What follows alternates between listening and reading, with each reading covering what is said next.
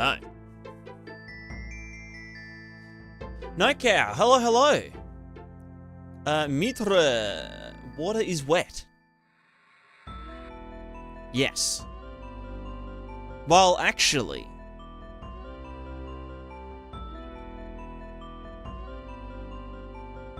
what does it mean for something to be wet? Because I believe something being wet means that it has been permeated by a liquid, right? Like a sponge or a piece of clothing. Or the ground. The ground can be wet. Because it's been inundated with liquid. Therefore, can water be wet?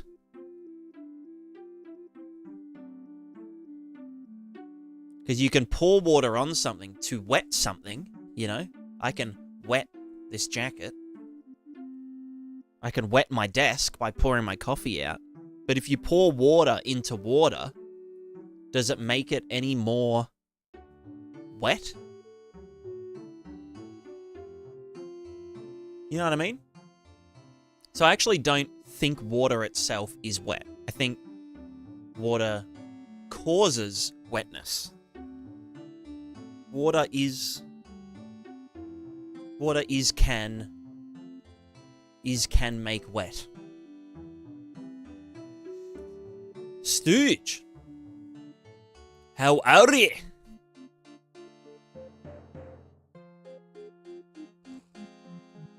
My dwarven brother? One more. My soil is dry. We're in winter at the moment, so it's actually really wet outside. It's pretty bad. Mario, how's it going? Playing June till he makes a game? I'm sure they will have shut the servers down by then. Amethyst, hello. It's Prismatica time. It is Prismatica time. Dio, how's it going? Water is the wet. Where water wets wet. Yeah. Is something covered in pure acetone wet? I would say so. I think any liquid, if anything is inundated with liquid, then I would determine that to be wet.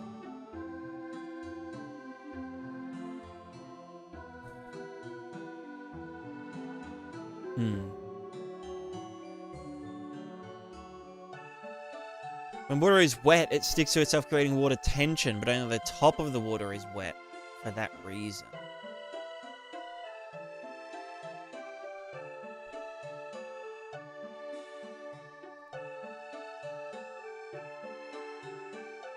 I mean, okay. Hypothetically, if you had a single, like, molecular layer of water, I guess you could argue that it isn't wet until you have more water. You know what I mean? Water can also be wet, it doesn't absorb the water inside of itself. That's true, but it can, I guess when, well, okay, I guess in that case, you know, the water is sticking to the metal because of surface tension.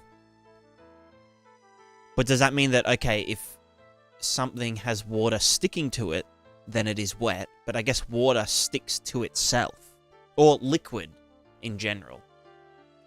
But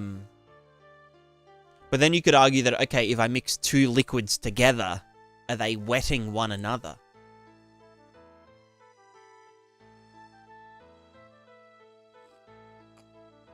I've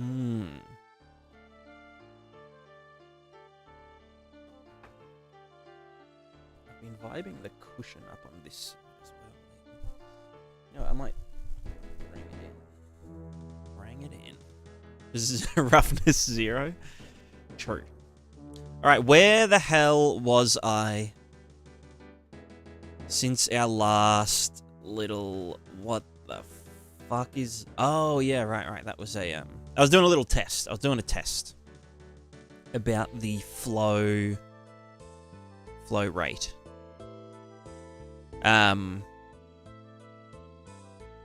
Which is interesting. You can see that, ignoring this, where the water is deeper, the ripples are moving faster.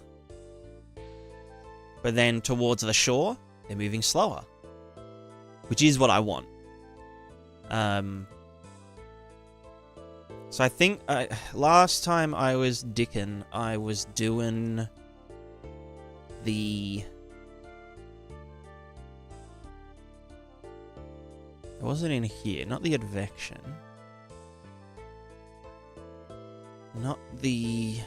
No, it was in here. Flow surface, blah, blah, blah. That was doing nothing. Right, no, this is generating the velocity from... So I'm gonna actually rename a lot of these, because they're all a bit fucked up. Let's call this water velocity from slope. Or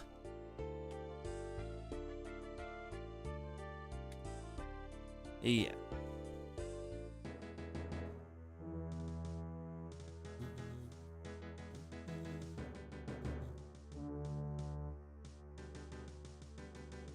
Logan, love some input on a plugin I'm thinking of making. Trying to help to have a blueprint library for custom UK2 node creation with an editor instead of C++. Support all node logic can be controlled, modified through blueprint. It's like a function library, but for nodes. Custom pin types, changes based on enums, all that kind of things for UK2 node. Yes. That would be like... If it was like... You'd think that's something that they'd put in the vanilla engine, you know? That's kind of like where I really think plugins shine. Is like, it should be in the engine, and it just isn't. But yeah, doing custom nodes, like K2 nodes...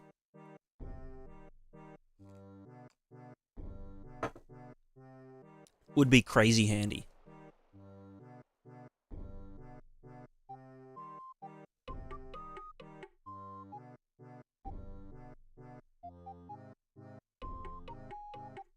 Like being able to have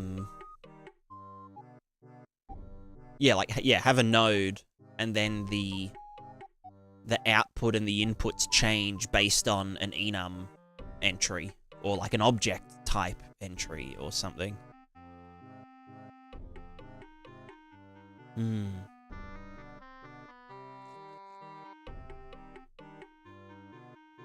Yeah. Yeah, for sure. If you can get it working, I'd be happy to test it out. Yeah, okay, true.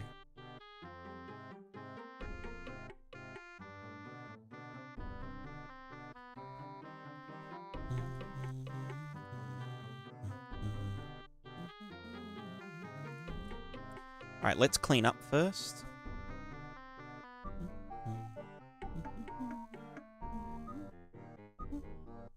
And find the new fight template trying to edit. Yeah, I saw they did a bunch of new templates.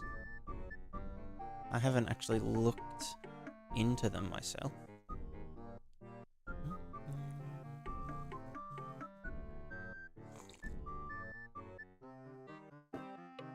Alright, velocity advection.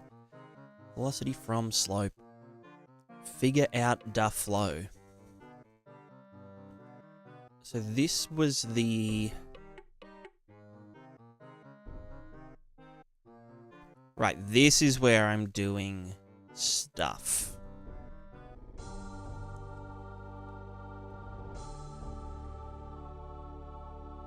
And then we actually move the water around. So the this one here is Olge. This was the previous ununified system. You can die. Water add wave velocity. What the hell were you? Right, that was doing the input wave stuff, which I'm now doing in somewhere else. Oh, I guess it's the domain lerps. Hard edging mask.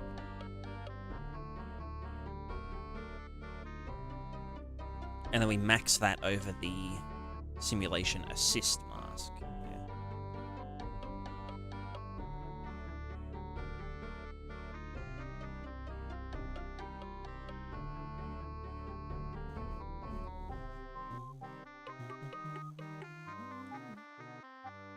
Right, that's the one that turns it on and off. Yeah. Okay. Apply water surface and fade. I mean, this...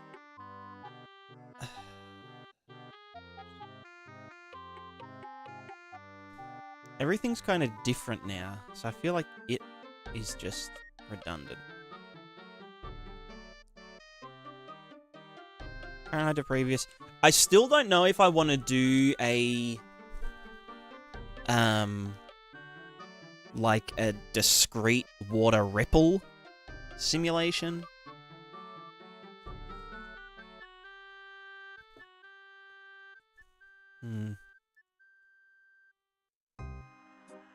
This one here, water add wave velocity, was not needed anymore, so that can die. Move water around. Divergence calculator. We don't need a pressure solver anymore.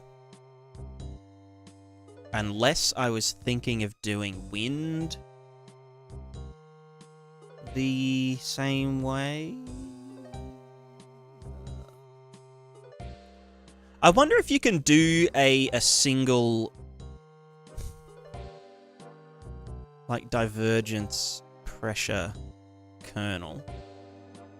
I only do one iteration of it, and for it to be, like, good enough over time.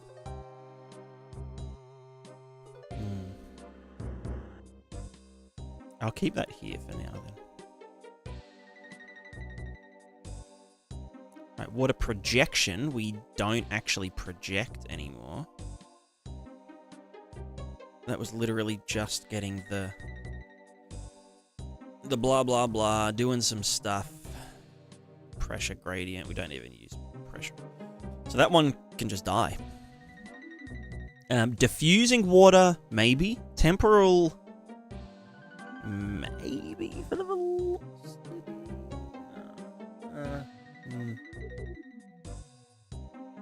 I guess we'll see. And I'm not using Vorticity confinement anymore. So figure out the flow stage. So this is why those deeper ripples were going giga fast, because I'm now factoring in the column height into, like, multiplying the outflows. Yeah, multiplying the outflows by some number and then putting into here. So previously, we were running into... I mean, that will just go straight to there. Previously, the issue we were facing was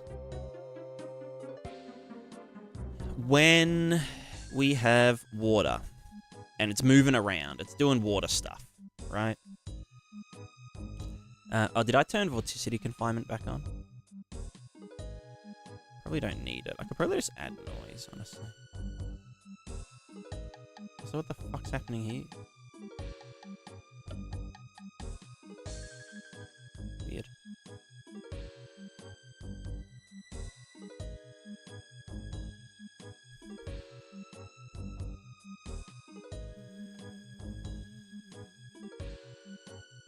Also, these little the bumpiness of this is intentional. I've just made it so that if there's any water, it will bump up like another 25 units or something. So there's like a minimum water value now, instead of like clipping down.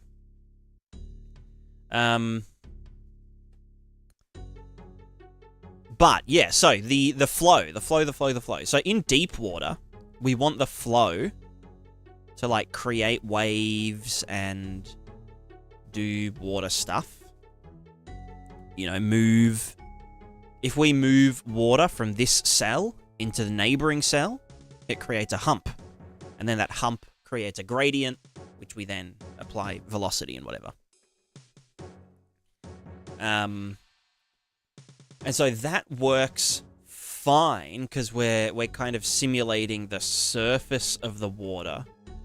But obviously the deeper you go, the less the water is moving.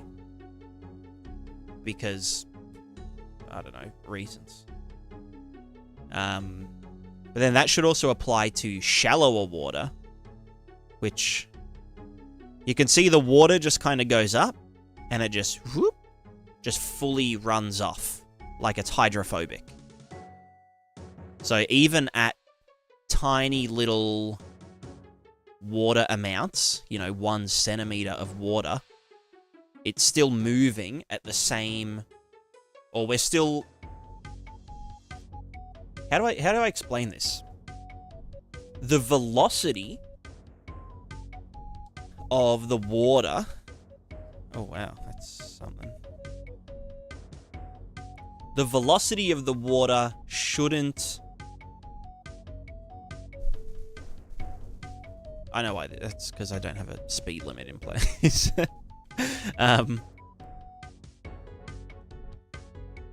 The flow, like, let's think, right? If we have a single droplet of water on, let's say it's hydrophobic, like we've got a Teflon surface or something. I don't think Teflon's hydrophobic. Let's say we've got a raincoat, and we've got a 45-degree slope, and it goes on forever, and we drop 1 drop of water. That drop of water, let's say it's 1 unit, can be going at 100 units per second speed. So if our velocity is directly tied to the amount of flow that we're moving, it means we're in trouble. Because it means that, let's say we've got 1 centimeter of water. In reality, you wouldn't expect it to just like zoom all the way down. Because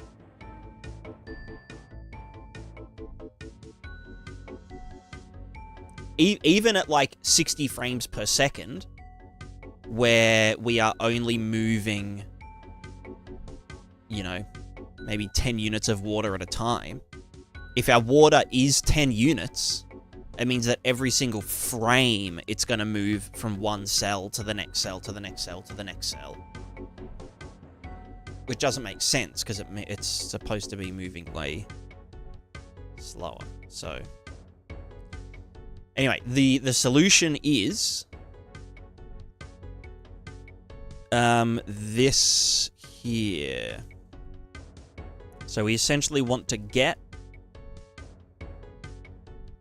past a certain threshold, which I've just said 10 centimeters. That's like, what, this much water? So past 10 centimeters of depth, or maybe I should go a bit, maybe we'll go like 50, but give it a, like an exponential or cubic fall off. Right. And then obviously we need like just a minimum value. And this is pre-delta time.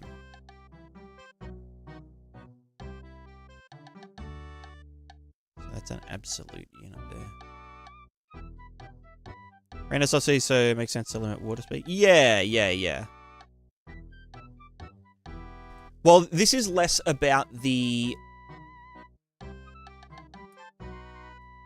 Because the velocity value, in our case, is kind of representing the surface of the water. But, like, the surface movement of the water can be really fast without moving, like, heaps of flow around, if that makes sense.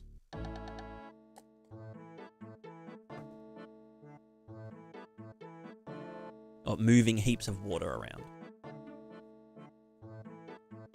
Because if we say, okay, 1 unit of water per 1 velocity, if any water is... If the amount of water is less than the velocity, then it will dump its entire contents across a cell each frame, which doesn't make sense. It can go fast, but it should slow down as well.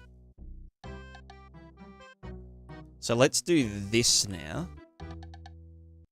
where we have everything the same, but we slow down, well, anything under 50 units, so half a meter.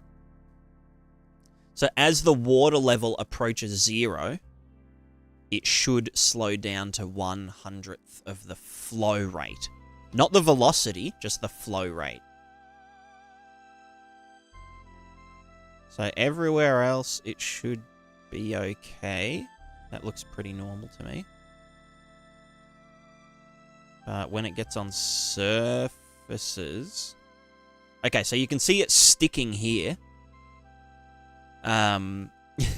It's sticking there, and the velocity's just increasing and increasing and increasing. That's because we don't have any damping, like depth-related damping, or what's it called? Just like any kind of speed limiting on the water. The water has no friction.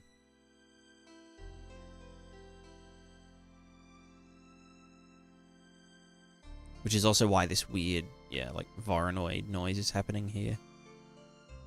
Because there's a tiny bit of water on it doing a thing. Maybe I should go to 1/10th speed.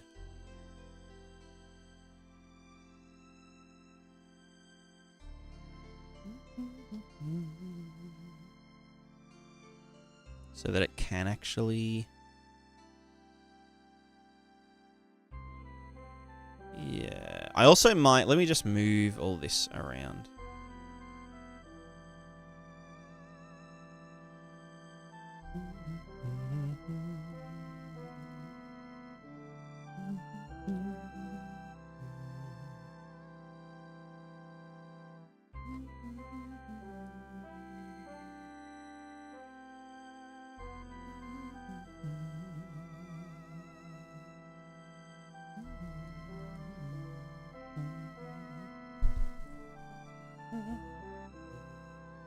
Okay, so it's a lot stickier. If we weren't doing that, if we were just using our regular flow rules,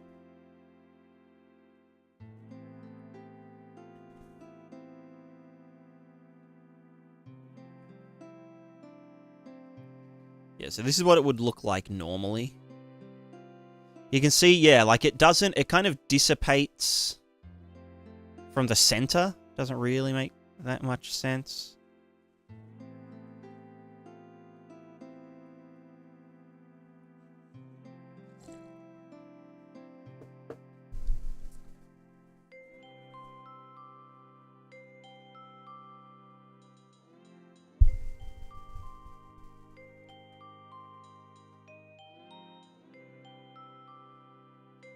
What's my... I think I've got the water set to, like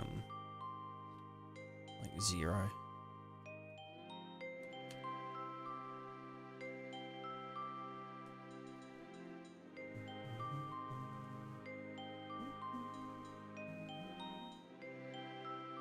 Wonder what's happening here. Maybe we're being too aggressive. Oh no, because we're not even doing that anymore.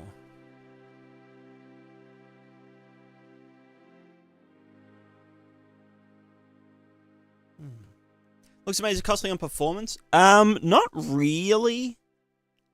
It's a 384 by 384 pixel simulation. So, or unit, or cell.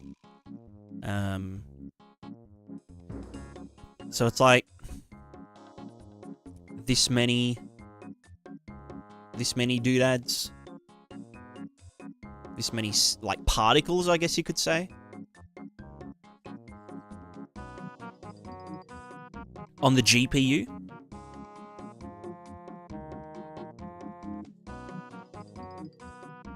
So you could almost think of it like if you had, I don't know, your screen, and then you tacked on an extra, 400 by 400 square and rendered that as well. That would kind of be... It's kind of a dumb example, but...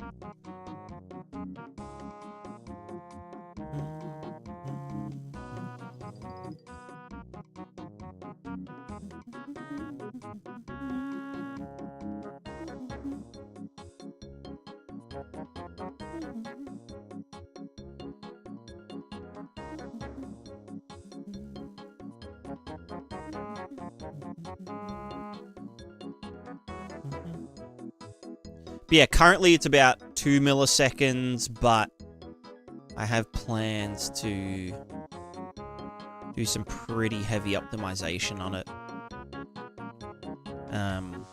By like flip-flopping the... Oh, that was the rain that I was doing. Flip-flopping, because I do like a bunch of different simulations, so like a wind, water, foliage, interaction stuff. But yeah, my plan is to like flip-flop between them, and then on the off frame, interpolate towards the new result. Okay, so here's problem number one.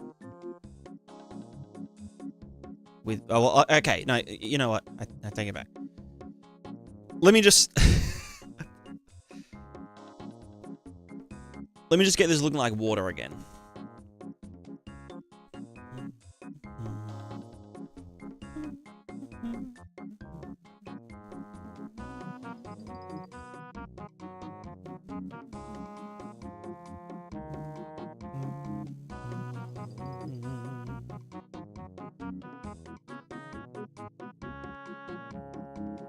Was nuclear option of not shifting the simulation, instead Pac-Manning it.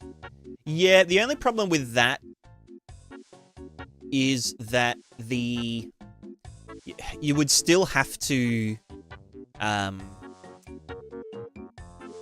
you'd still have to shift all the underlying data. Or like you'd have to, rewrite what the RVT value is and kind of deal with the wrapping somehow.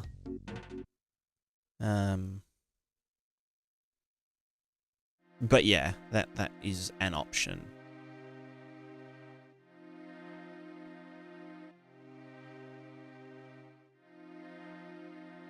Yeah,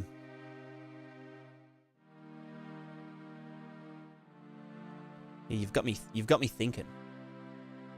You've got me thinking about it.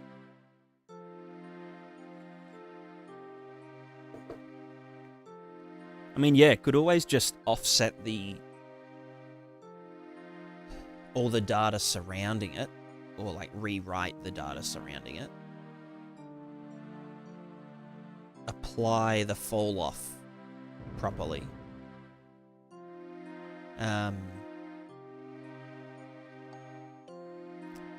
But then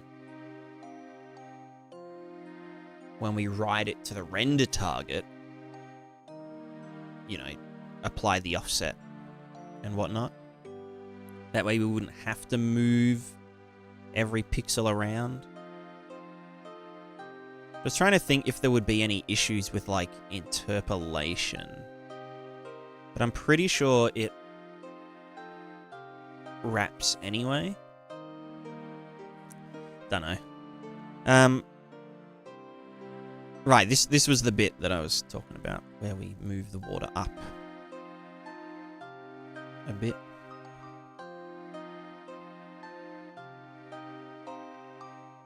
Why is the water wetness doing weird stuff?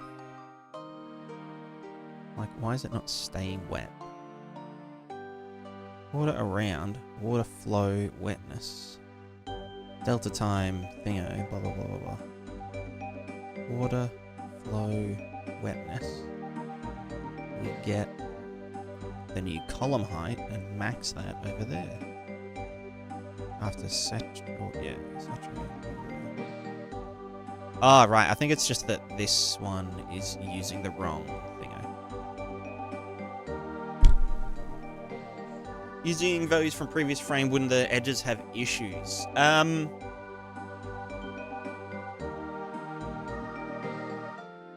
You could...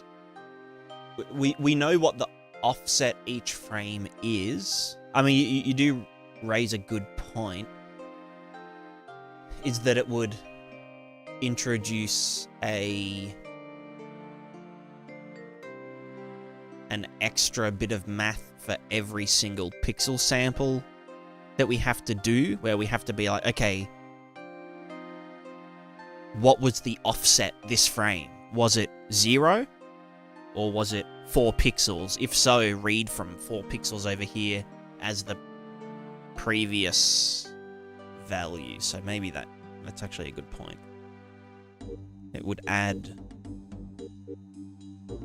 I don't know if it would outweigh the cost of just...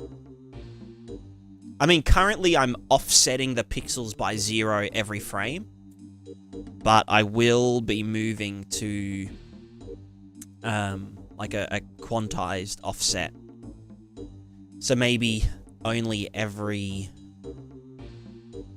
this far, we then shift all the values and resample the static data from that point.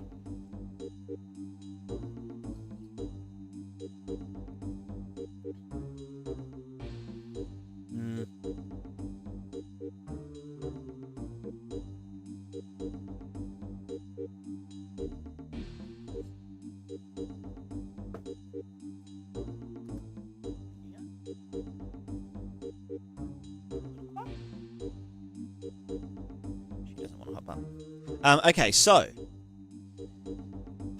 what the Let me just get this, and get this, and the wetness bit is here. It should be the B value. So the B and the A got swapped.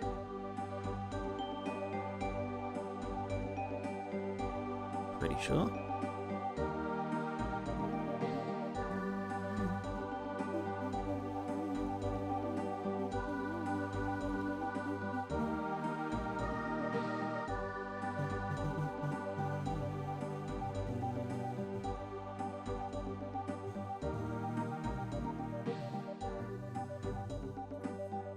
Okay, so first thing we need to do is...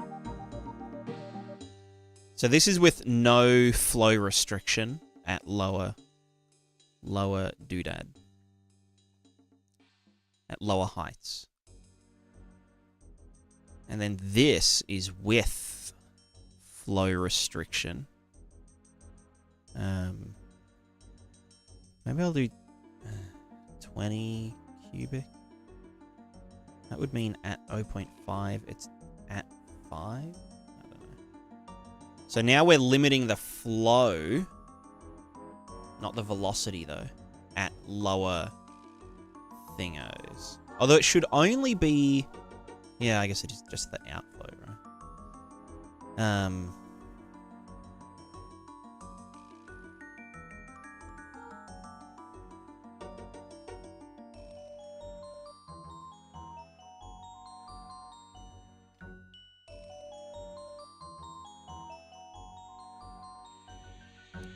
So yeah, you can see the velocity stays higher, but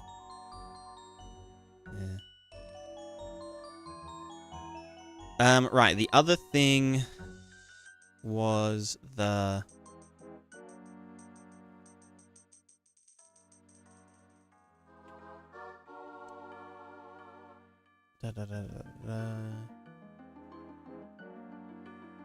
Let's ignore that one.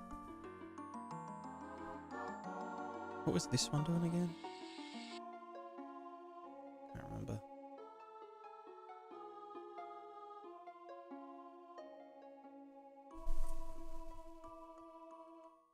So this was getting the column height of this center cell. And then, yeah, slowing down based on depth. Slowing down velocity based on depth. But we're applying uniform acceleration everywhere, which does make sense. So we don't actually have to do that. But we then want to apply a pretty hefty friction value. It's getting pretty messy. So let's yeet that and that. You going to here. And then you go into there.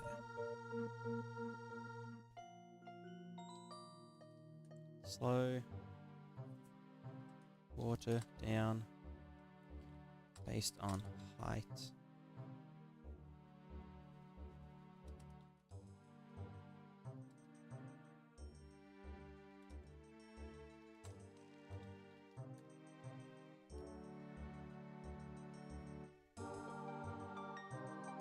So if I did this, and I just, like, giga slowed it down on shallow. Yeah, okay, yeah, you can see here, if I, like, pump heaps of water over here, then when it stops, it kind of just does nothing. Yeah, it goes very slow and goopy. I'm still wondering why it is...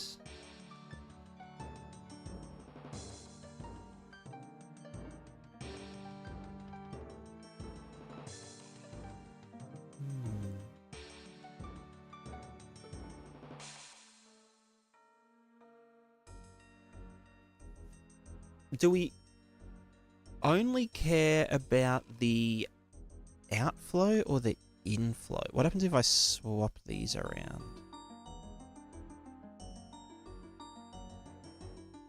Like the min and the max. What does that do for us? Kind of cursed. Yeah, the water kind of freezes in a weird way. That's not ideal. I wonder if...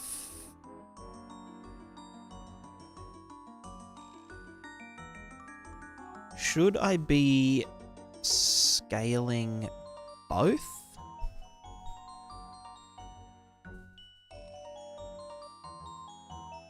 What if I scaled inflow and outflow? So that would be...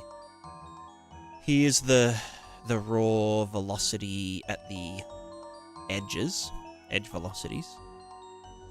If I got water column height plus these guys divided by 2.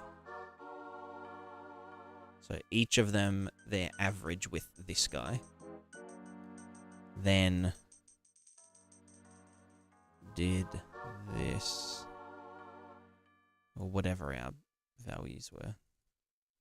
Then did that into there, and then that into there. So this is scaling the in and outflow. Which still causes little doodads.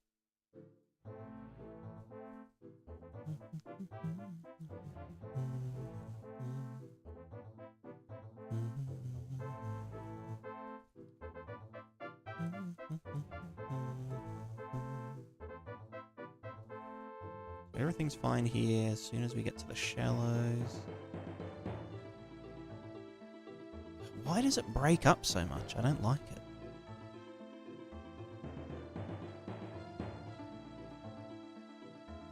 To wash back. Made porridge for dinner. Hells yeah.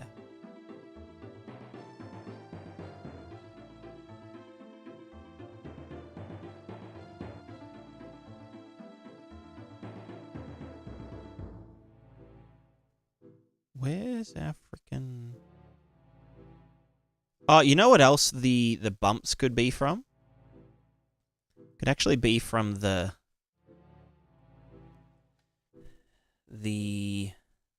material.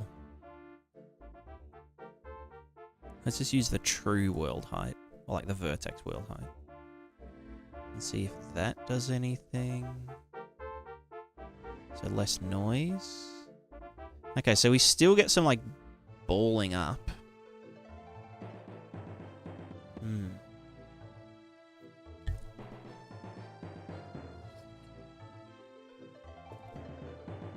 Let's tune down this value to just 1 instead of some stupid high number. So where's all this water going? That's the question. Or maybe it's that the minimum value is too, you know, too small. No, it's still thinking.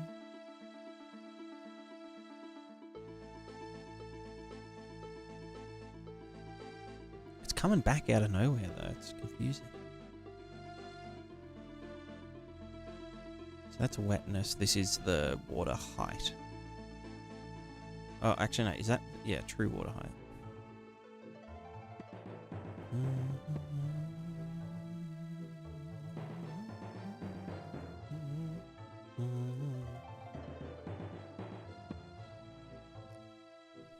So why is this balling happening?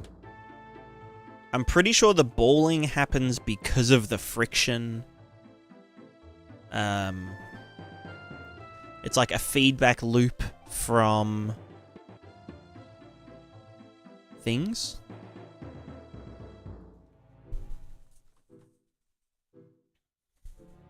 So I'm just going to pump up the ocean.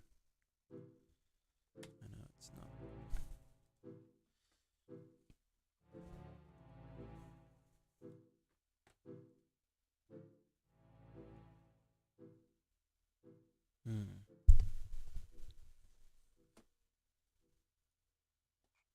Why is that clipping now? It shouldn't be doing that. Yeah, we'll just look over here. So you have that, and then yeah, the weird stuff happens. Which, yeah, I'm like 90% sure. Can I wonder if,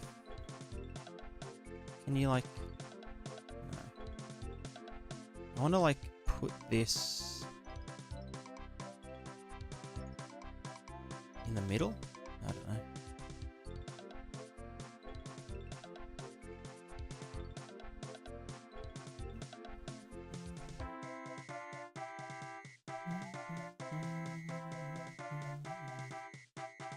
I mean, look, if I did a, like, temporal, or, you know, used the wetness, you know, past a certain wetness point, keep water there, then it would probably look fine. Like, for example, you know, we know the water is de-wettening at a certain rate.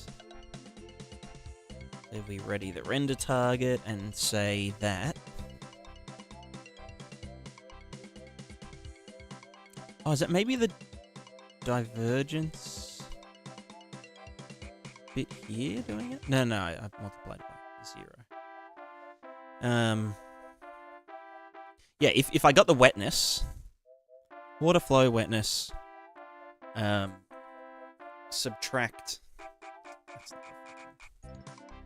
So I know you can only go up to 1. If we subtracted 0.9 and then multiplied it by 10. Then we could saturate that. And then add that to the water height. In a kind of weird way.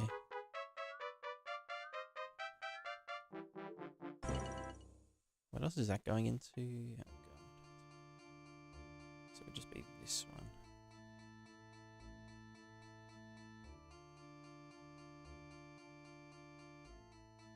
But again, this is just like band-aiding.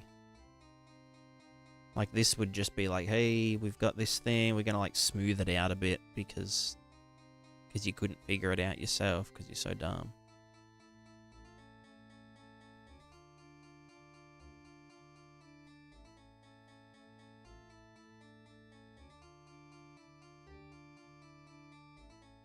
What does saturating? It just means clamp to 0 to 1. Clamp 0 to 1.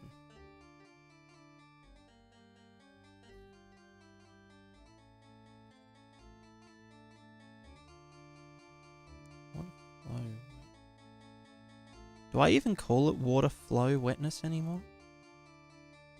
Water flow wetness, okay.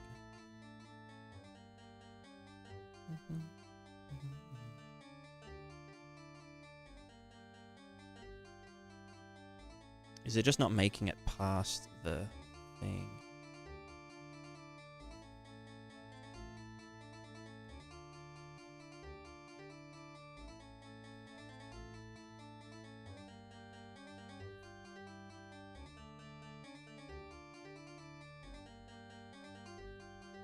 No, even then it's still not doing it. That's so weird.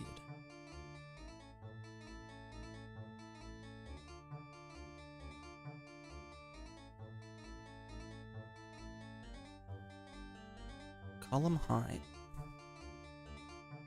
It's doing... do the thing. Add it into there. Subtract the Z height. Surely... What is... Eh? Okay, so it's doing it everywhere. Okay, and this is where the water has just been wet. Which is why it's still there. But is it just because it's...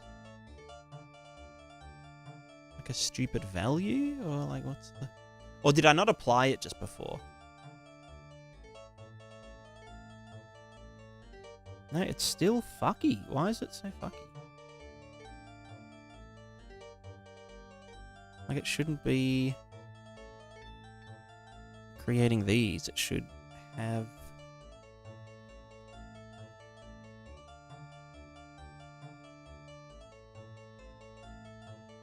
I should be smoothing it out over time, but how are we getting these values?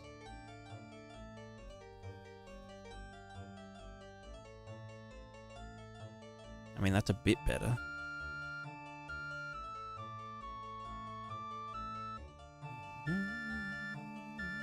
But there's still this, like, fringing. It doesn't make sense. Because that is, like, high value.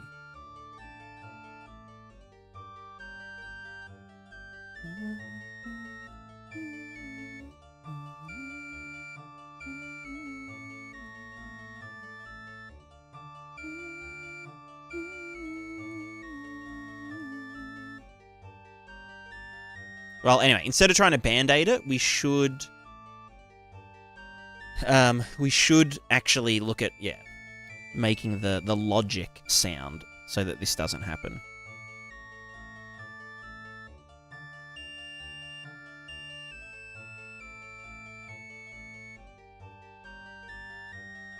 Because, yeah, like this, all the, yeah, you know?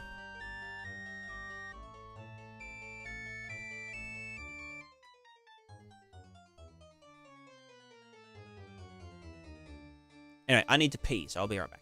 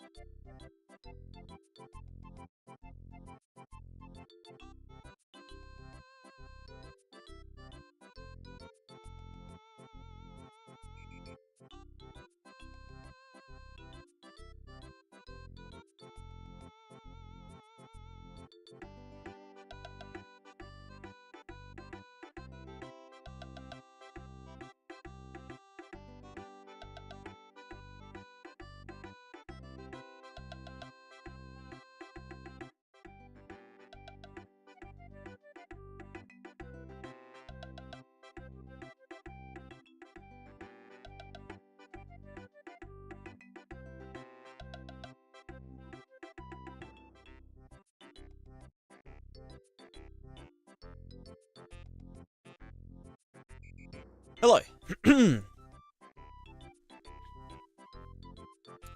Over faster for loop plugin.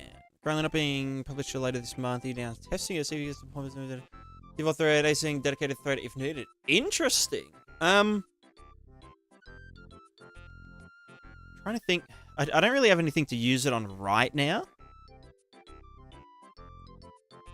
But I'll be doing more like gameplay stuff as soon as this Prismatiscape update's finished. At which point, yes.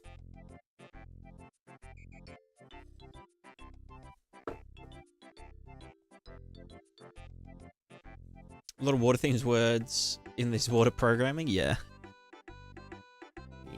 Yep.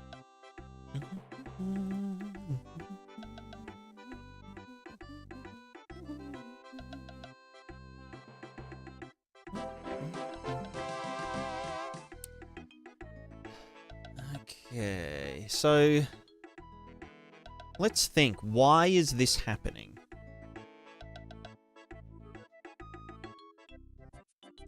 Why do we get this weird fucky shit going on like this?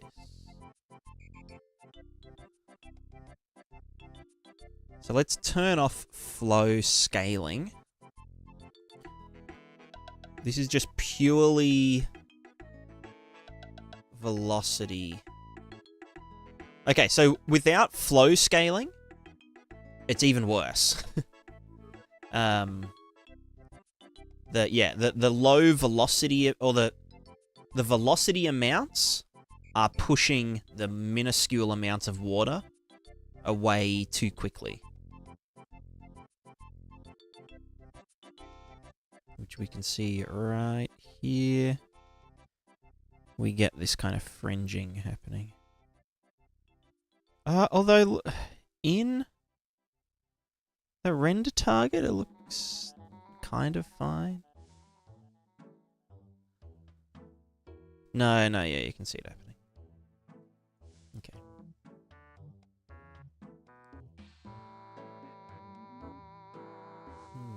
Yeah.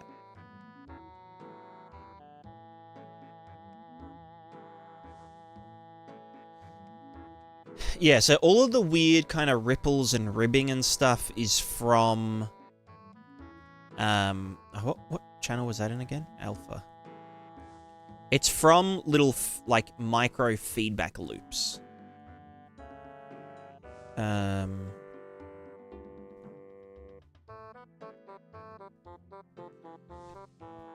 Let's just divide this by some number so we can see the values a bit better.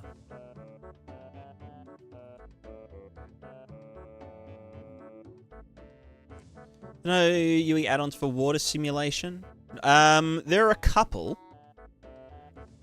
There is Fluid Flux and Fluid Ninja.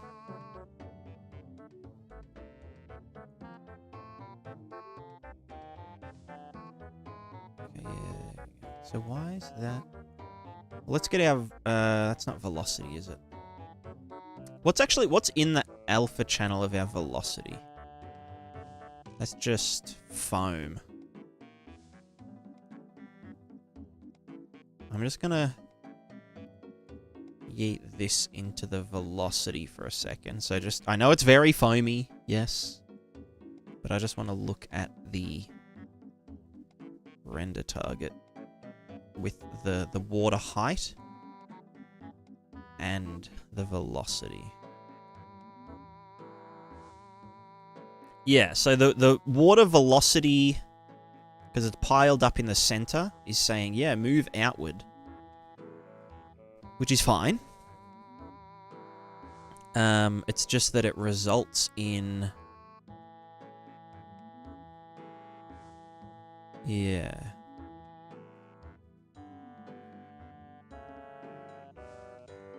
So, figure out the flow, blah, blah, blah, blah, blah, blah, blah. So here we were doing an inflow and outflow scaling, which I think is... I don't think it's the right way to do it. I think we only want to scale the outflow. Because we don't care, like let's say,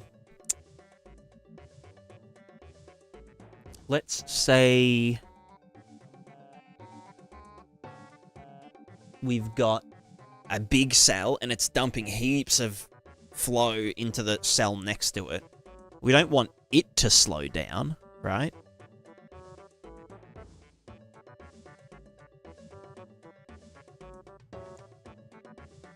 So now we have outflow scaling here. Which does... Okay, no, this is good. This is very good. So yeah, water is like staying in place for longer. The ripples, I'm pretty sure, are from surface friction. Like from this.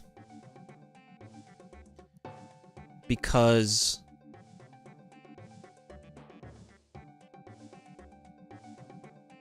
yeah, like that looks normal.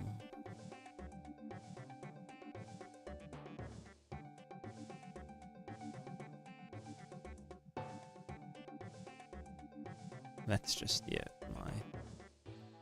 that's just the velocity doing velocity things.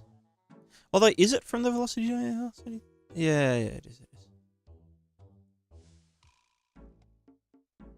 I mean, yeah, this is a lot more stable now. In terms of, like, this. Like, the water coming up. And then swooshing back down without being a total mess.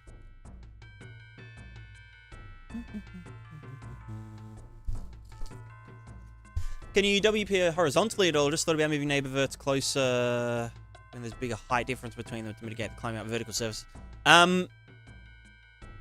Kind of. So, like, this doesn't look very good right now. I mean, for a few reasons. But one thing I did try was... what's this material called? Flow test? Flow tester? Oh god, am I stuck here? No.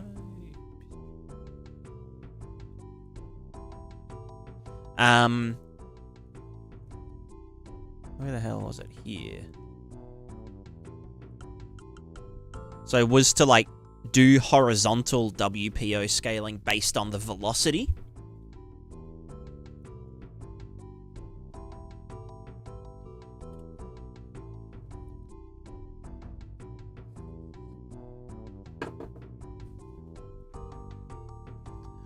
Maybe the other way. The other idea would be to... No, are you not? What, you don't like it anymore? You piece of shit. Fuck you. Wait, is it? Where's it getting that from? What a velocity render target. Blah blah blah blah blah. Get the sidewaysness. Put that into the W. Is this the right? I don't even know if this is the right material. Okay, it is. Good.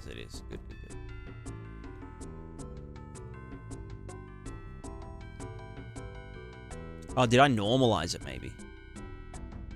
Who knows? Oh, no, it is out here. It's just the opacity being fucky.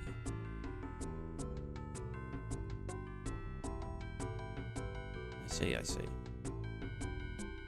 Yeah, so, like, doing it based on the velocity is an option. Probably not the option.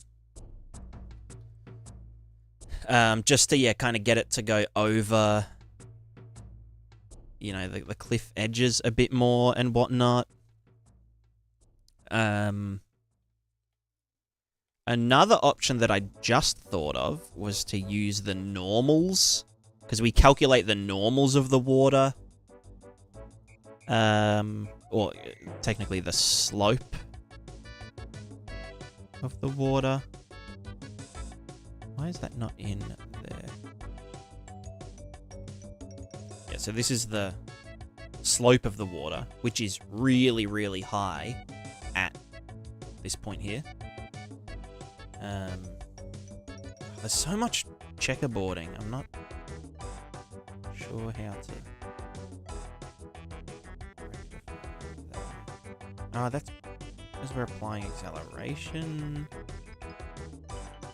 I don't know. What was I saying? Right, yes, we could use the normals. So if I grabbed this guy here and put him into there. Yeah, just up, down, left, right. Diagonals are banned. Alright, let's try negative one.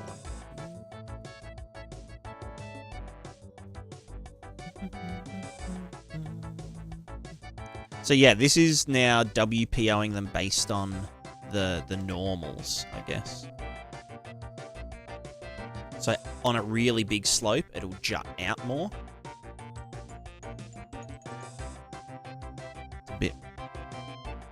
It's a bit fucked, but you know, it's an idea.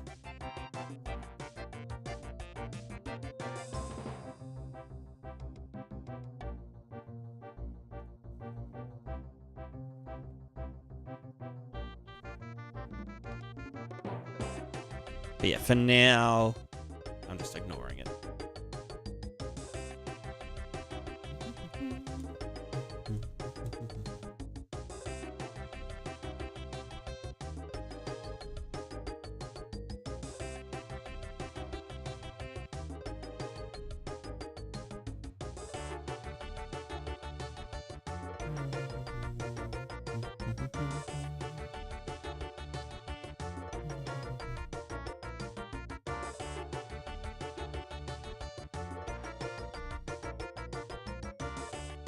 So why are we not getting these values sticking up?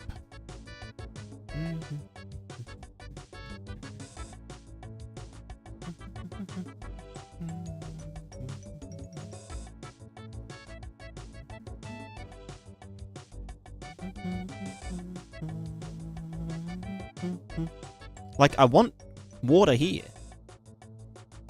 You know? If I didn't do any...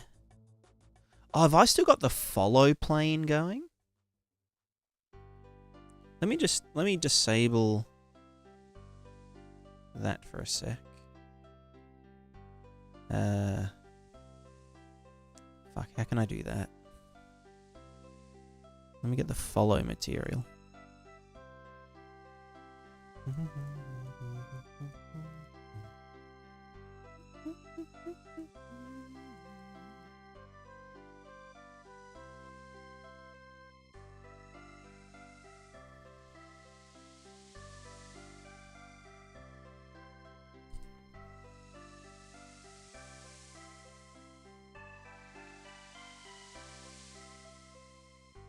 Okay, so it isn't that. That's good.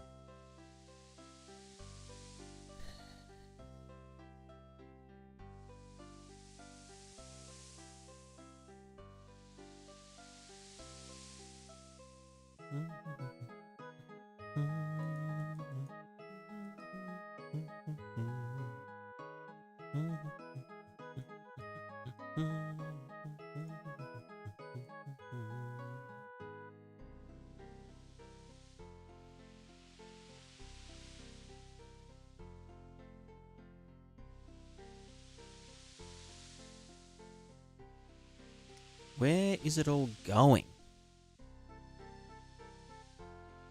Is it not the min height? That's what I'm thinking, yeah. Like, it can't be anything other than the min height, but...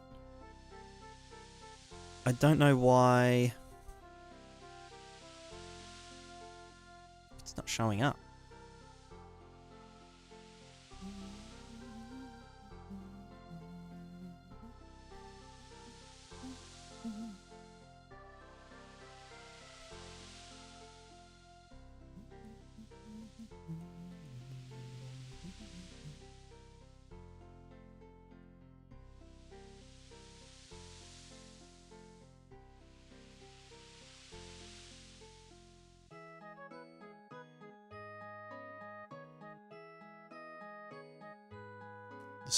Yeah, maybe. No, I think it's fine. It's just, yeah. It's,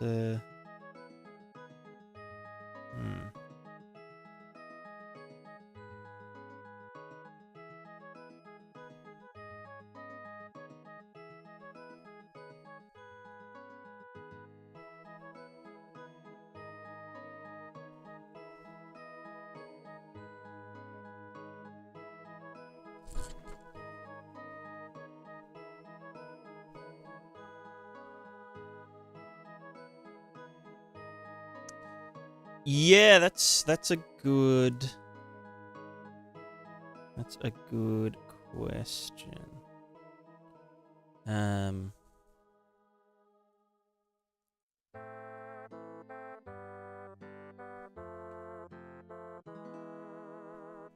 mean, I could just do this for now. I mean, this will probably push it up to here, though. Well, no, it still disappears, so it's definitely in the render target side of things.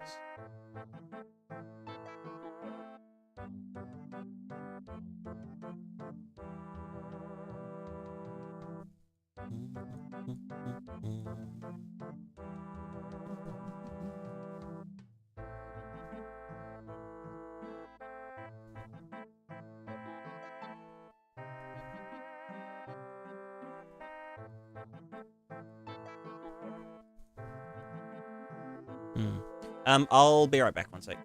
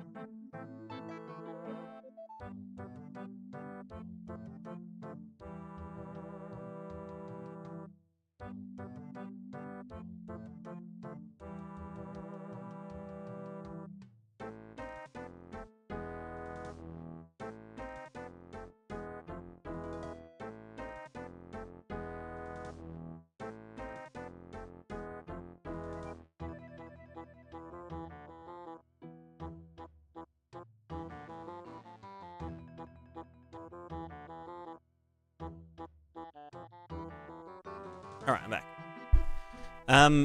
Yeah, so I don't know. This is a tough one.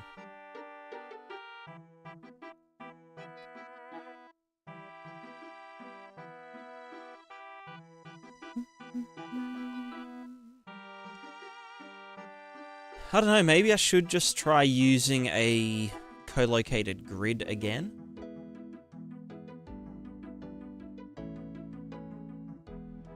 Because that would solve the checkerboarding as well. Which I feel like this is... I mean, not directly, but it's partly a checkerboarding issue. In a weird way.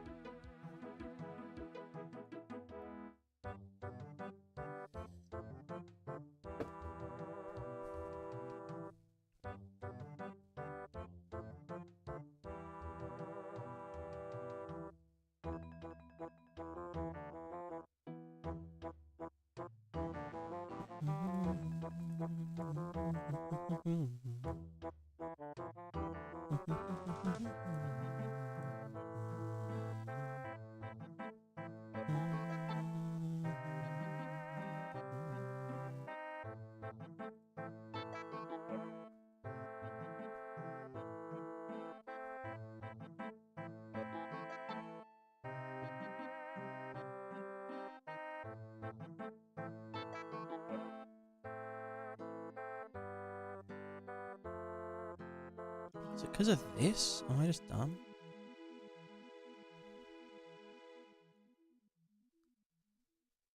It was because of that. Which is the lerp between using landscape height and RVT height.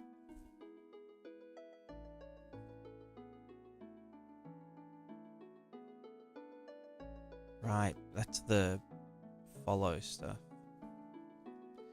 Okay, yeah, maybe I'm just dumb.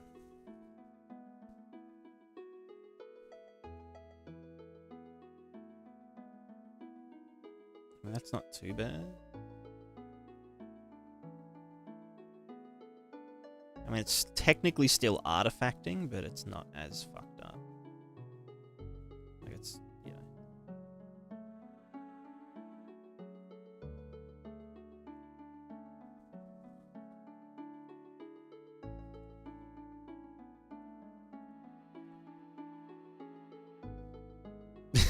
Yeah.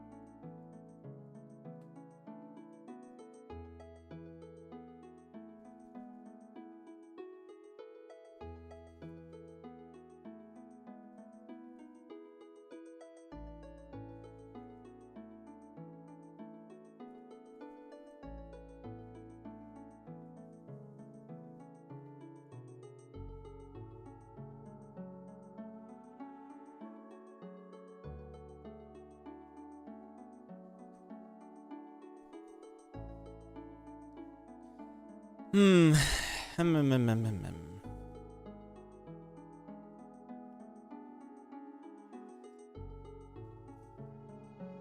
just thinking, like, is this... Because what's happening here is that... You know what, let me just clean up this little test area for a sec. Or let's move our fella over to here. I'll keep them there. I will move this way.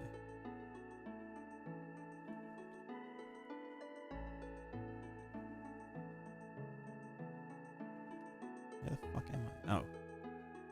That was not where I thought it would be.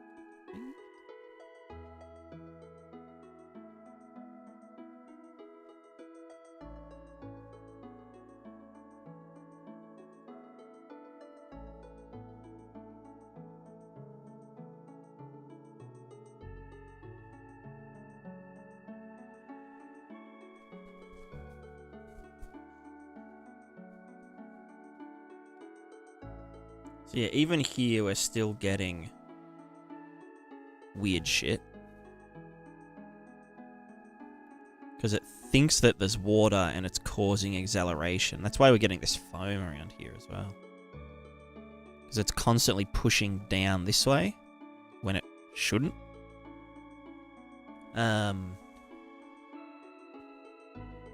So maybe we do need a...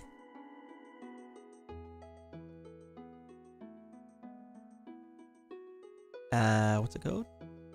Jigaball's effects artifacts not so in diagonals? Not necessarily, no. It's because there's a thing you can do if you're a smart person, where in the grid, currently we're storing the height, you know, the height at a position and whatnot.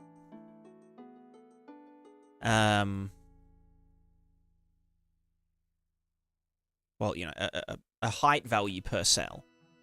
But then what we're also doing is storing a velocity that represents the velocity of this cell, you know? So like, oh, it's going this way.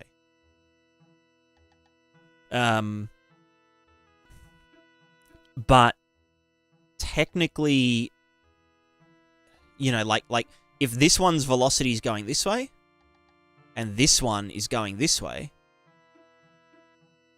then there's no velocity.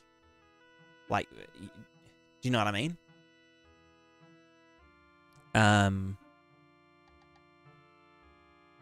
So what you can do is say that the velocity of the cell is actually representing the y component on the top and the left edge. So this is the y velocity and the x velocity. And so its total velocity is, well, it would be these two velocities plus whatever this one's x velocity is and this one's y velocity is. You know, maybe it's like a smaller amount or whatever. And then you can derive the true velocity of that middle one.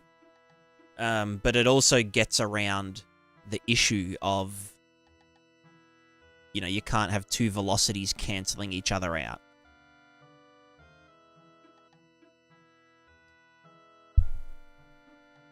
But I tried doing it, and I just couldn't get it. I think the advection that I was using was just terrible.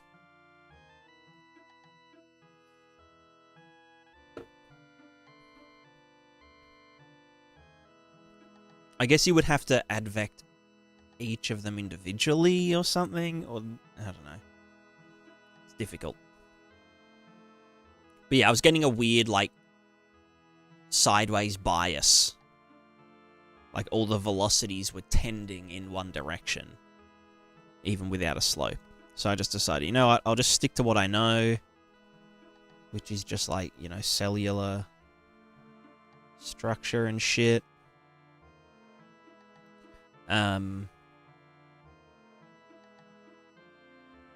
yeah.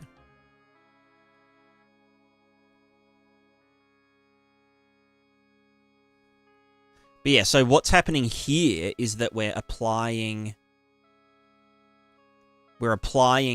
acceleration where there shouldn't be, well, where there isn't water. I think the way I got around this in the first place was to not... Yeah, it was to be doing this. So to scale the acceleration by the min water height, which pretty much works. Yeah, I mean, that's stable. Stable enough. But then that causes issues up on the shoreline, and also when it's raining. And also right here, yeah, because we... now we're just not accelerating this water at all. Until it bunches up a bunch, and now it's never disappearing. So that wasn't ideal. But it does fix the issue. Maybe I could just do it at 1. And then also this was adding a minimum acceleration. But I don't know. What's on a certain water height, snap to the height of their lowest neighbor. Maybe they don't lose water might help with the steep slopes. Yeah. Potentially.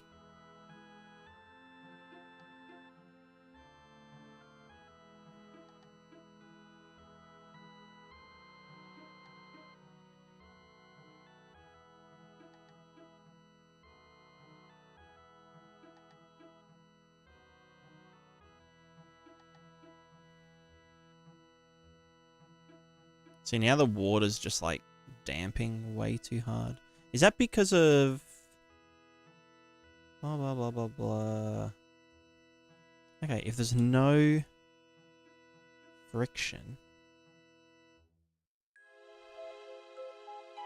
Why is it just like slowing down? Is that because the flow is stretching so thin? Yeah, it might be actually.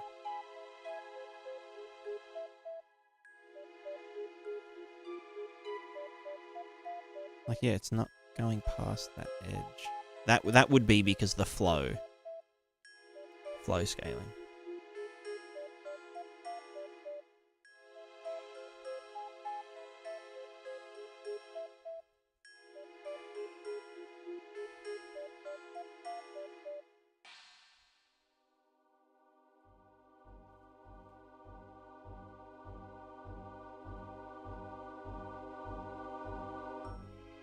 Why is having velocities cancel out badly? Can't you make it add to the height, since height is kind of like pressure anyway? Yeah, so that's what it does, but it only works when this cell... Well, yeah, no, yeah, you're right, and that is how it works. We use... You know, if this one is giving water to this one, and this one's giving water to this one, then it means that no height is transferred. But all the other ones are pushing in on this one, you know, making it higher and higher. And all these ones would be pushing on this one, making it higher and higher, and then eventually a gradient forms and it goes back down the other way. So that is pretty much how it does it currently. It's just a little bit messy because you can get like stable cells. Is this? Yeah, why is it stopping so quick?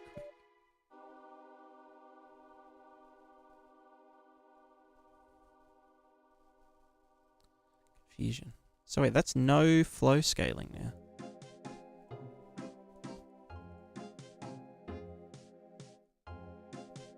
No flow scaling.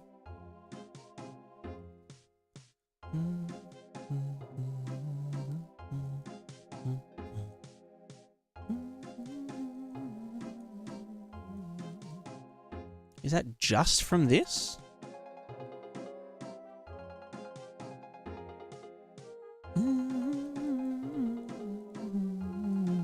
That shouldn't matter though.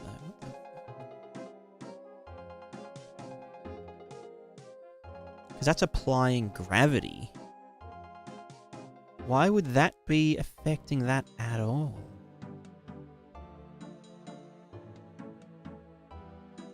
Because yeah, now it's like...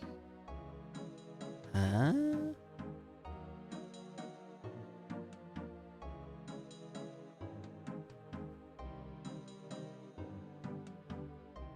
Is there water here? If the minimum of all cells is greater than 1, then I'm so confused. Yeah, then don't add velocity to it. Why is that? Huh? Or is that supposed to be 1 minus? That doesn't make sense, though.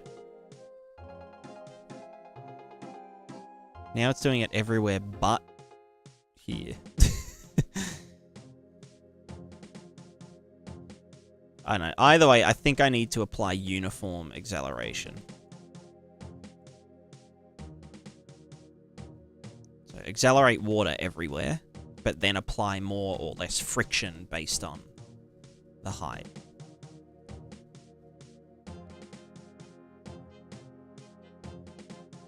Just so it doesn't, like, scale out of control.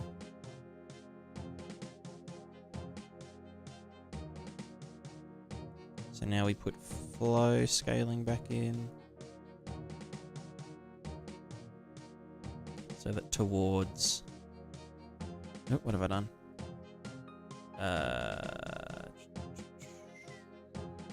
Whoops. What's that? Not that. So now water can't get rid of itself if there's less of it. Means it will stick around for longer. Doing watery things.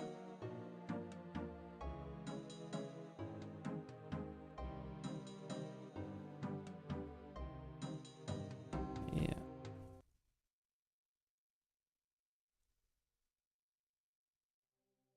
Where's that water all going?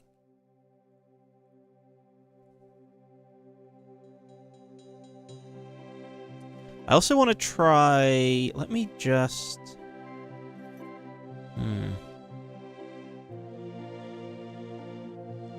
Simulation assist. I'll set to 0.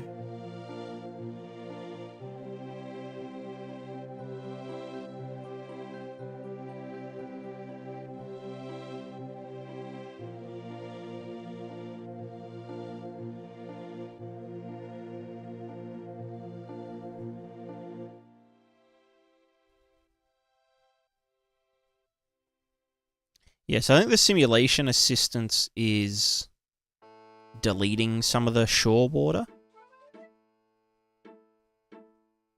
which isn't ideal. But now this is just like... Oh, this is only edge lerps. Oh, that's interesting, actually. That, like, the waves from the edge lerp are actually, like...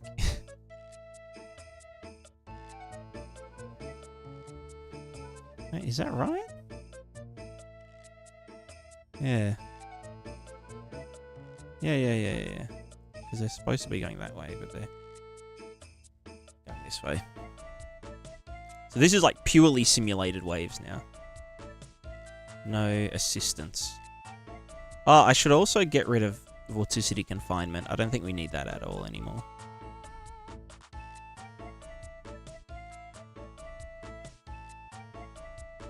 That'll save a bit of juice. Yeah, Jack, how's it going? Not doing math, we're doing physics. Exactly. So this is filling in from the side. I don't know why this is there.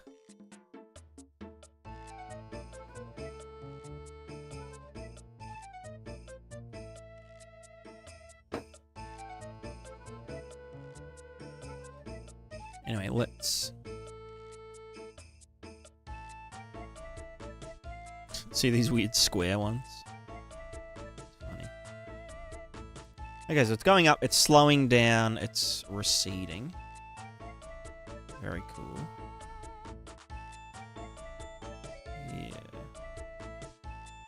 And that would look fine with...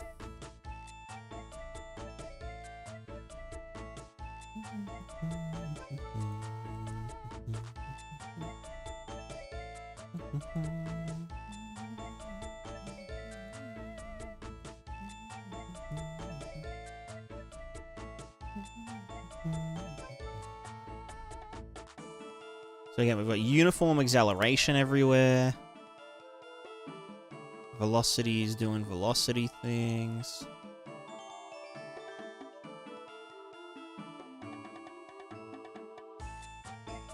That's fine. That would look fine once I turn this back to thingo. Less emissions at lower water levels. Yeah, that's what I do. I do that, but I might need to like strengthen it a bit more. I do like a min between the depth, as in like the static depth between the water mesh plane and the landscape. But then I also do a distance field one, so that like stuff like this, like all around here, will have no sim assist.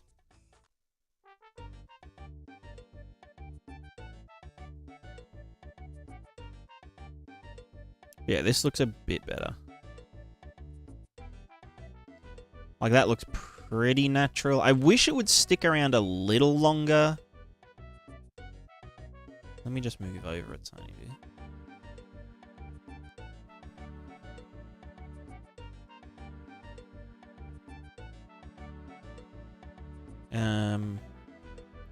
But is that just a...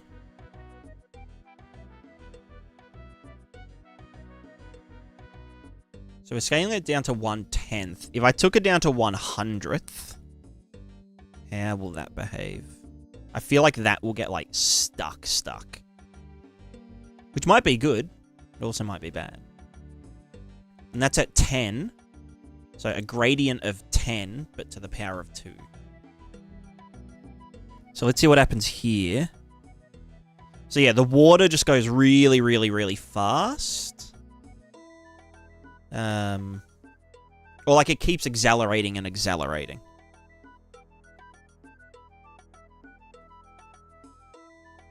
And kind of never disappears. But I mean, that kind of does behave how I'd want, like, trickling water. Okay, and now it's just accelerating out of control a little bit. So let's do water velocity from slope. If we apply a tiny bit of friction, I might even do this. I should do that, then saturate, then power. We'll do the same gradient.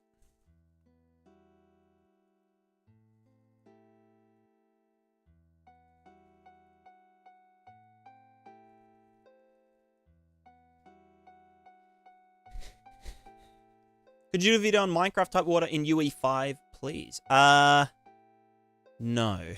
I don't know much about how Minecraft does its water. I mean, I guess it is just like 3D cell doodling.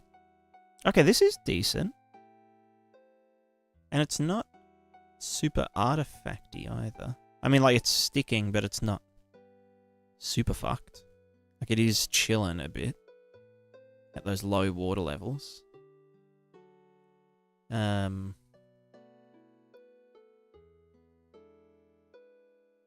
That's like a good... Let's say there was like just like a tiny bit of water. That's a decent speed for it to be going, right? Like speed.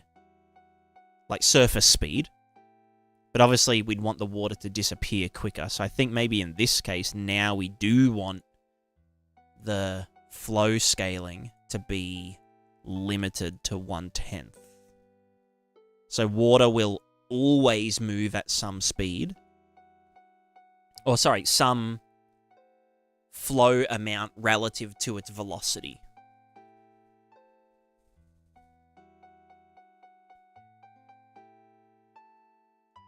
So I chuck some water up here. Yeah, it does all go down. Maybe it's a little bit too...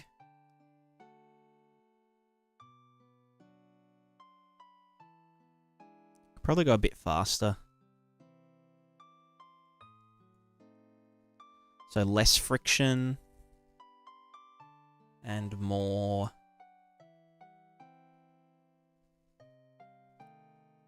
flow scaling.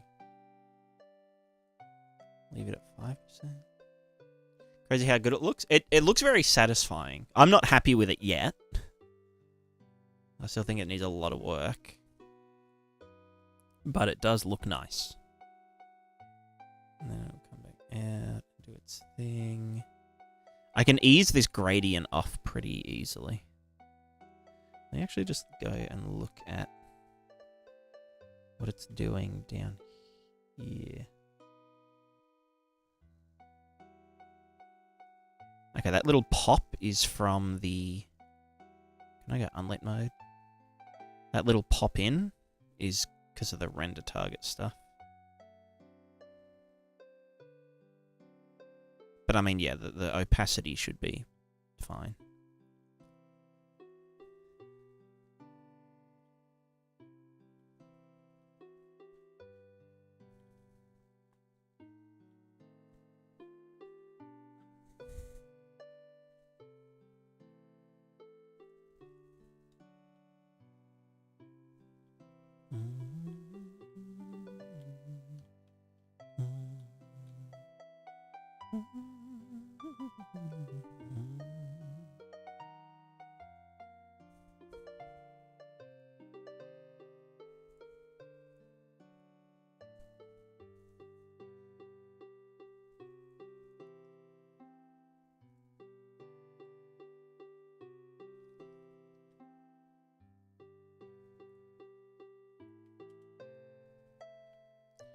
Make those edges go giga high.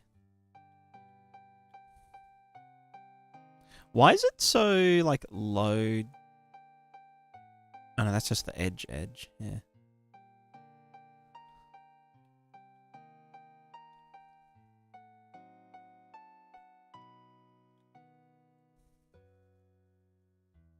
I don't even know what the fuck's happening now.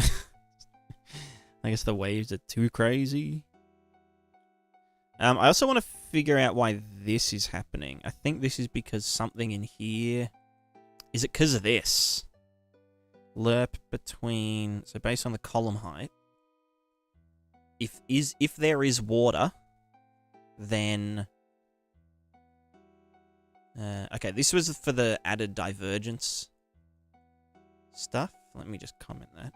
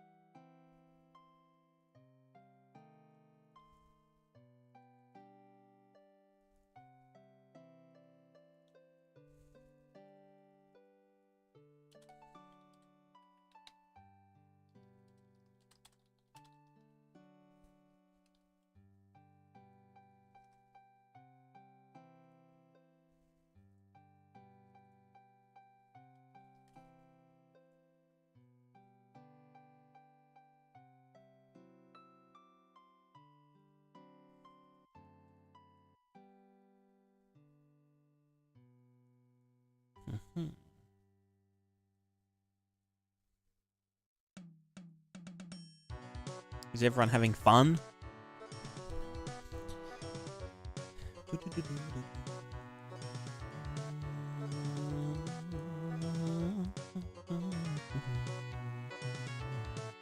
Okay, so this is using the RT height, the alpha is there any thingo?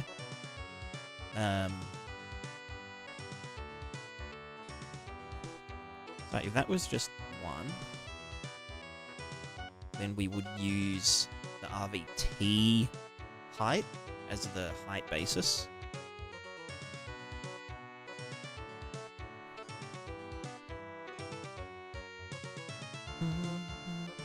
And then this would use the landscape as the height basis, which is what we want. Pretty much. Well, no, because this is saying...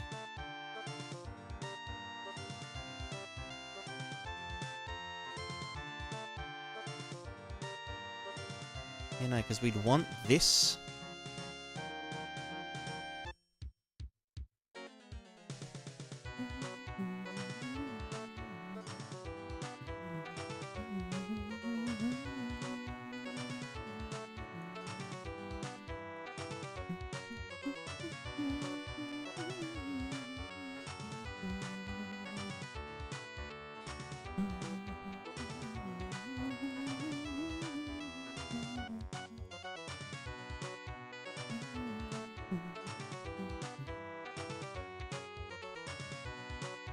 So this is just using the landscape height as the basis point now. Which is correct, because we're starting with no water in here. And we're flooding it in from the sides, basically.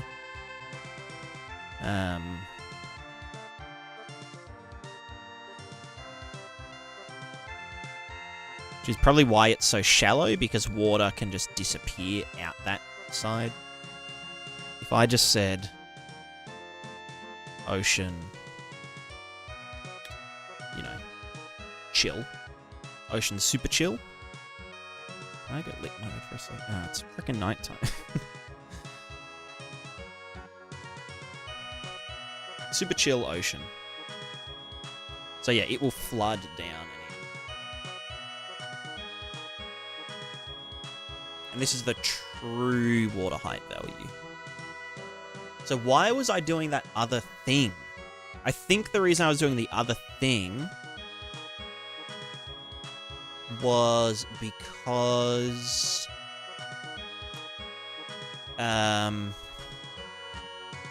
I think this was protecting from this happening. Where it's like, oh yeah, like I think I'm over here, but I'm actually fucking down here because I'm a dickhead.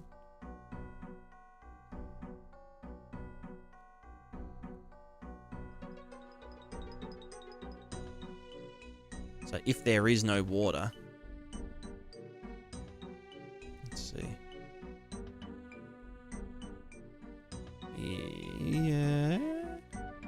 Yeah, if there's no water, then the fallback height is the RVT plane.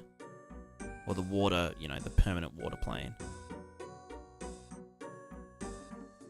But that obviously falls apart here, where there isn't water. So it should only be when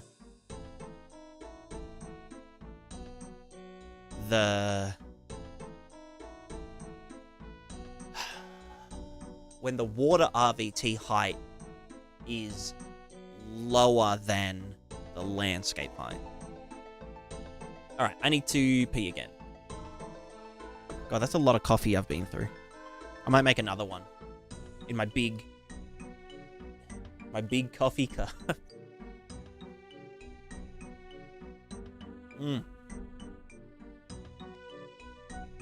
It's good.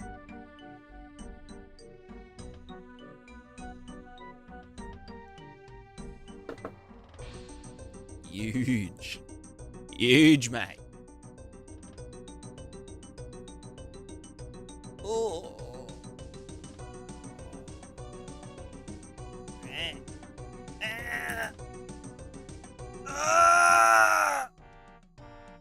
Oh.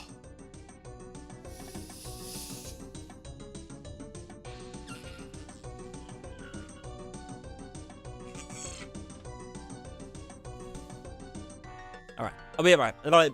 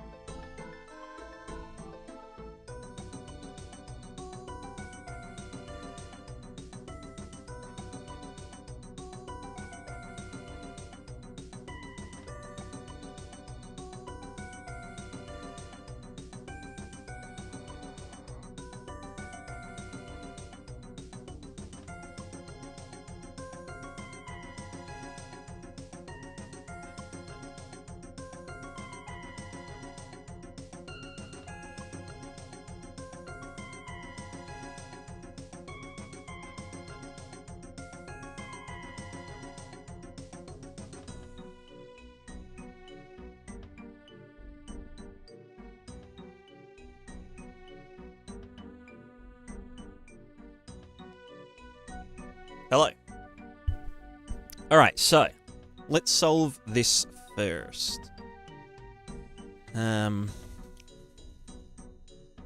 So basically we want... there is another way I could... No, I like it this way because it means that we can still have water falling down surfaces with a bit of like mesh stuff happening.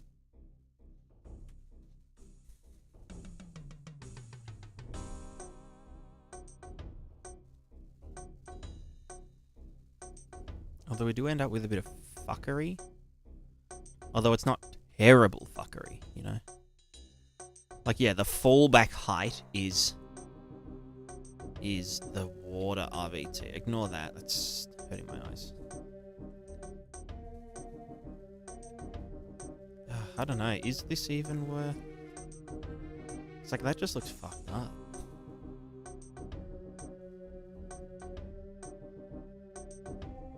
But I mean, it is just gonna... It's gonna keep happening... Like... You know what I mean? Because like this here, for example, isn't ideal, you know? Because it's like, oh, you know, we're fucked. And like, this is pretty much unavoidable behavior because it thinks that this is the landscape. Now, obviously, this could be... This could work easily by not drawing this to the landscape height RVT. And also, you know, yeah, using distance fields. We can reflect velocity using distance fields, or just zero out velocity if the water plane is clipping into distance fields, which would work fine. Or like, you know, at the original water RVT height, we can, you know, make it reflect the velocity and shit. But that isn't gonna... no.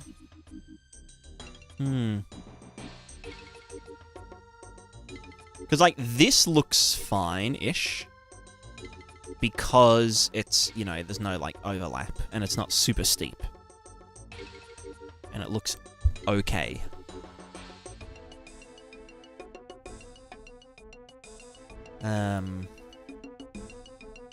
And obviously all here looks fine. Like, it's doing its thing. It's being water.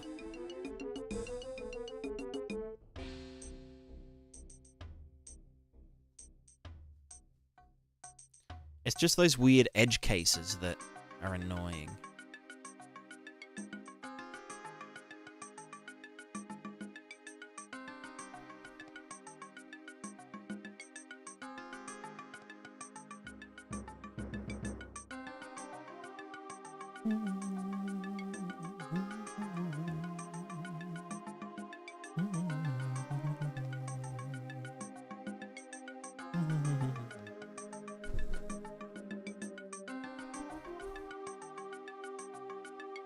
And obviously this fucking issue here.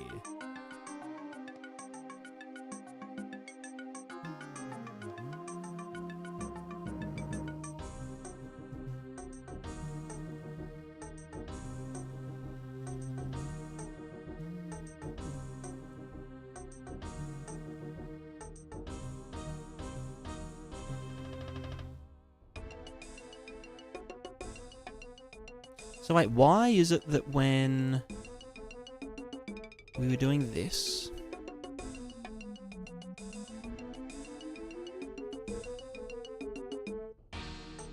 then it stopped working?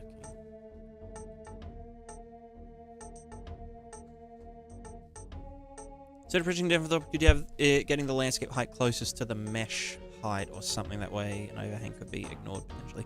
While it needs to account for people not using landscapes in general. Like, for example, this isn't even a landscape. This is just a plane. It's, like, all based on height data. But, yeah, for something like this, or something where something is overhanging, yeah, like, the overhang could be solved, I guess, by using distance fields instead of height. But then we run into the issue of, like, okay, well, if there is interactive foliage up on top of here, God, that hurts my eyes. If there's interactive foliage up on top of here, this needs to be drawing to the height map.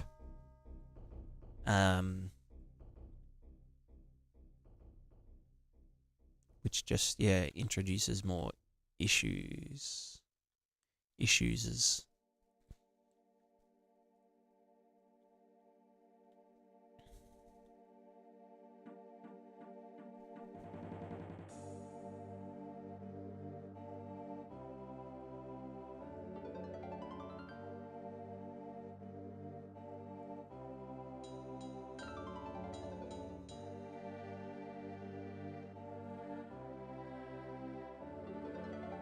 So this is really annoying.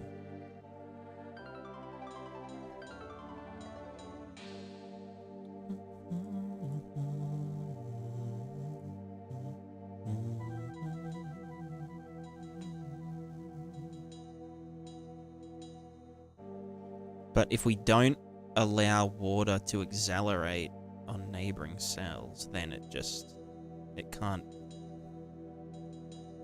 go across the surface properly. Because it would... Okay, that's why. Okay, because these cells aren't accelerating because... Is there water here question. So what if I did this just for the central cell? Everything moves fast again. Faster, flows proper, but we still get this shit.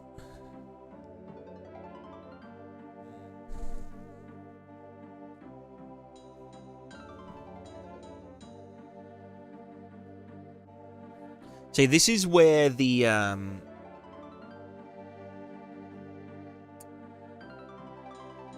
this is where hold on. Water column height. If there is water here.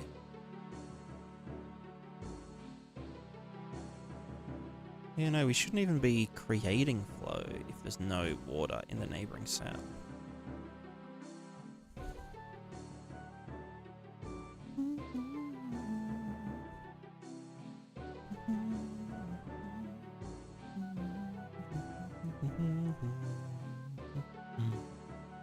Because this is saying the water column height of the central cell plus...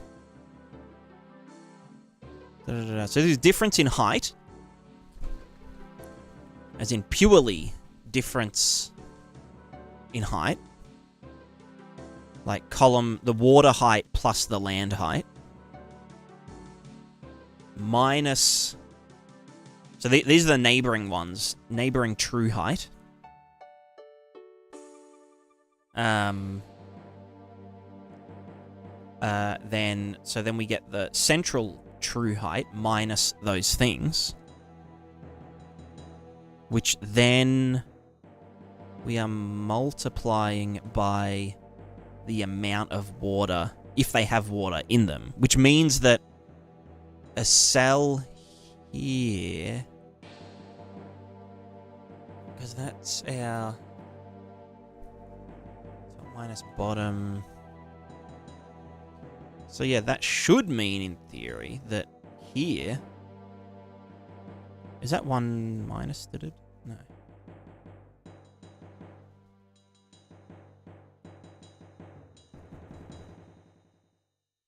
What would that mean for, like, this cell here?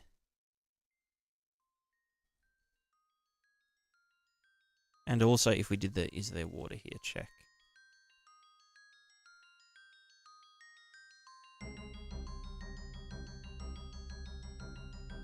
Really started Unreal in 2020. Jake Jaws just start and learn everything. I just started and learned over time. Yeah, just watching lots of YouTube videos, watching streamers, asking questions. But yeah, I found that starting a project and just learning, you know, on the fly was the best way, at least for me, to learn how everything works and what, you know, the kind of best practices are. The best practice is practice. Someone should write that down. The best practice is practice.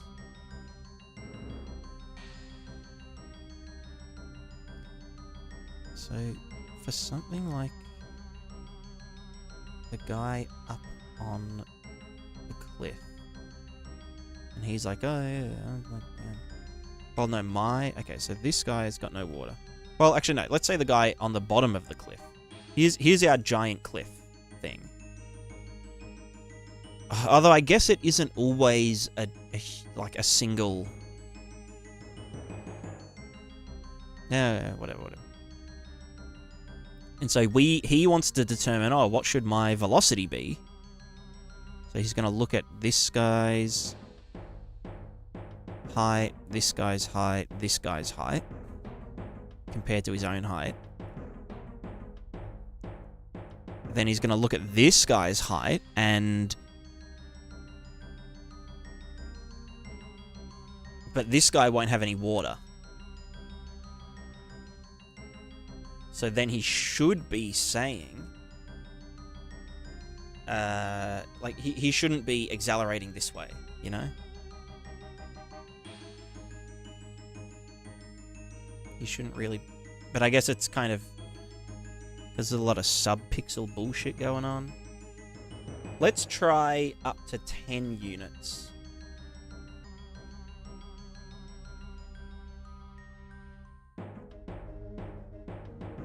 Oh, no, you know what it could be? It could be that this guy is creating velocity. Because he's like, okay, I've got no neighbor here with water, no neighbor here with water, no neighbor here with water. 0, 0, 0. But then the guy next to me has big water. Or, you know, has water. But he... Yeah. Does this work with... Okay, that's not terrible going out up to there. How does it work over here? Have we solved the noise issue? No. No. If anything, we've made it worse.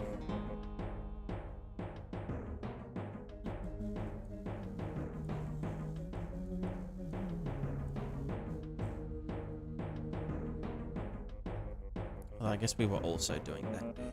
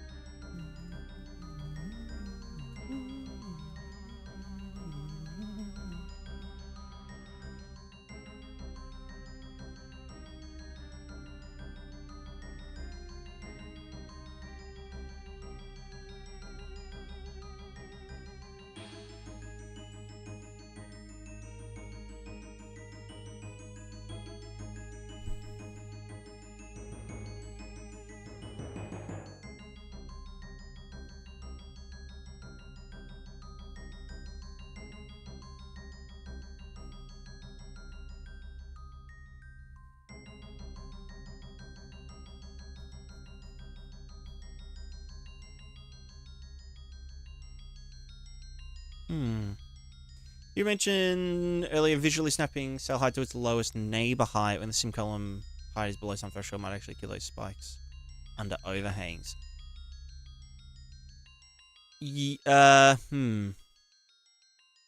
Oh, you mean like when it is... when we're not... Even when we're not getting this weird issue. Yeah. It would kill the spikes, you know, at the edges and stuff until there was a tiny bit of water up here. At which point it would then shoot up. Okay, this is just getting worse.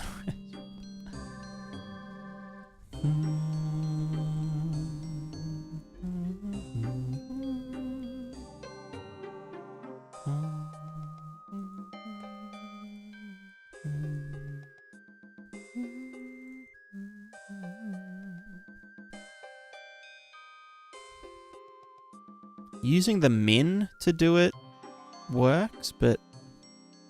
Well, no, now the water's just not moving anywhere, because...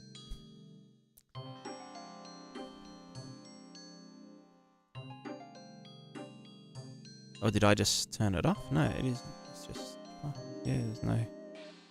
There ain't no nothing.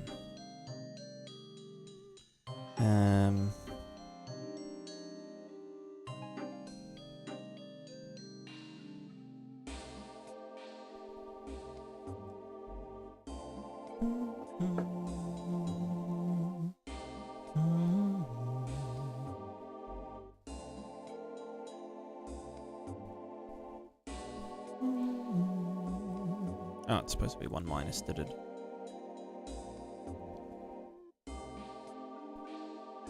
Apparently now it's too fucking slow.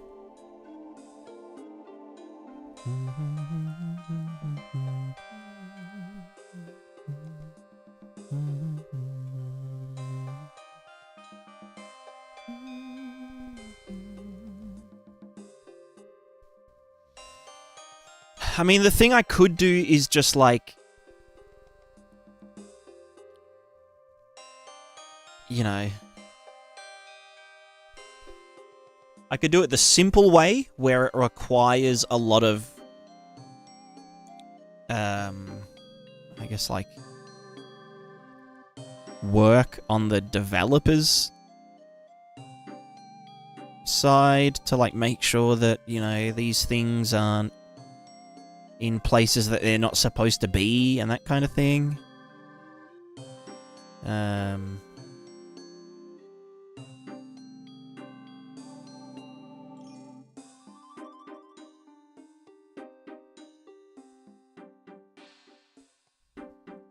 God, that's so bad.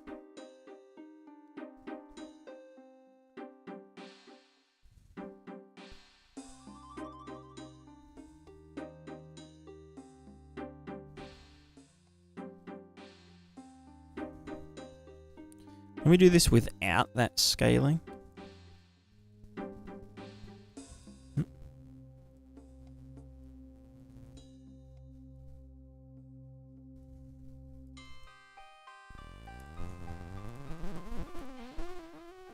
Yeah, that is correct. Yeah. So I just did this. No funny biz. So this is saying that, like, yeah, like everywhere is accelerating. Even when there's no water. Which also means that, yes, like, this is just shooting off water.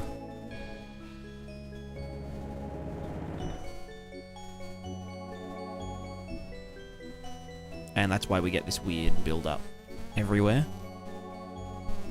Checkerboarding.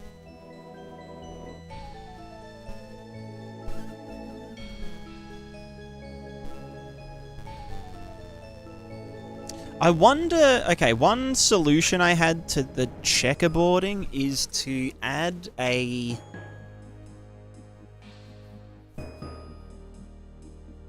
height diffusion. But obviously that would fuck up stuff up here, you know?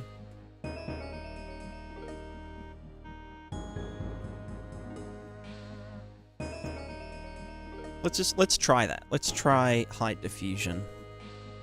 Diffuse water stuff. Blah, blah, blah, blah, blah. Give me a... That's diffusing velocity. Let's diffuse a scalar value of... You know what? I'll just use the whole thing. Bam, bam. Let's go water column height.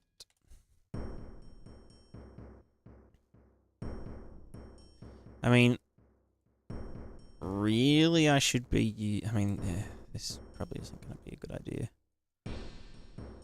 But it is worth a shot. So essentially, we're just going to blur the height to try and unfuck all of the bits and bobs.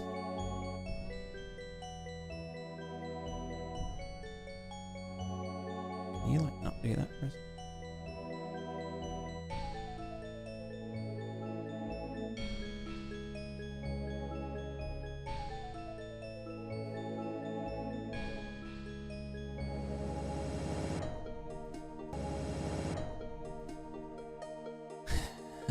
Yeah, I'll use that same value.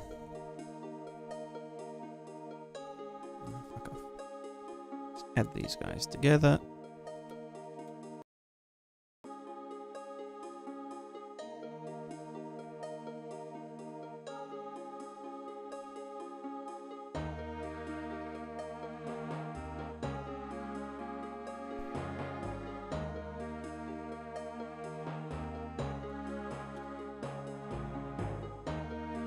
Stream jogging it? Yeah, I just saw that actually.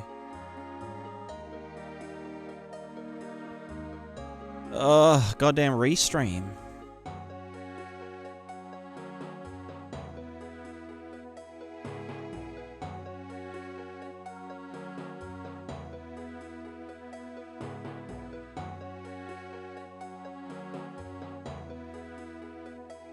Right, so this is with height diffusion. We're diffusing the height values over time. Still super cursed, but... I mean, technically there's no banding because... there's just fucking acceleration everywhere.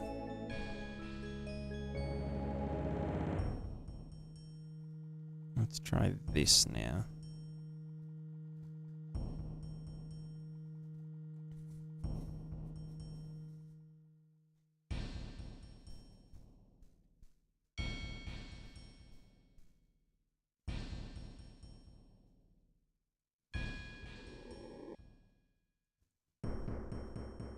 I mean, the issue is still there. It's just we're kind of band-aiding over it a bit.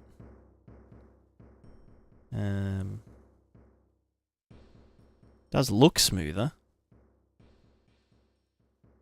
Maybe behaves better. I'm not really sure. We're also diffusing the velocity as well.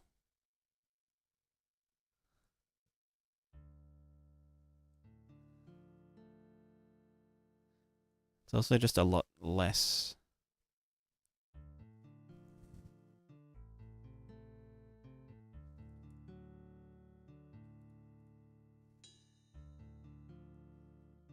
I don't know.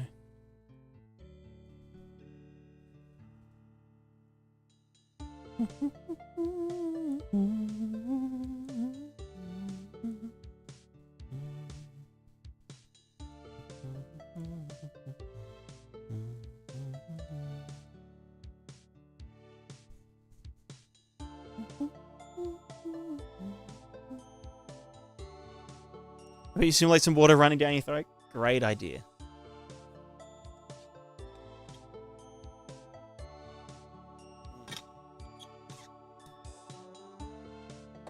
Delicious.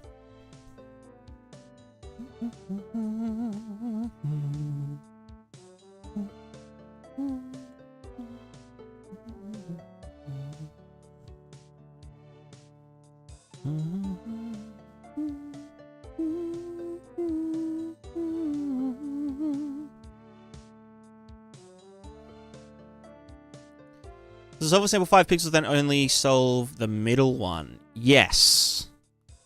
But it does it based on the previous state. Because you can't... How do I put it? You can't really, like... How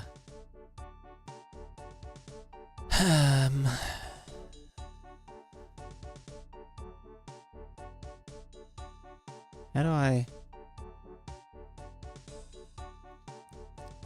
So, like, because it's all solved in parallel, you can only be like, for this cell, or for this pixel, what should its next state be? You can't determine anything about all the neighboring pixels and stuff. Or you can't tell them what to do. So when you write anything, really, that depends on outside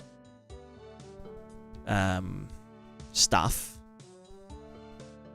you pretty much need to account for that, you know?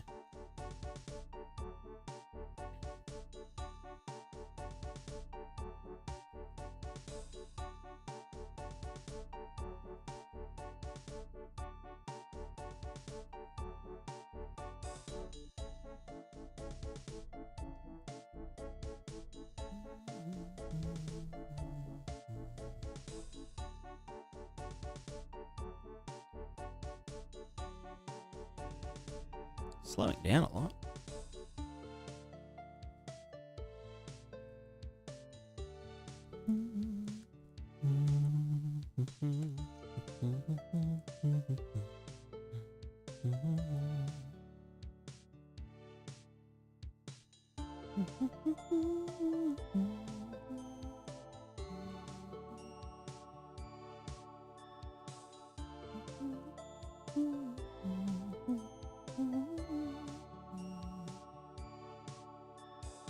Oh, but that would be because of this. Oh no, that's uniform now. So why is this all moving so slowly? It would be because of this. Yeah, because we're saying up to... Yeah.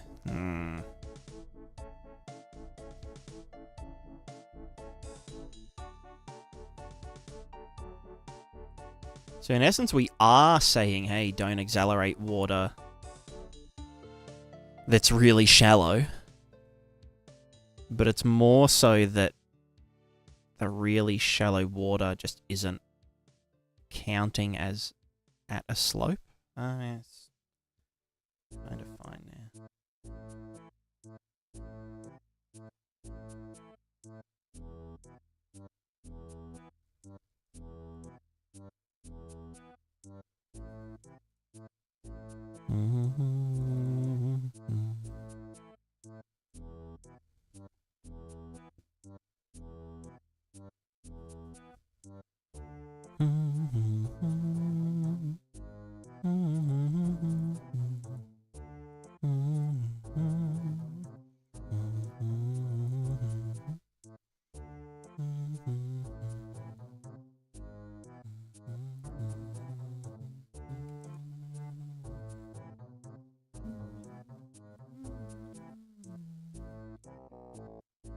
Oh, you know what I didn't do? I didn't give it a speed limit. Let's do... Water velocity from slope, blah, blah, blah, blah, blah, blah, blah. Slow down water velocity where the slopes are giga large. Let's do that. And then also to there. Cool. This is where we were adding the turbulence. So let's just like do that into there. And then that to there. So this should just stop or clamp the acceleration past like a certain point. Oh, it kind of looks a bit too...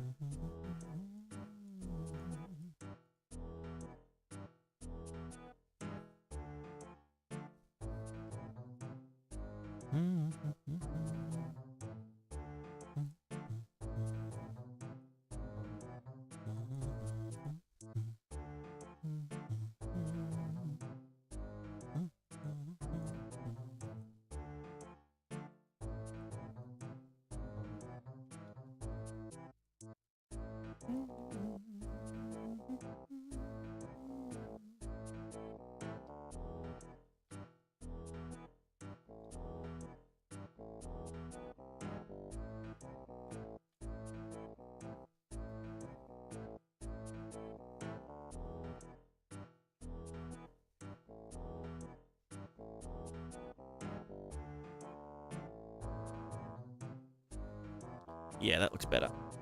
So that's just saying that at slopes like this, we slow the water down, because technically it should be losing oh, okay, now we're getting this weird build up again though, where it can't release properly. See that? It's weird.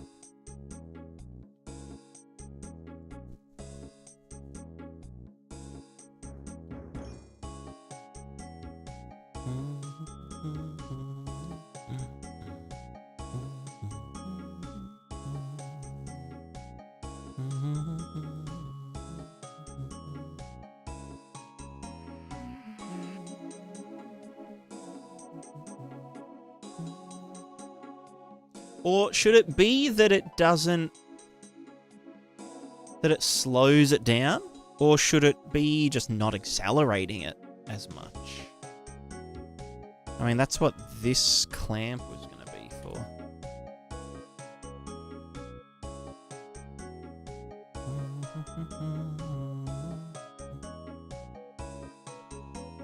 Oh, it should technically be a clamp length. No, it is XY.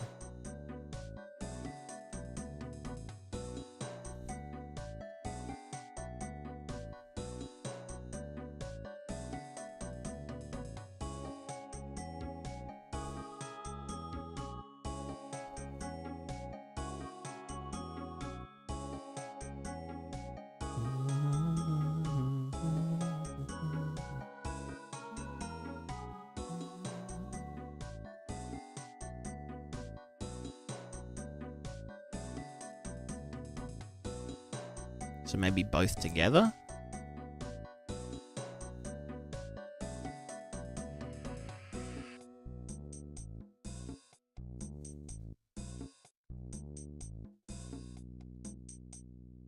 Need to move over a bit.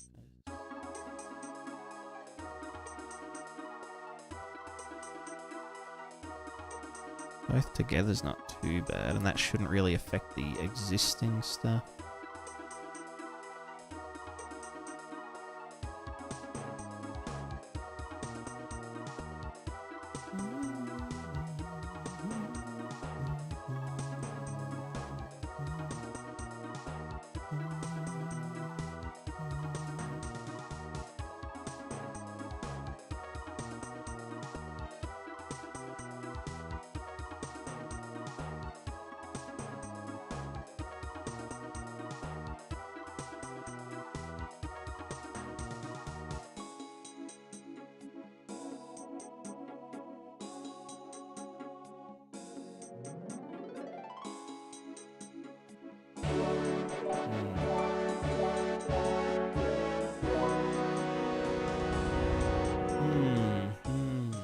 Yo, Kebab!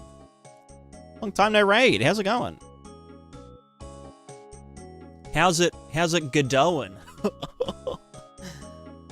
How is it Godowin? Looks super cool. Thank you. It's an absolute nightmare. And I want to die. But it's fun. It's fun.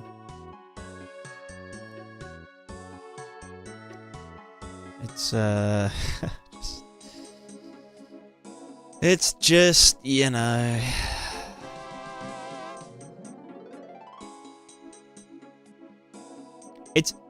It's like water sim, right? Super easy to just get something that looks good in one scenario. But then as soon as you start being like, okay, well, I want this simulation to work for the shoreline. I want it to work when it's raining. And I can just have water arbitrarily anywhere, and it needs to work for waterfalls, and it needs to do this, and rivers, and creeks, and all that shit. Then it just becomes, like, nightmare fuel.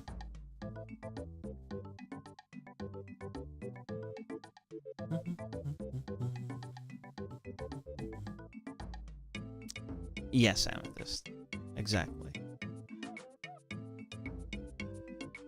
Godot port? I mean, honestly, you could just write this all in HLSL, which I know you're pretty handy with. Yeah. Could just go through it stage by stage and just port it over.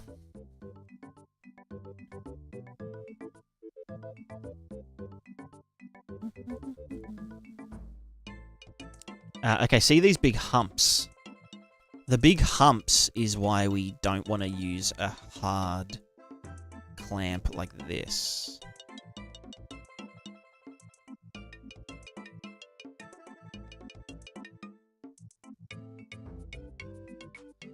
Or at least not that hard. Oh no, because then it's just...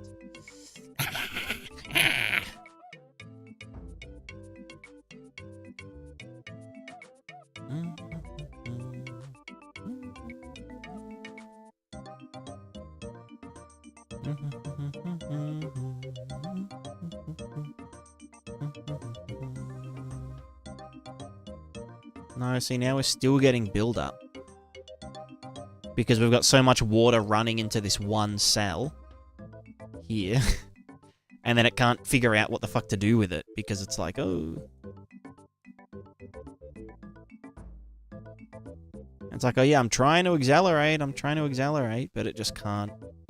So I think leaving that unclamped is necessary.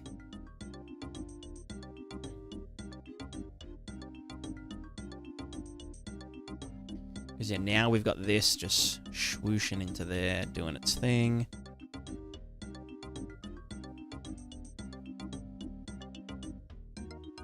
So that's kind of where this comes into play.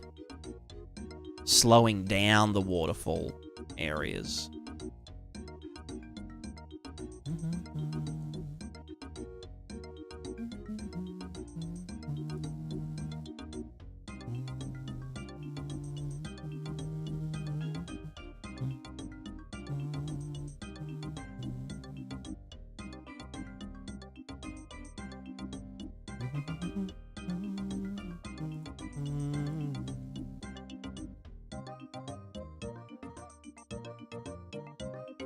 I mean, this is kind of an edge case because, like, there's just a hump of water here. And so, yeah, it's going to get this, like, creeping waterfall effect because up to this point... I mean, maybe water does that in real life? I don't know. Who knows? Who knows?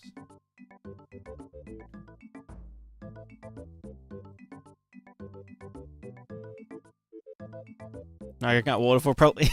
yeah. I mean, that's definitely a good way of putting it.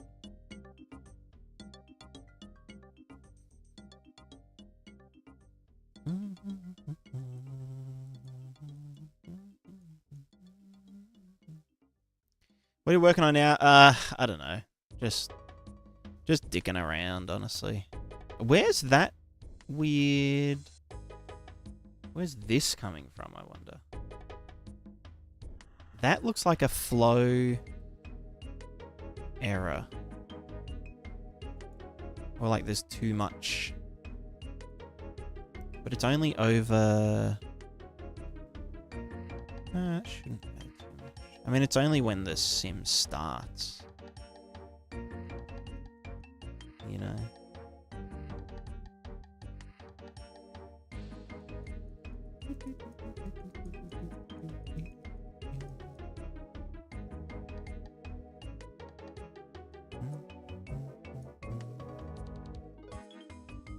Okay, I still think it's moving too much water for the velocity.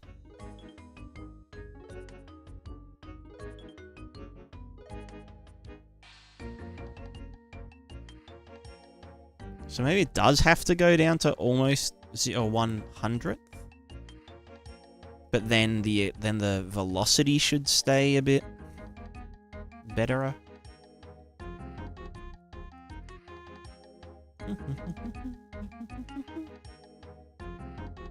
Wait, how is that real time? I mean, it's real time 120 FPS.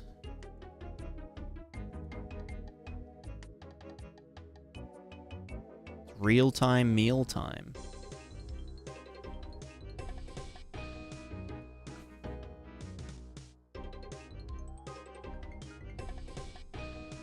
No, okay, maybe it isn't the flow rate. Maybe it's actually the velocity damping.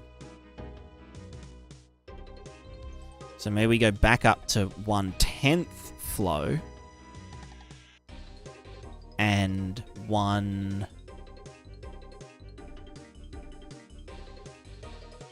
where's our fucking velocity shit? Yeah, and we go back up to here for the velocity friction. Could max velocity in a cell be higher based on how much higher the column height is compared to its neighbors? Then those huge spikes would have more force pushing out neighboring cells to level things out more. Yeah, I mean that's kind of what it's doing in the first place. Like if there is a slope or a bump in the water, it accelerates outwards. It's just that when I was clamping the amount of acceleration, because the waterfall or water was running into that cell, but then it couldn't accelerate back out of it, which was, yeah, it was just building up and building up without ever being able to get out of there.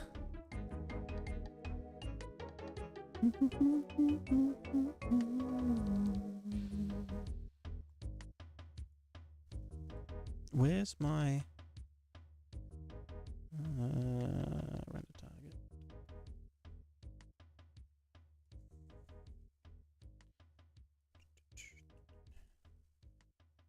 Yeah, that should be fading out way quicker, I think. Because over here, it's like, oh yeah, we're chilling, and then it creates stuff. The velocity's all cool. All cool, doing velocity things, but then over here...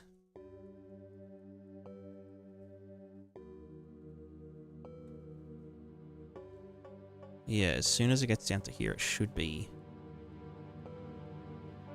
Well, yeah, maybe I do need to just impose a speed limit rather than a total damping factor.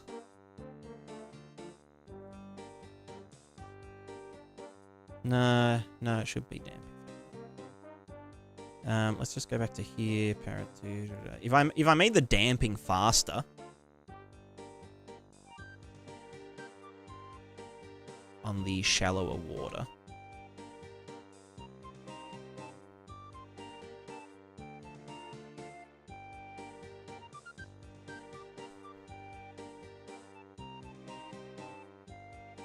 Okay, that looks better. I mean, like a normal thing moving through there would be fine, I think. It looks very viscous. Is that because of the flow limitation? I don't know.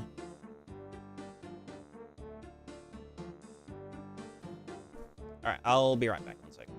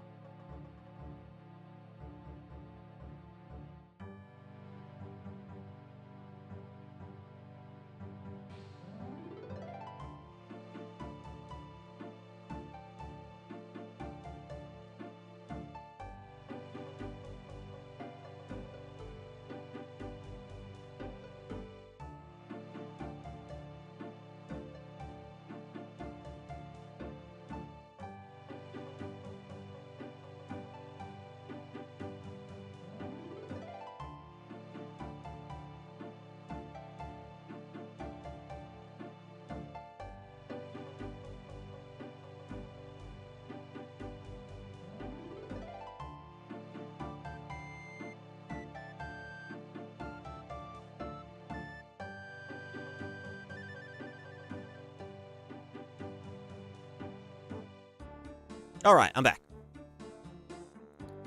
DA, you could add mixing fluids, blood dissolving, and water. Yes, that's already a thing. I have a separate system for doing, like, blood. I mean, I call it paint for marketing reasons. But the paint works slightly differently to water in the way that the paint doesn't accumulate velocity. It's presumed that it has, like, 100% friction. So it just has, like, a static go from this cell to that cell based on the slope, based on the current amount of paint. Whereas this water can accumulate velocity and move around and move itself up slopes, you know? Like, this slope is going down this way, but the water can still push up the slope. So the paint stuff doesn't do that. However, just to make it cheaper. But once the paint is in water, it can then just be advected like the foam and diffuse itself, you know, in directions.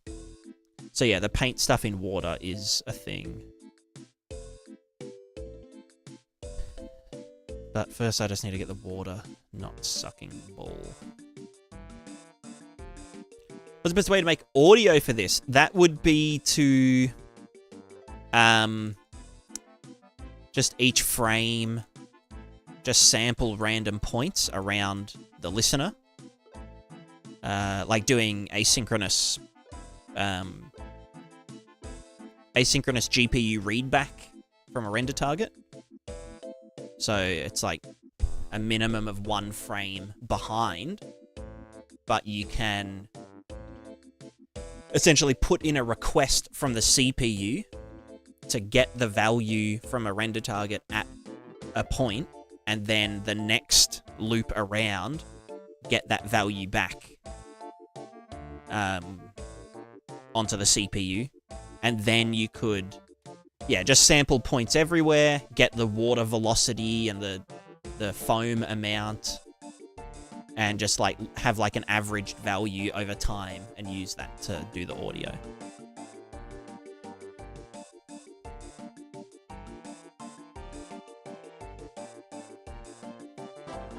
That would just be for like the general simulated water stuff. Obviously you could do your own, you know, when your character's moving through the water, play some like tighter audio.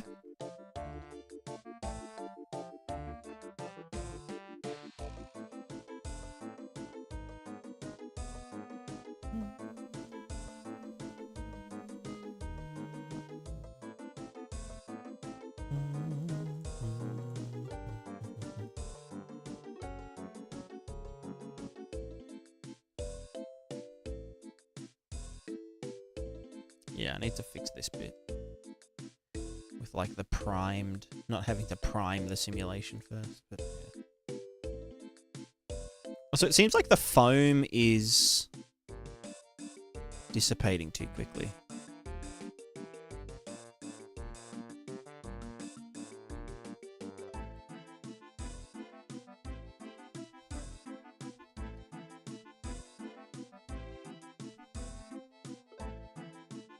Let there be foam.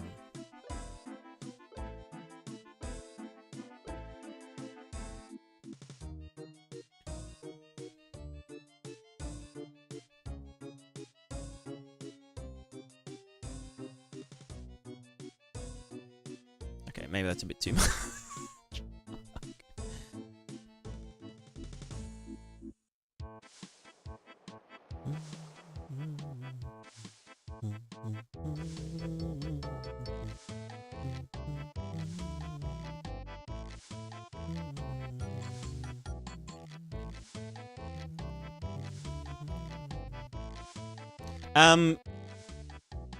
Right, Amethyst. Did you figure out we need you to actually finish this off?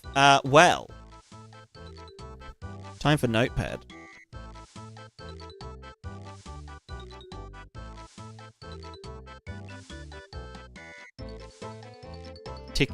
Ticklish? Girl, can you shut the door? Oh.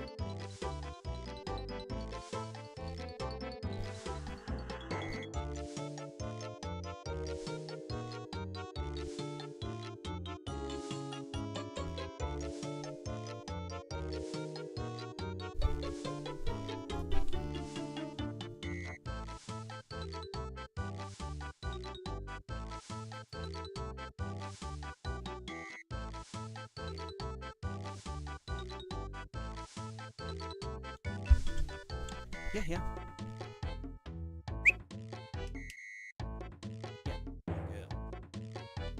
Yeah. Good girl. Hey, chicken.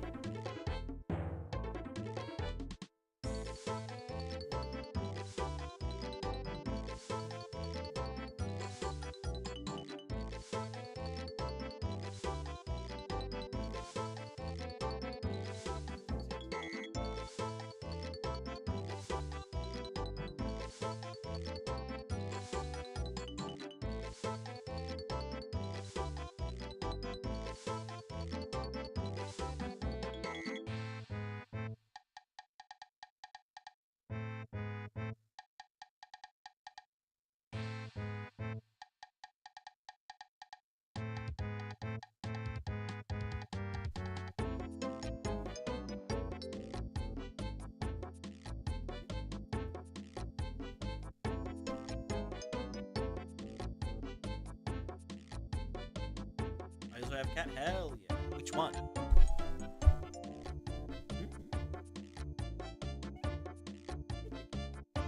Sit in next.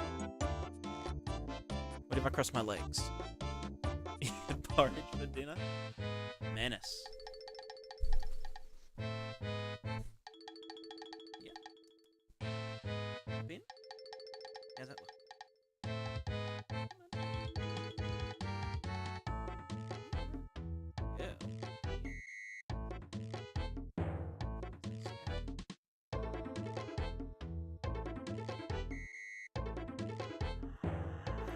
Okay, sorry. No more cat. Cat ban. It's banned.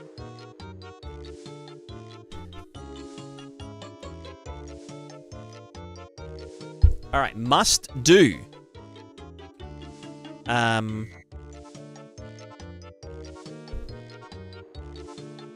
As in, the finished system must do.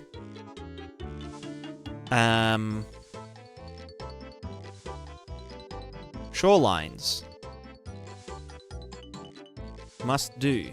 Rivers. Must do.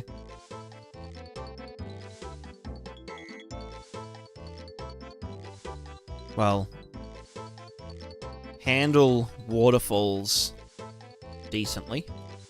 Must handle rain / low volume water flow. 5 must handle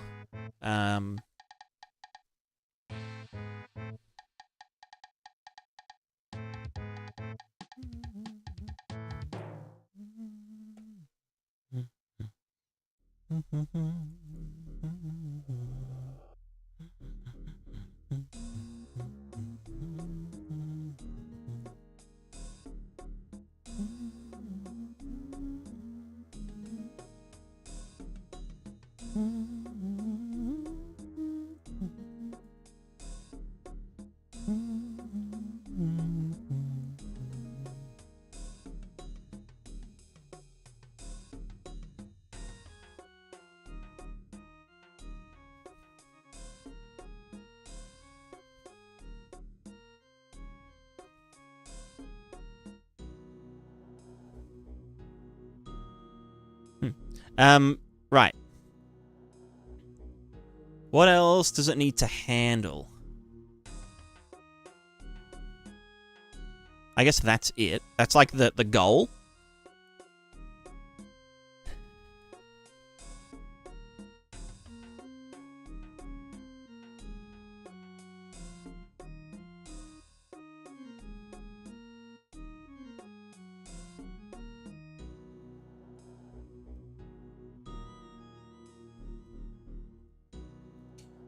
So the to-do. is...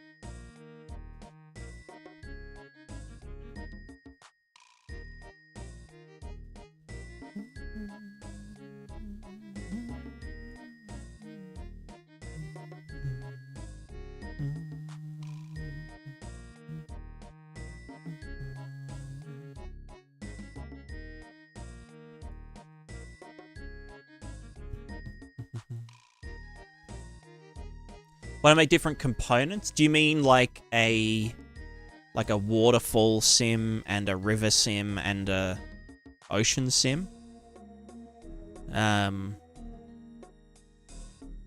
It would cost too much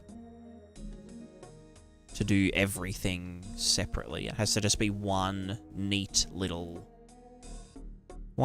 system.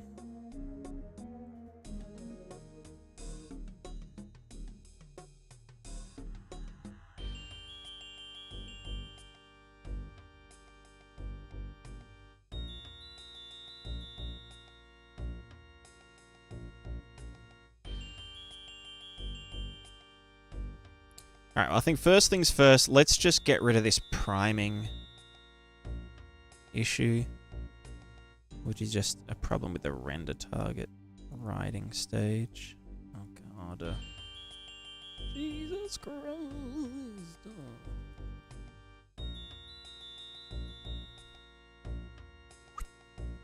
Switch all that up there. That isn't there anymore. We don't need it. Cool. Right, so this is all for the water height. Everything else is just secondary at this point.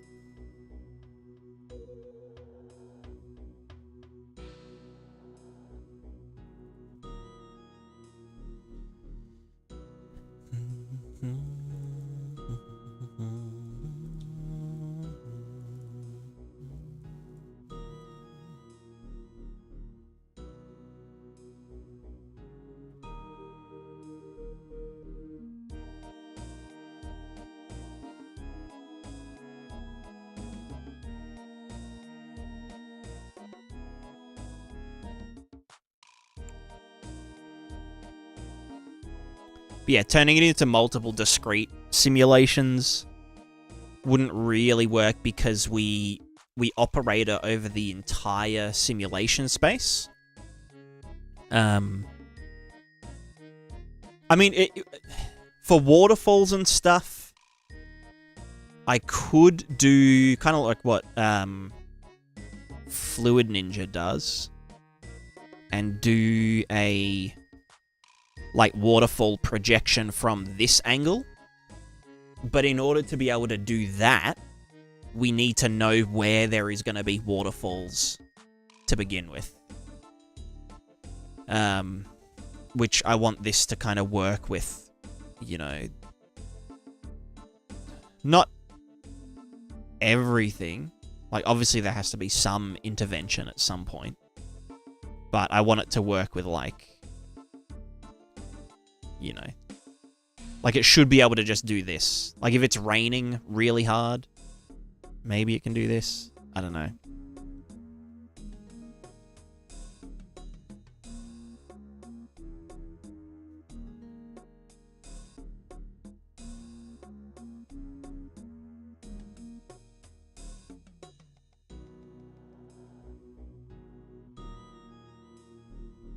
I mean, yeah, this kind of thing's just always going to be an issue because overhang and whatnot, but then it's like, okay, well, what if I want water up here? Which we do. Either with procedural generation? Yeah, exactly. Well, I mean, it will. That's kind of the beauty of it, is that it works anywhere that I go. If there is water, you know, water meshes placed.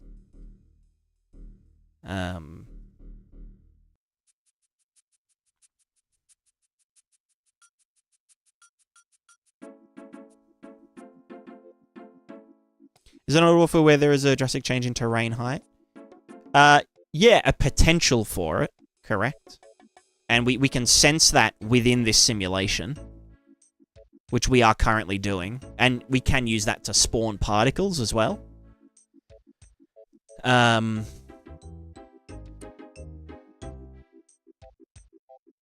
Yeah, I don't know, it's...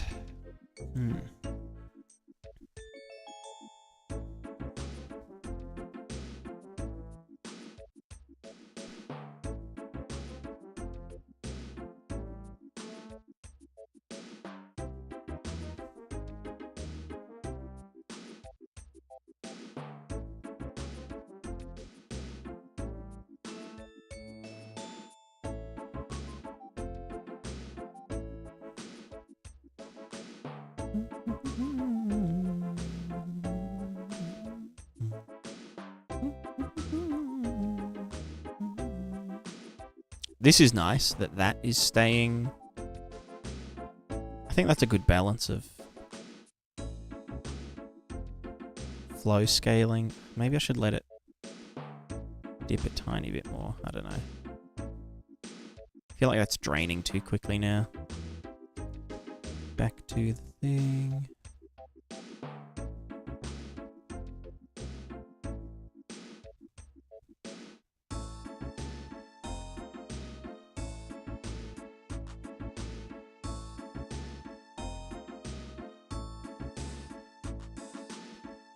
Yeah, the river spline... Once the river splines are there, this will just work perfectly.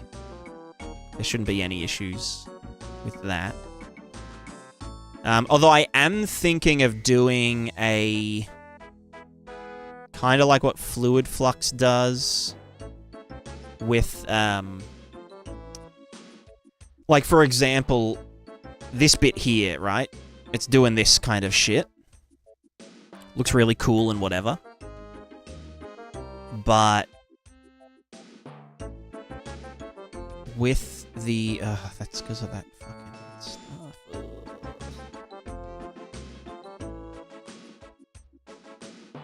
I mean, this is a dumb example, because there's just so much fucking water. Yeah, true. Anyway, so... let's say this is a river. And, like, yeah, when it's simulated, looks fantastic. But this would be really... difficult to do using only a shader. I mean, I could see how far we can take it.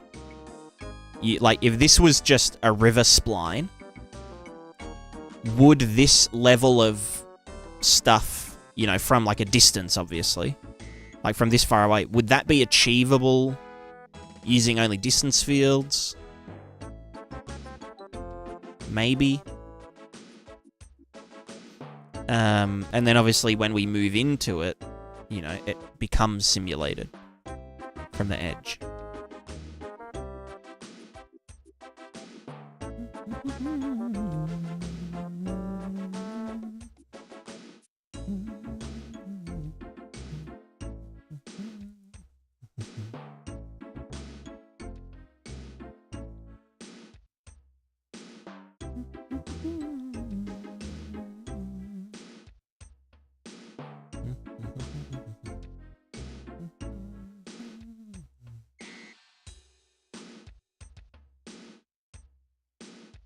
One thing that I've noticed is that the velocity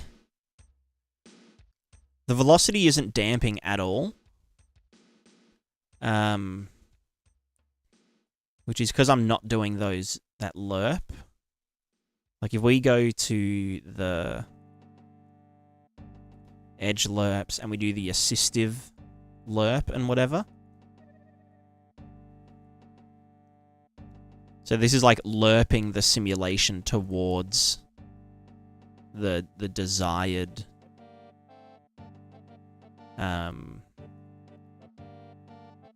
you know, desired thing. Oops. desired state.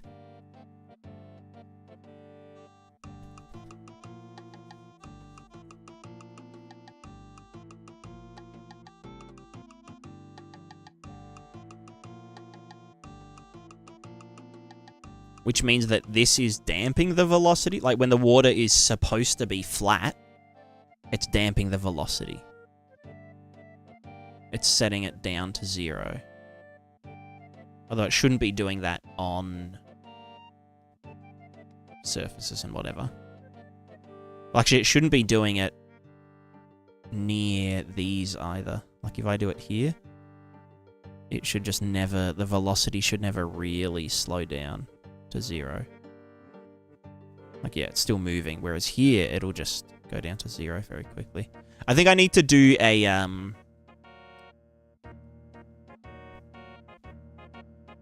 probably like a distance mask, if that makes sense. Like, here's the current velocity.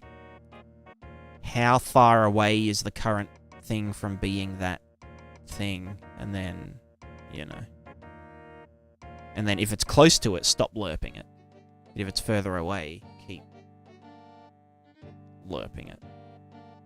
Oh no, because then there's 0. Maybe it needs to be an additive one then.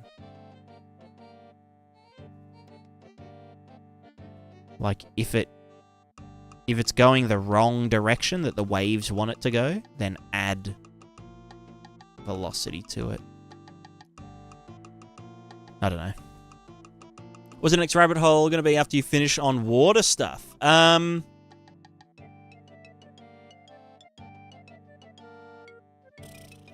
I don't know. Probably the physical character movement stuff again. Bit of physical character movement. I haven't touched that in a couple of months.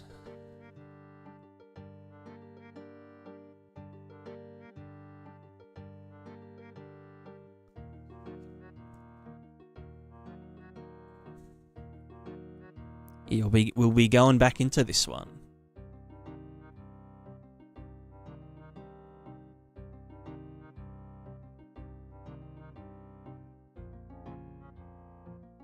Does effect interact static meshes landscape the same? If they're both drawing to... It doesn't interact with the landscape, it interacts with a height map. So you can add the landscape to the height map, but you can also add meshes to the height map. But yeah, oh, what's that water doing? Where's this water coming from? Well, YOLO.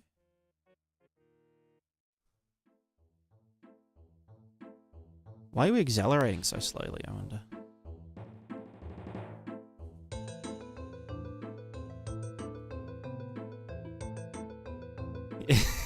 The water's leaking? Ow.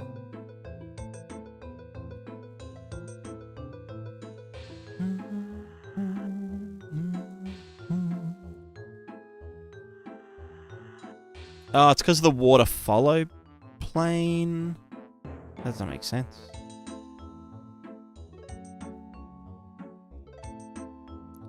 Oh, does the follow plane use... Anyway, back to the P-scape stuff.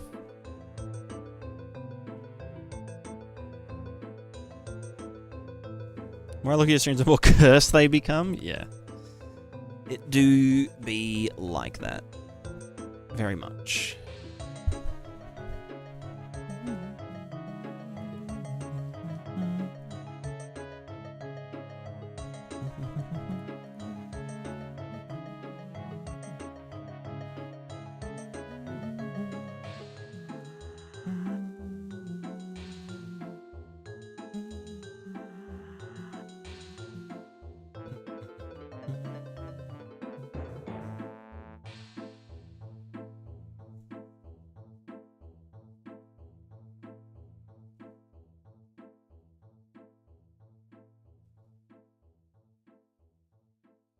When we make physical control component tutorial, I will make it as soon as I'm familiar enough with it. which will be after I do my physical character movement stuff.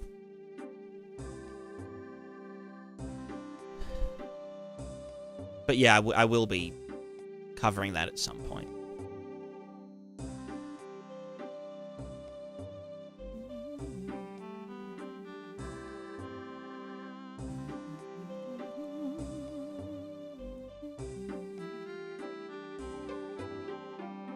Shaders just doesn't hit the spot anymore. It do kind of be like that.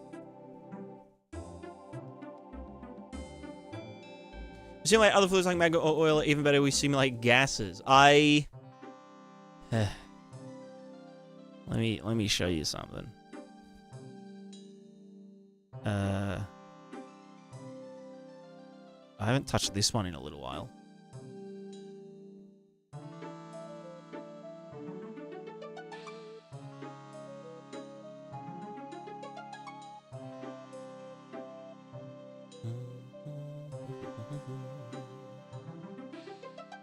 Gas simulation doesn't have a lot of use cases? Ooh, you'd be surprised.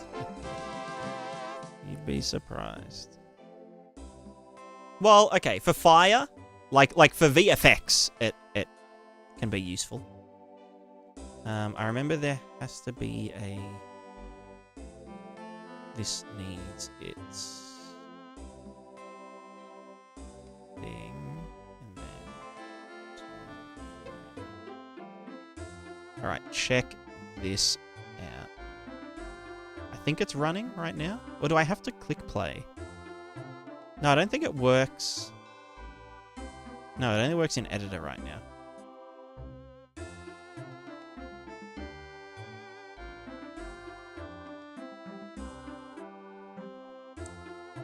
Wait, that's not 3D. Where's my VRT? There it is. Now we're talking.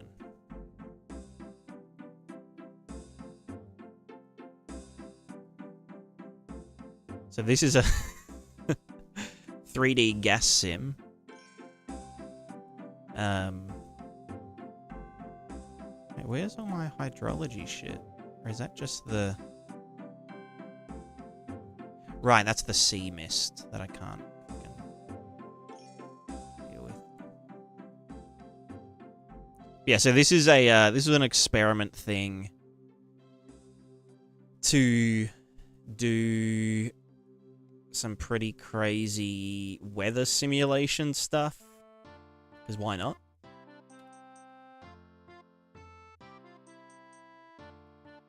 But it's based on like you know, I guess a 3D fluid sim, gas sim. Why is that so like, yeah. Oh, look, you can see the clouds. The clouds are doing cloud things. So yeah, basically it models. Why is it so cold everywhere? Yeah, so this was really dumb, but funny. And I'll probably revisit it at some point. But essentially, it was a system designed to do procedural weather systems that are location... well, relevant to their location. So, like, whether something is on the coast, whether that's top of a mountain, in a valley, all that kind of stuff.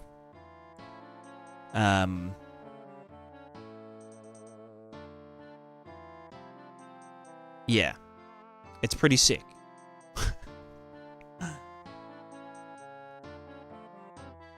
It's like 60% of the way there. Doing more applicable than just weather with options to define custom fields, custom simulate. Yeah, exactly.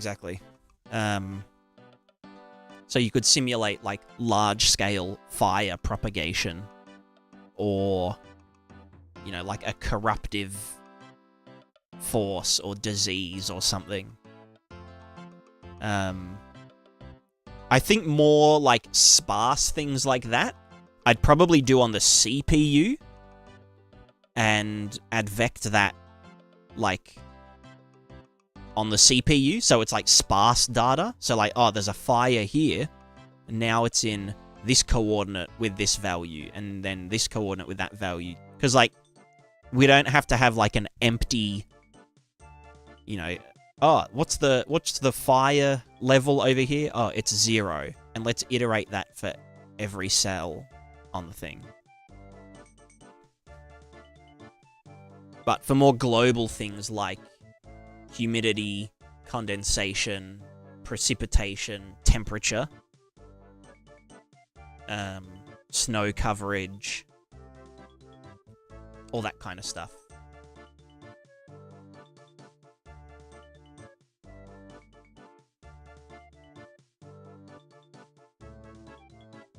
Yeah, that would all be covered by this system.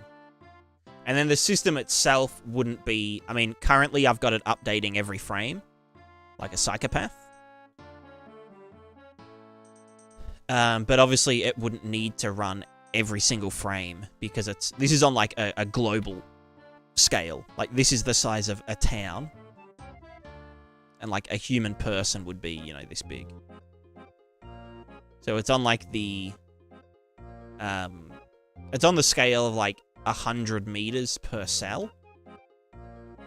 But it's more about the implications of the surrounding area.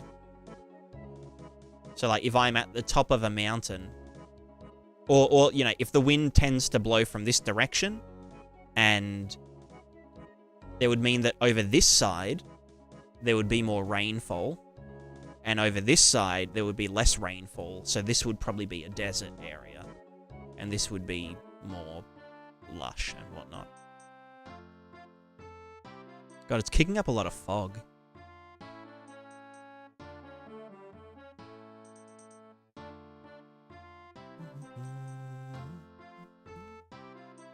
But yeah, it would also adapt to like changes in the world.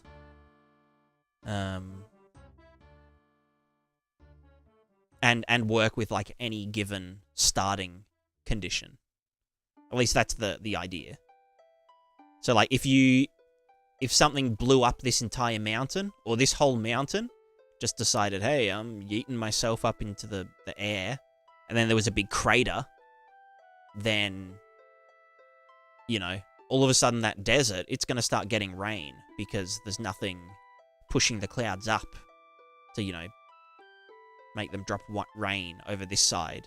Like, the clouds would continue on, and whatever. Maybe that could be a, maybe that's something that the people in the arid region over here are looking to do. They want to explode the mountain so that they can get rain. And that could actually be, you know, yeah. Climate probably some position. Yeah, maybe. We better have those splashes you were working on in the water from rain from ultra dynamic sky. I'm not 100% sure what you mean. Do you mean like, will this system work?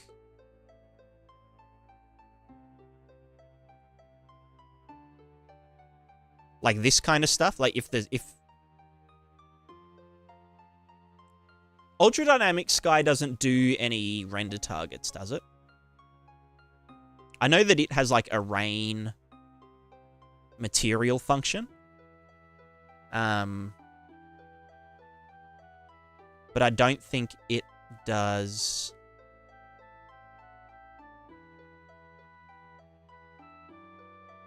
What's it called? Like runoff and stuff. Like if let's go to my runoff.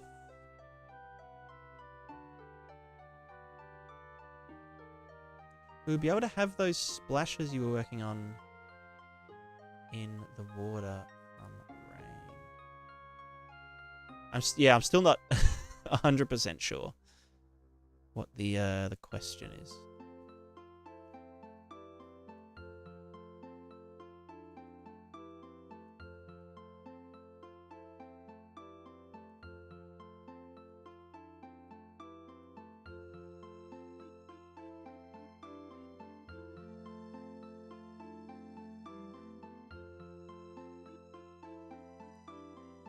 So this is if it was raining.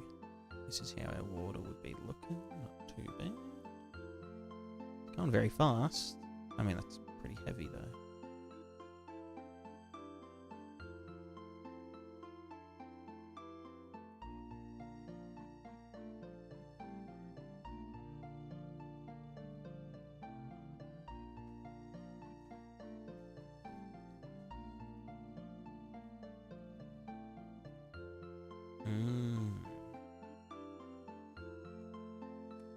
The weather setting is raining in the US. Could you have the water from this splash on the water puddles? Ah, right. I mean, I'm sure it's possible. I just don't really know without the specifics. I haven't used Ultra Dynamic Sky myself.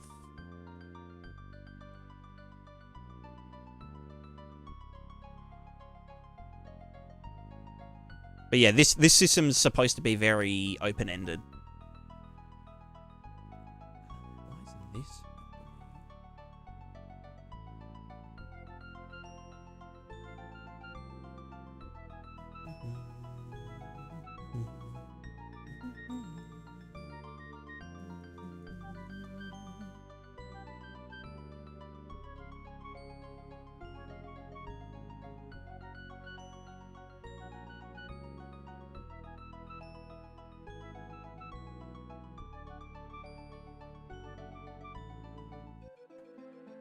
Is this because the flow doesn't scale properly?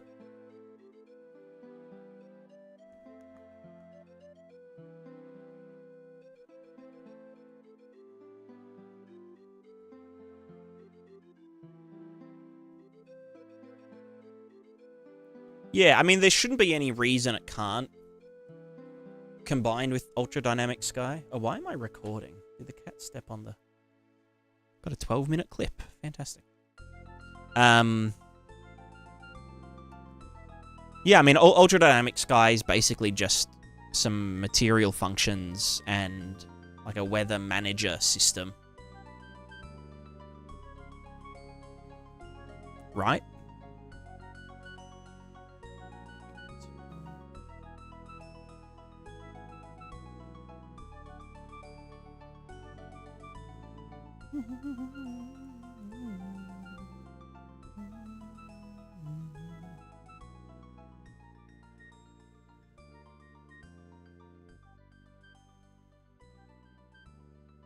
Yeah, is this just... I do want to fix this beading.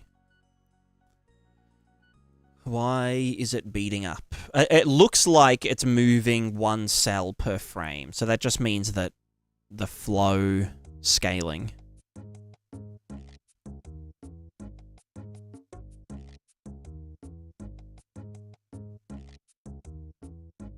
Yeah. Oh, could it be a friction-related issue, though? Let's try both ways. So let's say no friction.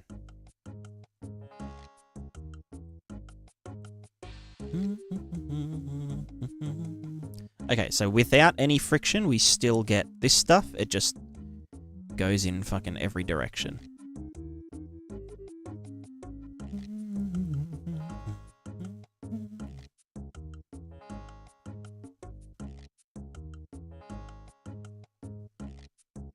So if it's a flow issue... If we allow the scaling of flow down to 0, what does that look like?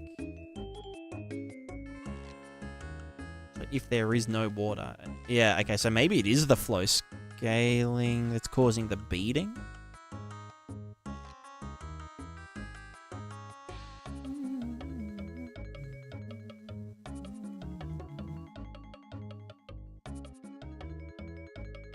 And if there was no...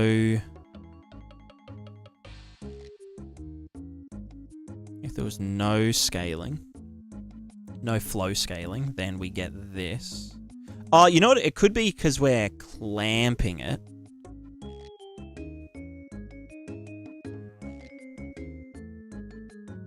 Because, yeah, like, this is not ideal. But if we just added a tiny little value,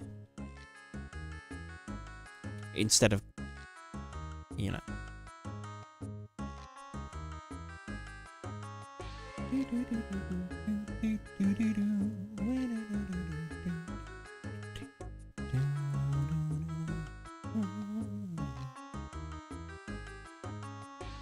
Yes. Yes. Right, so it's because we were... Oh, no, hold on. Fuck.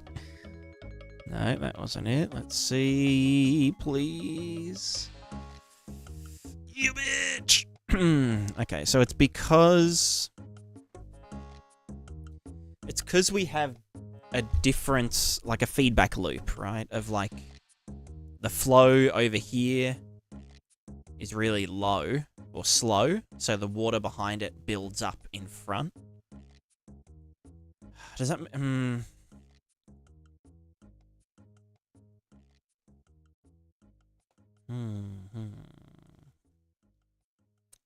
What if I did... Let's just try doing it based on... You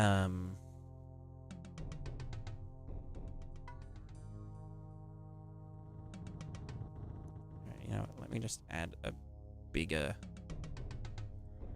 value. See what happens.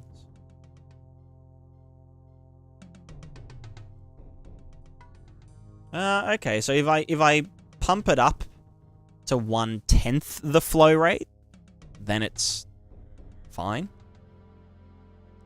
Except when it starts doing weird stuff, but that's doable.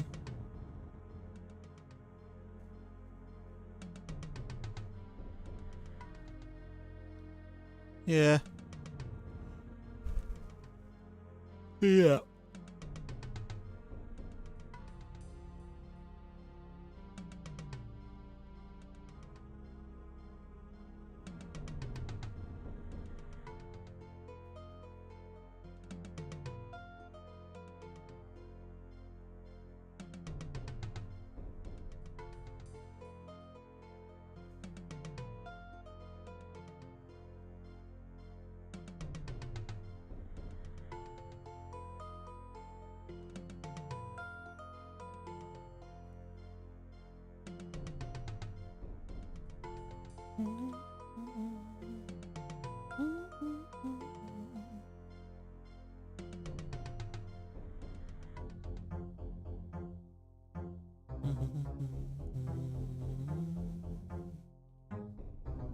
So this is just like huge water runoff.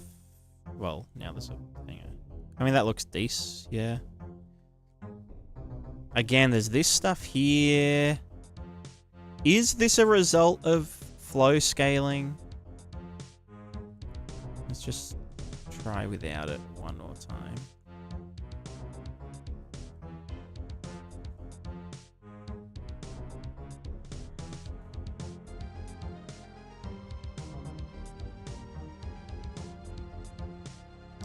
Yeah, so it's definitely a result of flow scaling. But we also need the flow scaling to prevent fuckery. It's not... Yeah.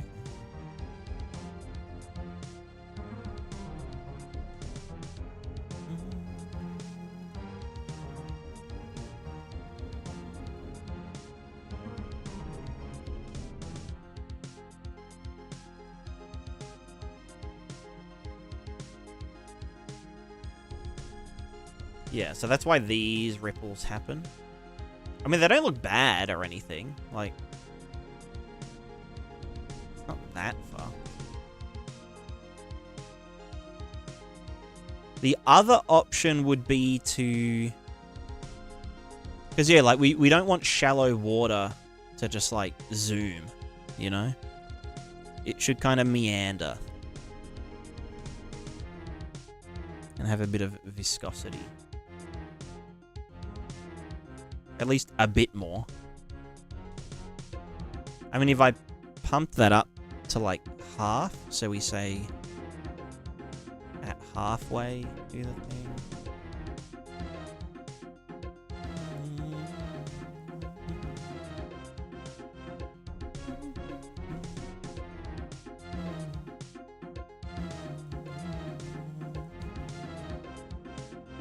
that's odd.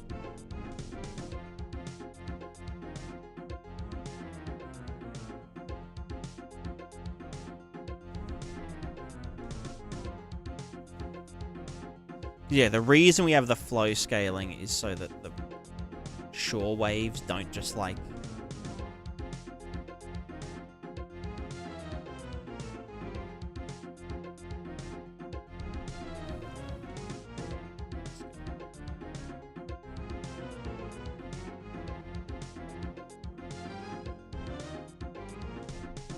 Jed, how's it going? Prismatic water. That's it.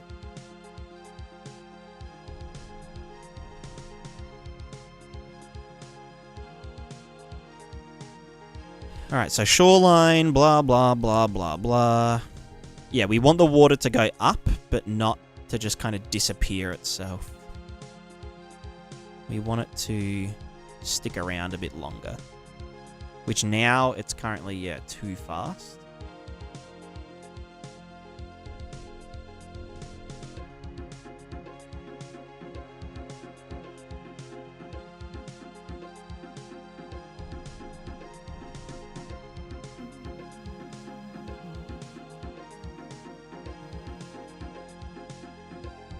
So now the water goes up, and yeah, it's a bit happier to stick around.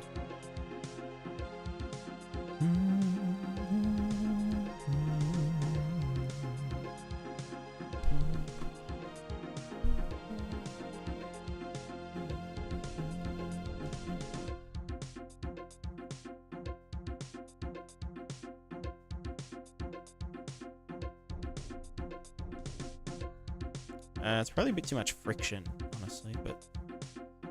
Well, I wonder if the problem is the exponentialisticness of it. Oh no, that's of the...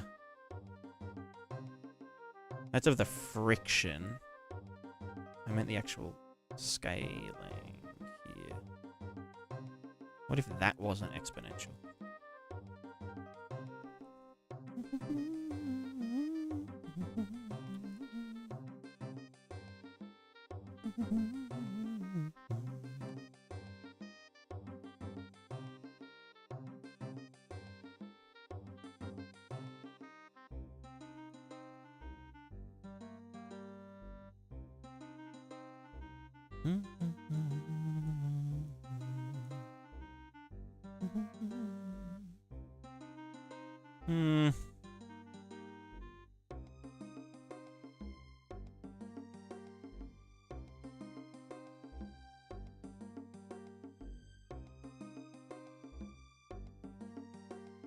If I'm doing this and I want more of it,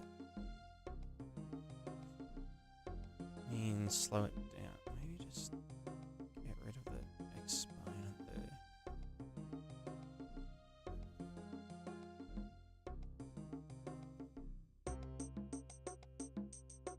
Do you have live redirect raids turned on in YouTube? Oh, I don't. Is that a new thing?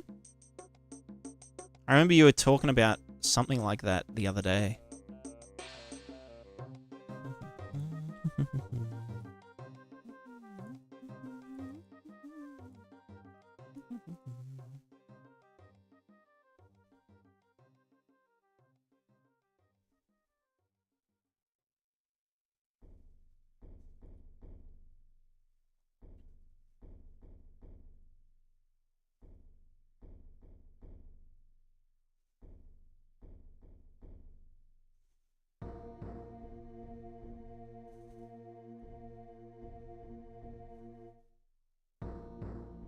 I want it to... No one knows about it? Yeah, I mean, I had no idea. I had no idea.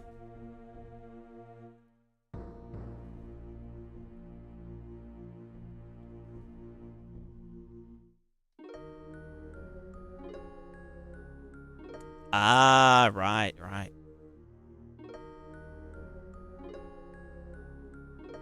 Sounds like a very YouTube thing. I'll check it out. I'll check it out after the stream.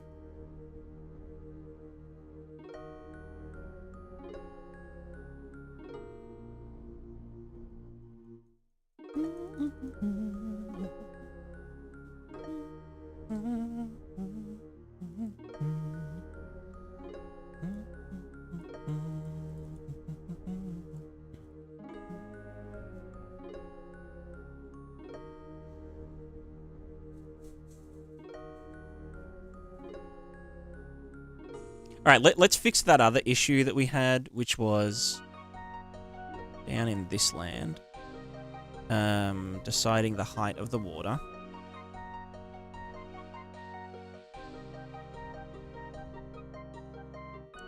Do that. So this bit here, right? If there is water, if there is any water, then we use the landscape height. If there's any water, use the landscape height.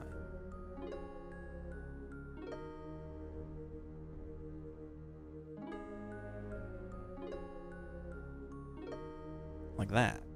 There's no frickery. That also means that we're... Yeah.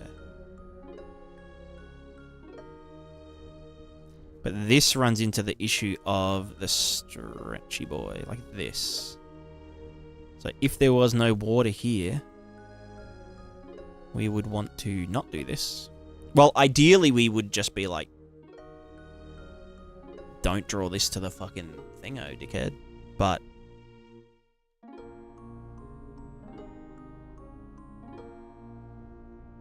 you know.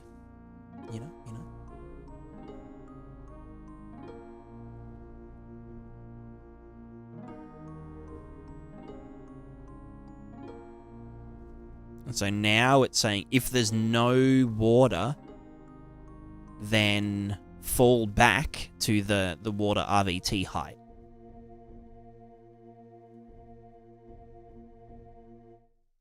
Obviously that needs to fill itself up first, but whatever.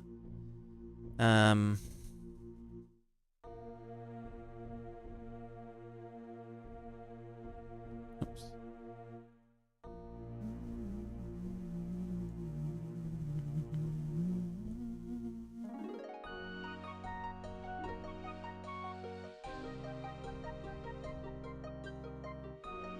That means whatever's going into here...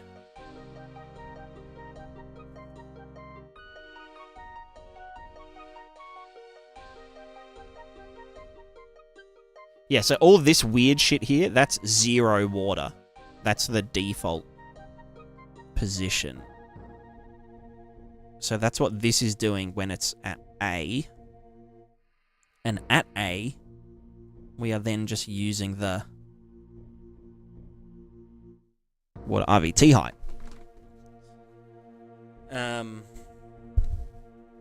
I guess we want to... So here... we want to do this landscape height. Here, water RVT height. We want to actually get the water RVT height and min, whichever one is lower, the landscape or the water.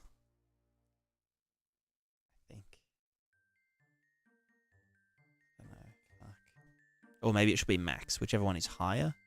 No, that solves that issue. But then does it still fuck here? It does, it does. Oops. Oh, no, it still fixes it. Well, it fixes it-ish.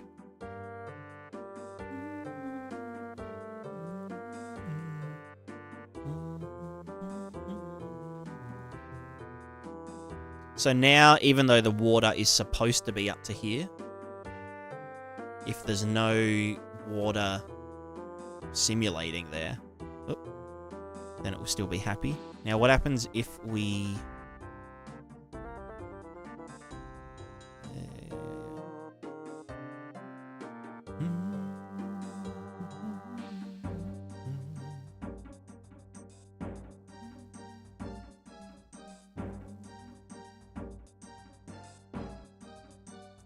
1 water per second. So now we're just adding water everywhere. And so this here, I think is that the follow plane or is that the normal water? I don't know.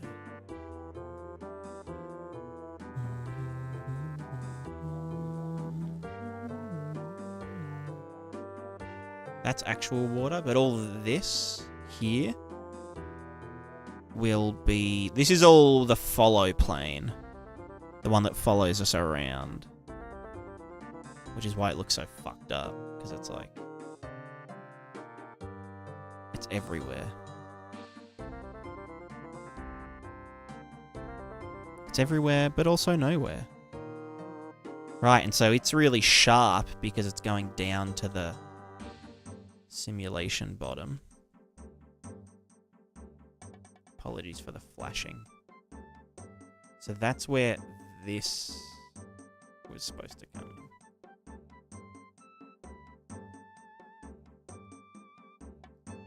in. Yeah, so now it's snapping to the thing a bit. Yep, just underneath. Although it will, yeah, it'll do some fucking weird shit here.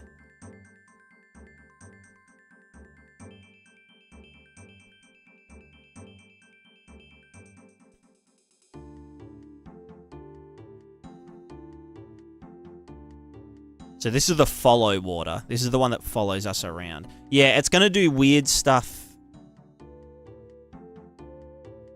How can I... So what the fuck is that? Boo. And then how's it going back over here?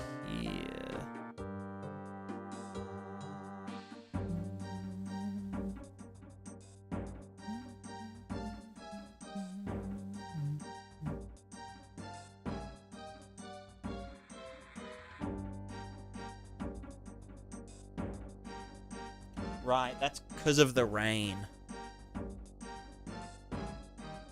Because it's raining and there's... I don't know how to fix that. It's not really possible without two simulations. Which I do not want to do.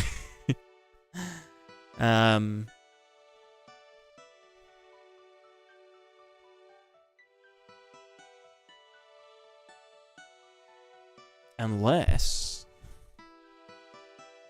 No, that's not. Don't be stupid. Unless... Could we hit it with particles? Yeah. I mean, I can just totally mask it out. Like, if the normals are greater than some value, just mask it out. So it would get rid of all the stretching and shit. But... yeah, the problem is that we want water up here, but we also want water down here. We can't really have both.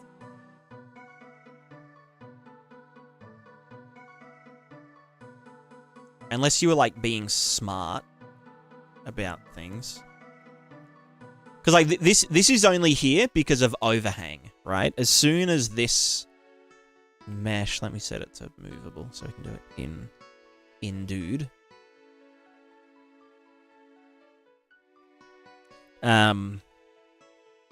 As soon as there's no overhang,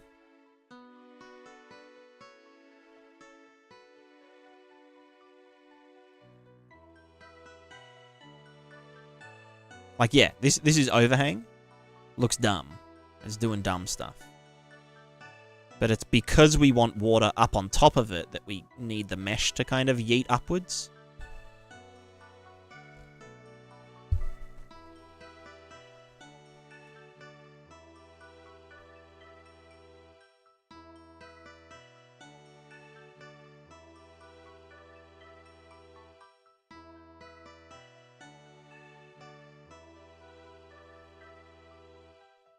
But again, like, you can see on this very slightly less inclined slope, it's a lot more acceptable, you know? Like this, barely fucking noticeable. It just looks normal. So it's only with overhangs that it gets real fucked up. The yeet node. If we just yeet.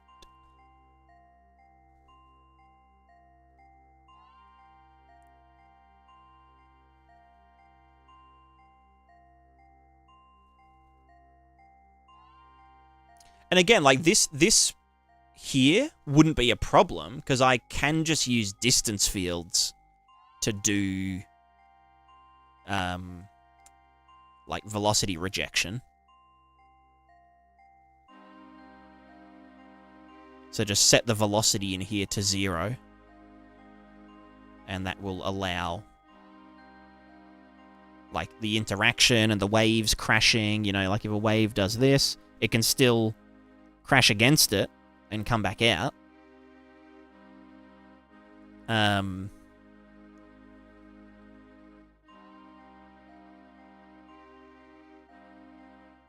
yeah, it's if we want to have water doing this and doing that and everything, that it gets a bit schizo.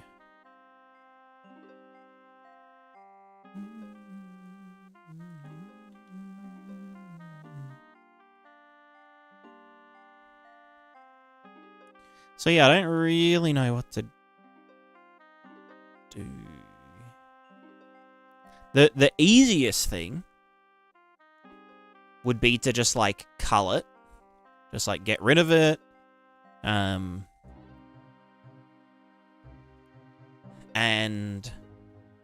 yeah, like, for any kind of waterfall shit, just do particles, you know? Like, that would be fine.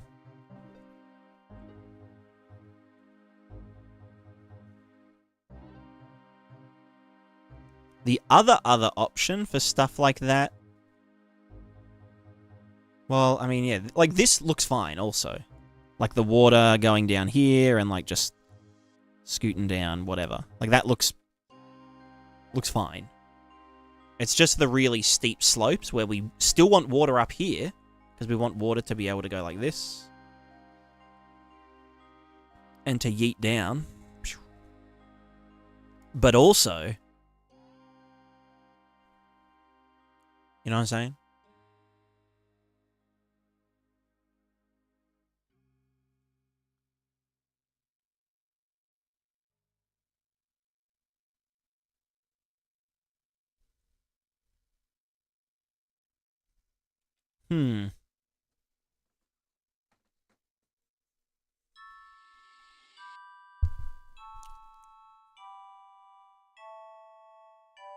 The only solution I can think of, which would be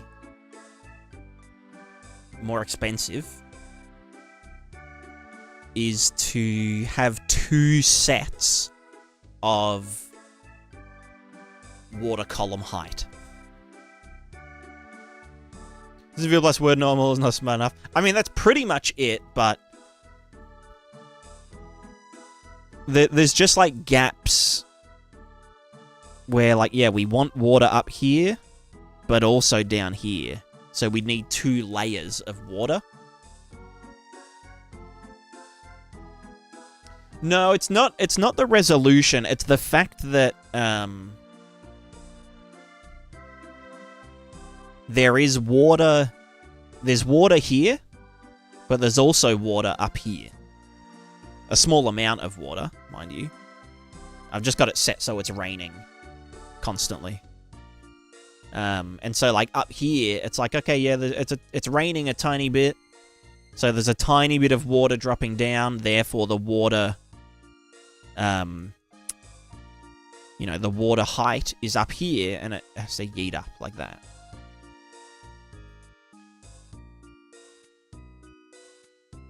It's just a matter of, yeah, having giant jumps in water level. Where like, water in 2 adjacent cells. But, yeah. Yeah, no, exactly, Zab. I don't think there is a workaround with 1 layer. I'm trying to think how 2 layers would work.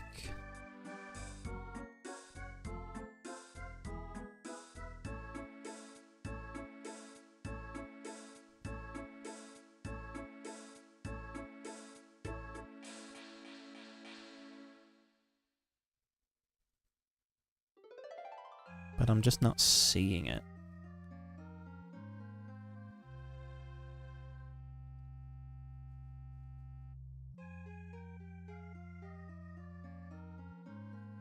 I mean, okay.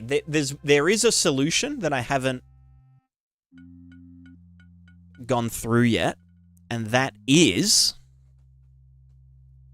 procedurally generated mesh, like a GPU grid mesh plane, that can, you know,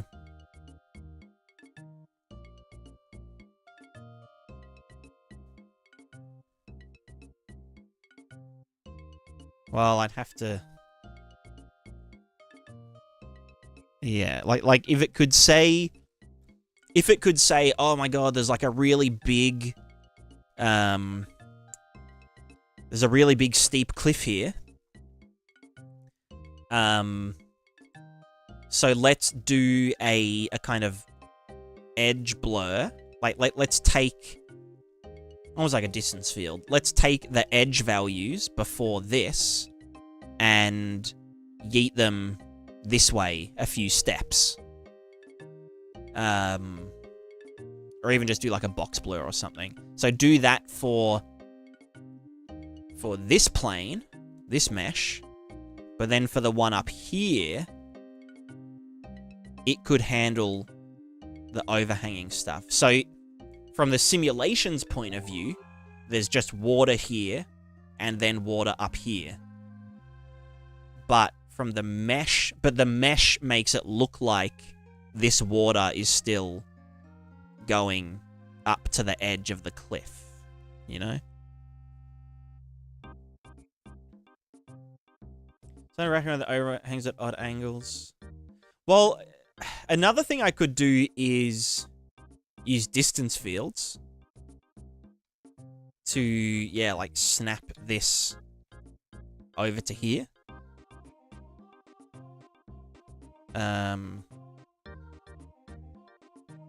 Like in just the final shader. So I could be like, okay, yeah, like if there's a thing, then move all the verts over that way. But I don't know.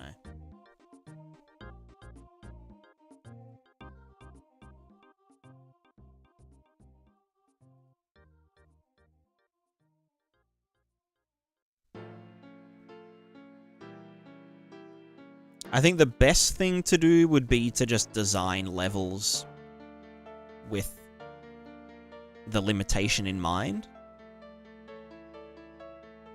But that just doesn't, I don't know, I don't vibe it, but it might just be, you know.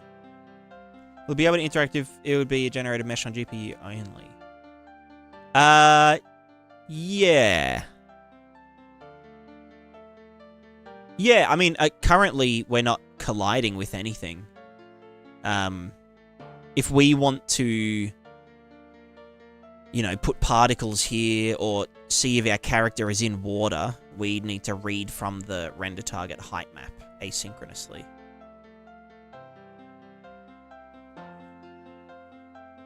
Inline separation of those steep caves, then fill the gap with something simple. Yeah. I mean, yeah, that's kind of the...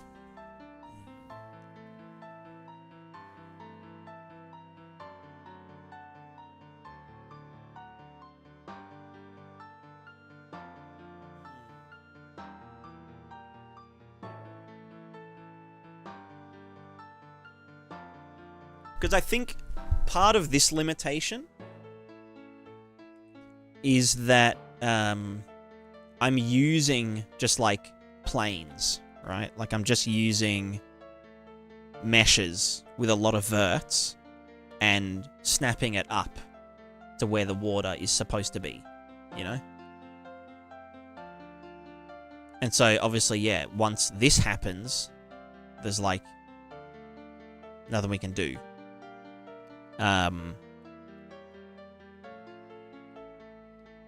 I could do... how would I... If I had, like, two render targets, or two values for the snapping, if I just doubled up all of the planes, and then did one for the bottom plane and one for the top plane, then I could still do that idea of, like, you know, getting the edge value and yeeting it out this way. But I'd have to do like a flood fill mask though. If snap with distance field, would it consider the player to be in water if under the overhang? Yes, it would. Yeah, it wouldn't be able to handle that. If there was water above you and you were under it.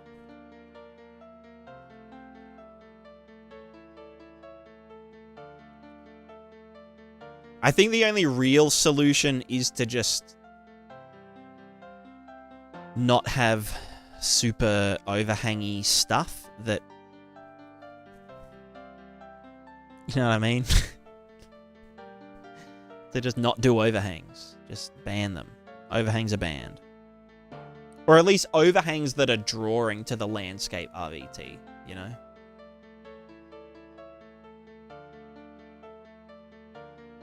Because, like, yeah, this is fine.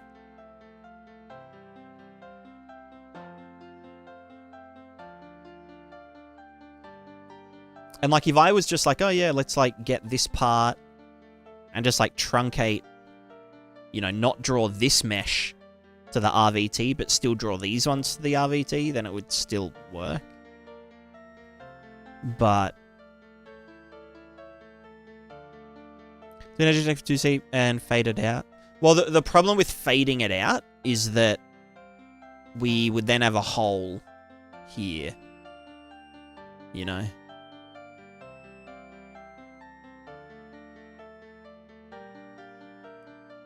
I mean, this is only really an issue when it's raining as well. Like, if I just set the rain to not rain. So let's just say no rain. Apply. Where am I? Over here. Let me just get all the water back.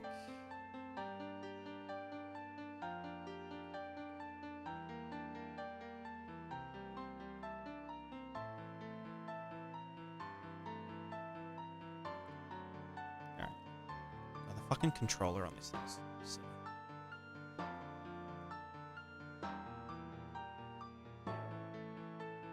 So here's like a current solution, or at least sort of fix. It's not perfect, right? Still a nightmare. And these pops, I'm not sure why they're happening, but we can use the original water height as a fallback. Oh, the pops are happening because there's some water up here, apparently. That's getting down there. Or maybe this is going up there. Something like that. But that way, like, yeah, if water flows like this, then it will kind of like, you know, it won't look too bad.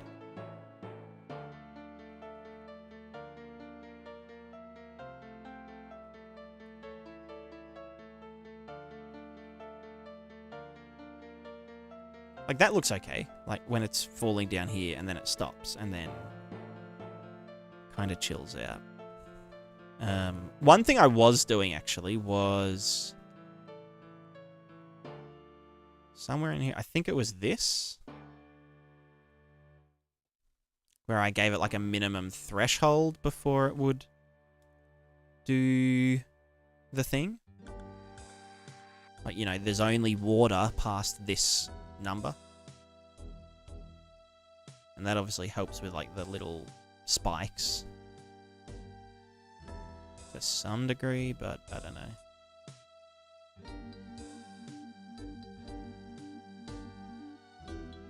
It is only overhangs to have a concave look with a base that means the ocean farther out than that. Yeah, that's true, that's true.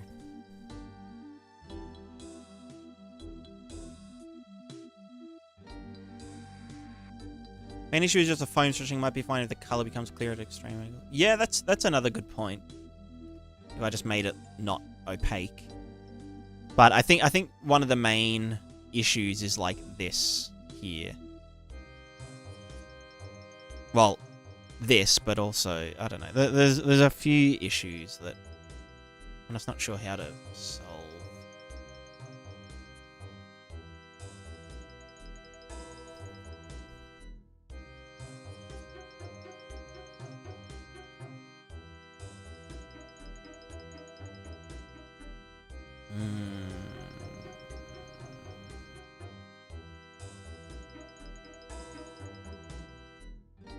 I mean, yeah, like in every other case, it looks great and behaves great. You know, like stuff here, it can go up onto the shoreline and then yeet back down and do its usual stuff. And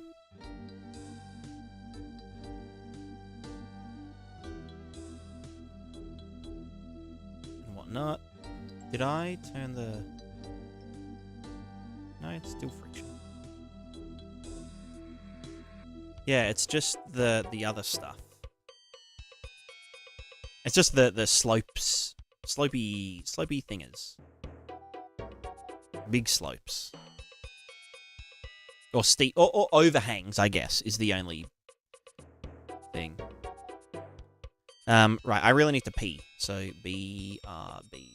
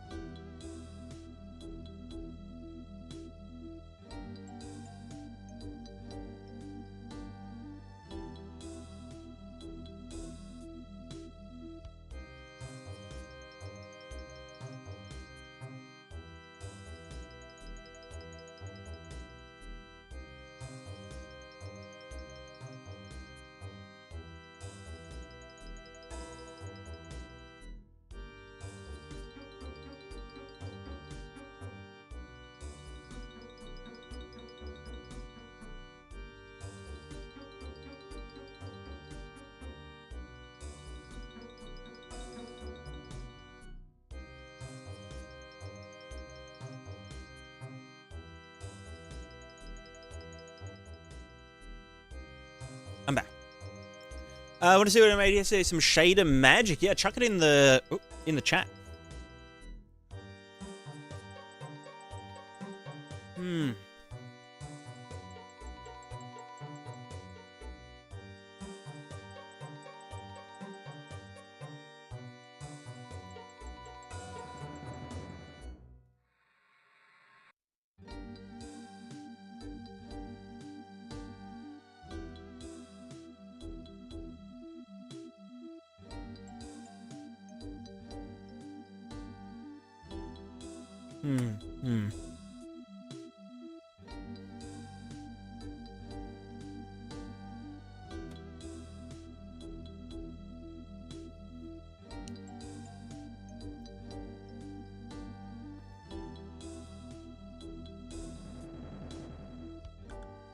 I wonder if the flow scaling...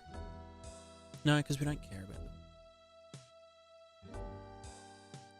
Yeah, no. Water should be able to move onto free surface.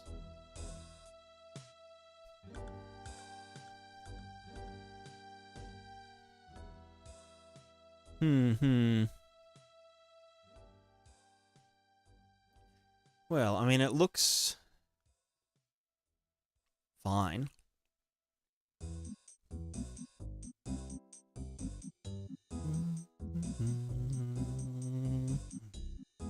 Fuck's happening here? Eh?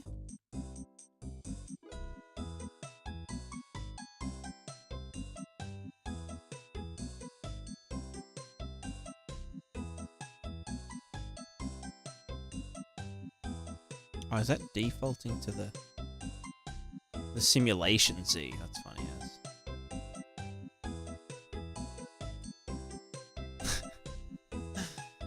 Funny, funny.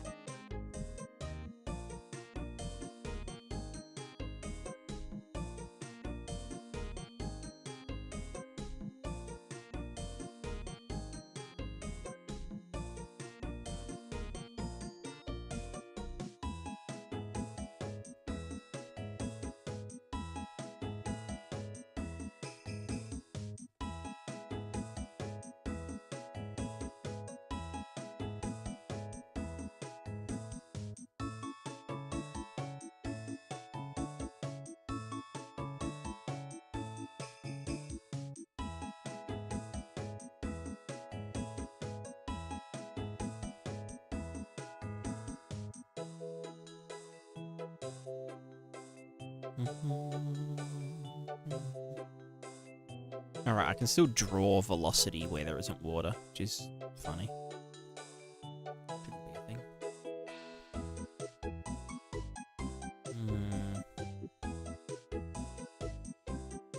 Actually, it looks so good. I mean, it looks good.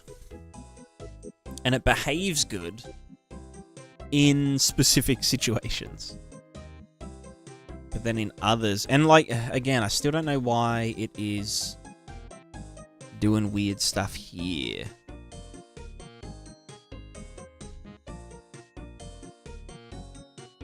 Like, that shouldn't be velocitizing at all.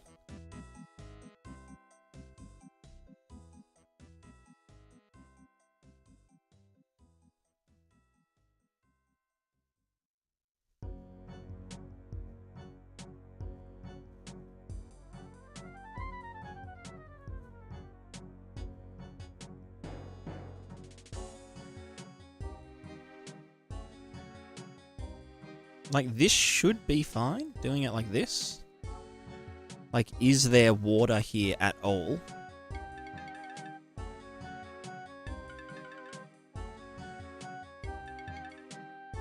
And then if there isn't water, don't apply any acceleration.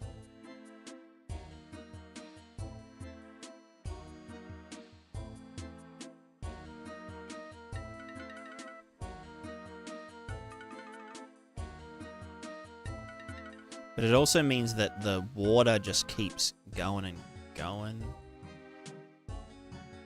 If something's like zhuzhing it. Like it'll kind of never come back down. Because this water here.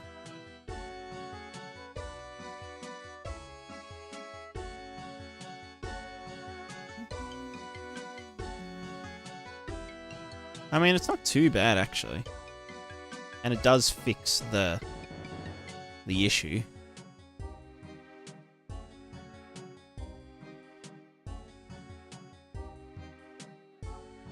But I think it creates different issues, like this. Although, again, I don't know why it doesn't... Right, because the slope the reason the water is going up is because the slope at the front of it is enough to then accelerate and do its thing. But if we don't allow acceleration on squares that don't have water, then yeah. So that's what this was there for, to be like a minimum acceleration. But then, is that enough? Not really. But that only doesn't work because we're looking at all the minimum of the neighboring cells. We're here again.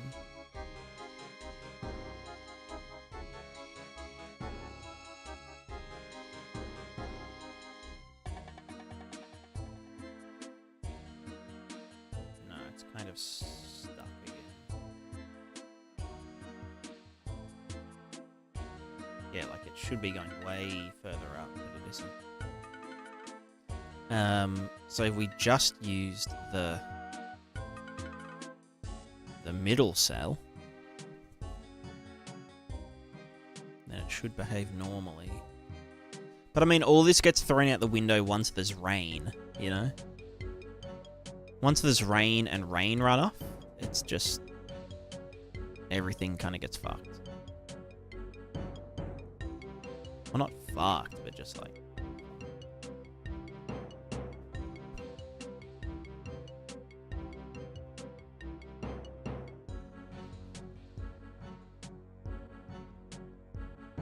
So yeah, this works a bit better now. But do we still get the edging?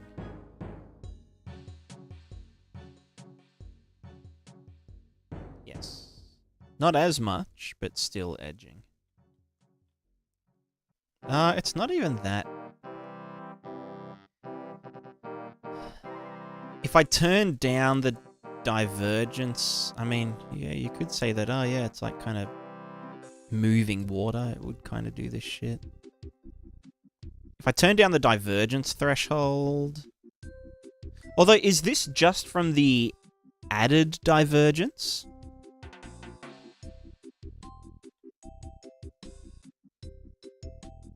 Maybe that's fine. I mean, it's only on the steeper slopes.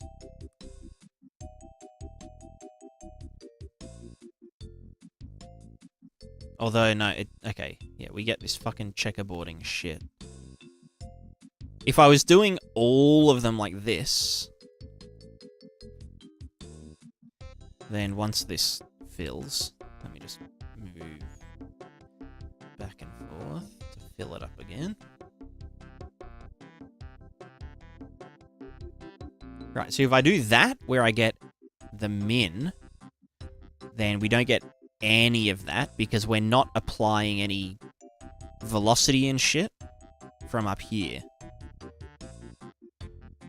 And so it's like, it's super happy and stable. And there's no weird checkerboarding shit happening everywhere.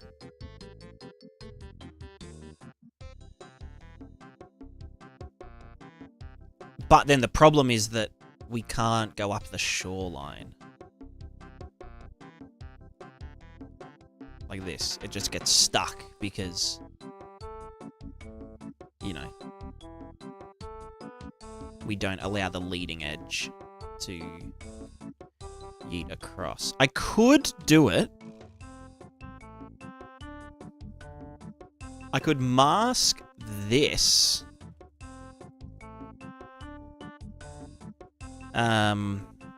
Based on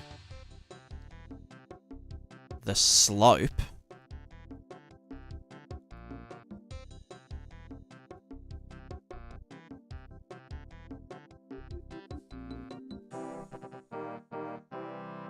Well, actually, do I even need this if that's the case? Hold on.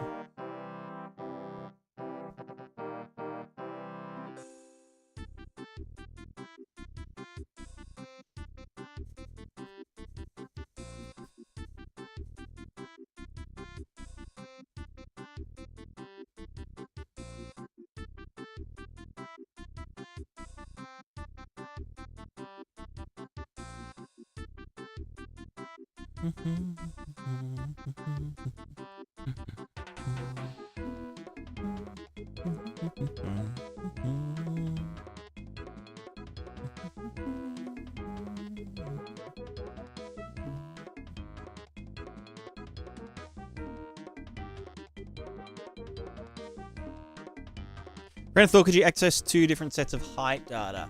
Yeah, I mean, that was a thought that I had. If you ran 2 simulations,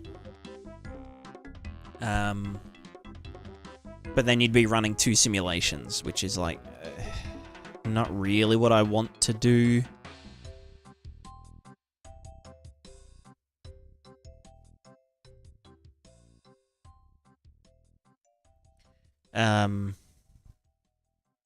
Yeah. Not really what I want to do.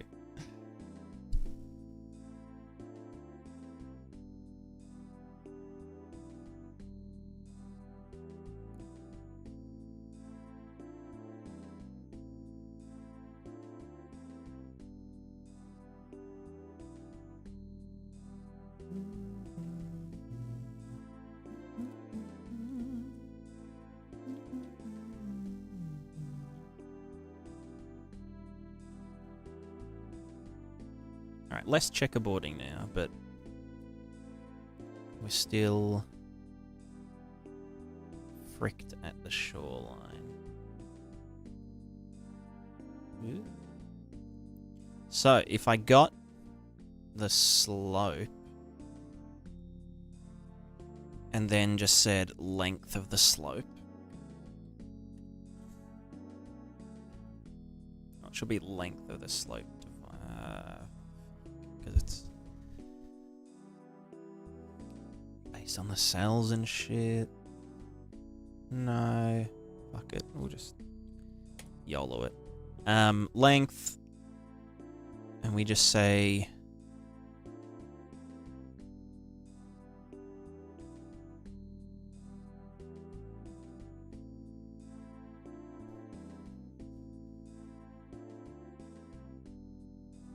divide by some number. 1 minus... oh, saturate 1 minus that. So now... I'd probably need to do an offset.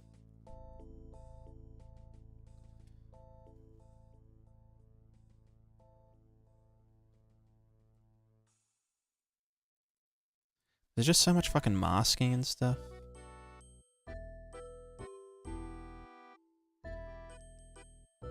So, is there water here?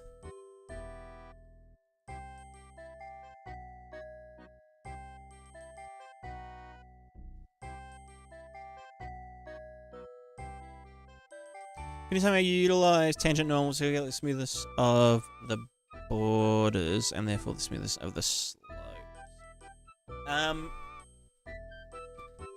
Kind of. Not really. We have the normals of the water. That's what this is. Which also, like, determines... well, yeah. The normals of the water, but it also determines, like, how the water actually functions. So if there's higher water here, it'll slide down and do its thing. The problem is that we have... like, really steep slopes, and if there's a tiny bit of water on it, it will, like, blast water down into here. So that's why I put this limiter in place, but the limiter also limits the shoreline. Which is what I'm trying to alleviate here.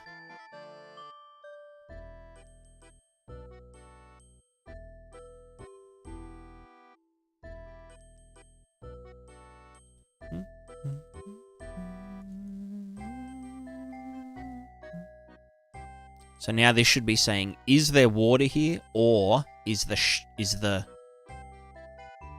slope shallow enough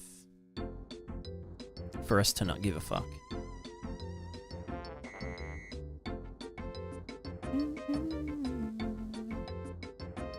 When a simple bridge leaves that overhang issue during rain with the current solution? Yeah, I mean, if you wanted the bridge to be fully interactable, then yeah, it would.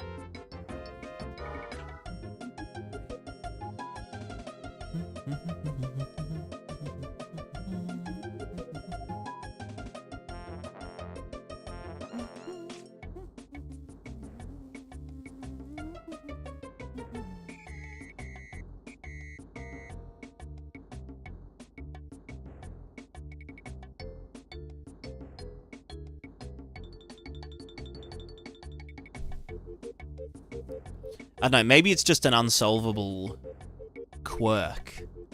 It's a quirk of the system, you know?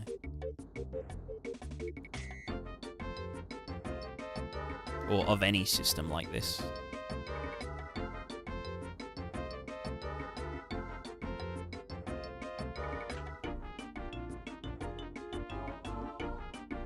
It's just quirky AF.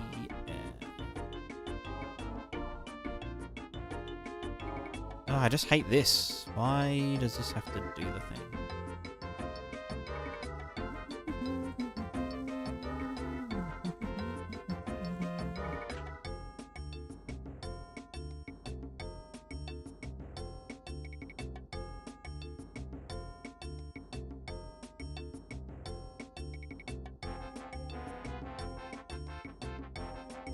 Wizard did it. Good world building.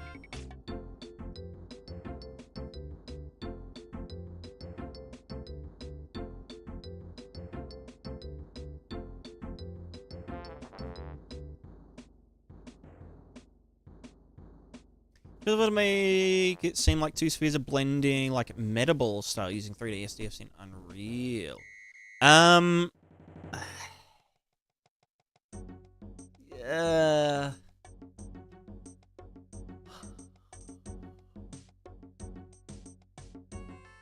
Not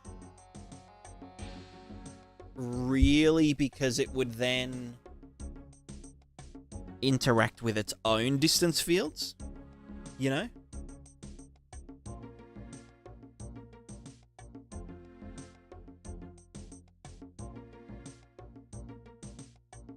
Unless maybe you sample the distance fields from slightly outside its own vertex normals. So then the distance would be greater than 1, or would be 1 or greater, but then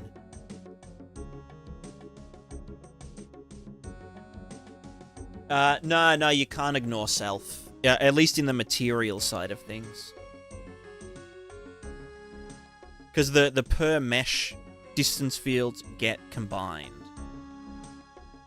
into a big boy.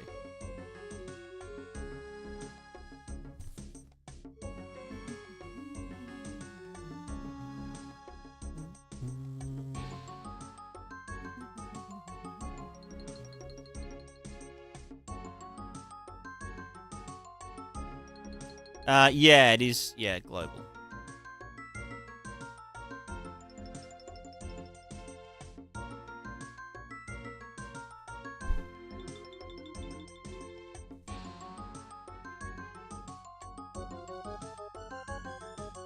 I'm trying to think if this could be solved, or if this is solvable. If it would be solved if I was using co-located velocities.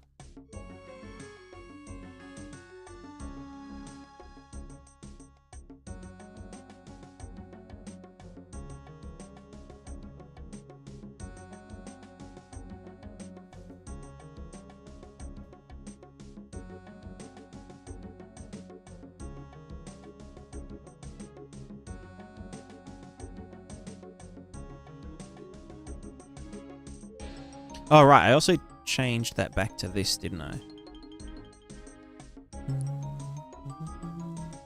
So this is now saying that it has to have like 10 units of water to actually create flow in that direction. Or like to fully create it.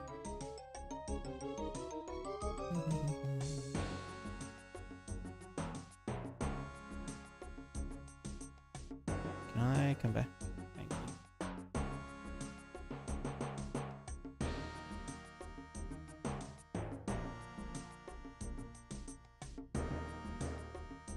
you. Did you add water seeping into the ground based on physical materials?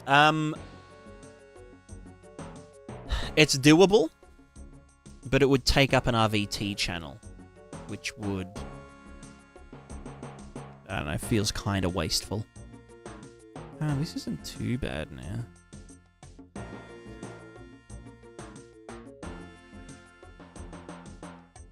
No, it's still fucked.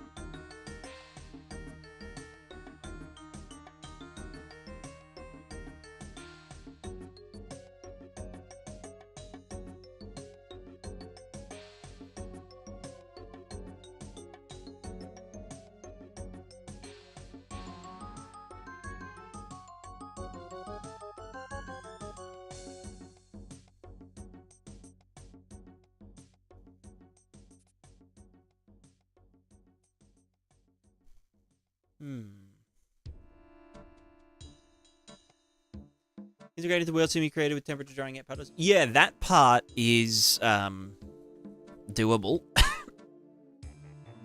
Like having evaporation and whatnot. Or like evaporation could be a variable, essentially. Like the evaporation rate.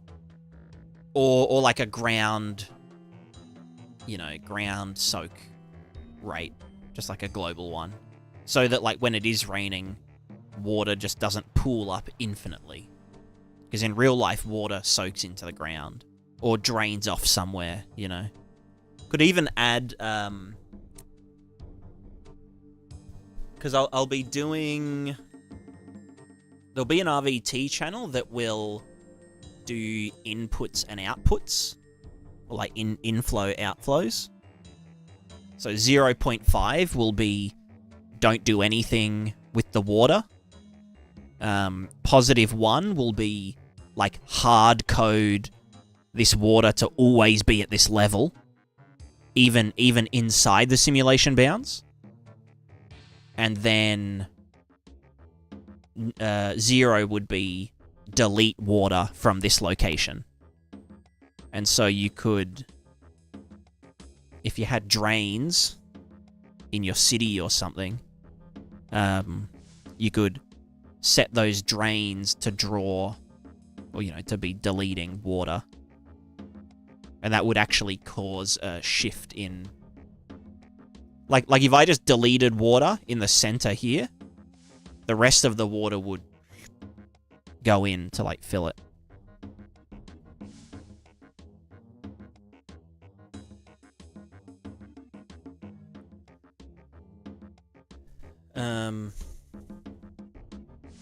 Yeah, so... But I also need those values to be variable. So if it's slightly above 0.5, it should, like, gently add water rather than hard setting it. So it'll, for something like a creek, where you don't want it to be super, like, set. Because we do some funny stuff, like assisting the waves. So if I go to ocean, we go 0.5, pretty crazy. Currently, I'm not doing any, I call it simulation assistance.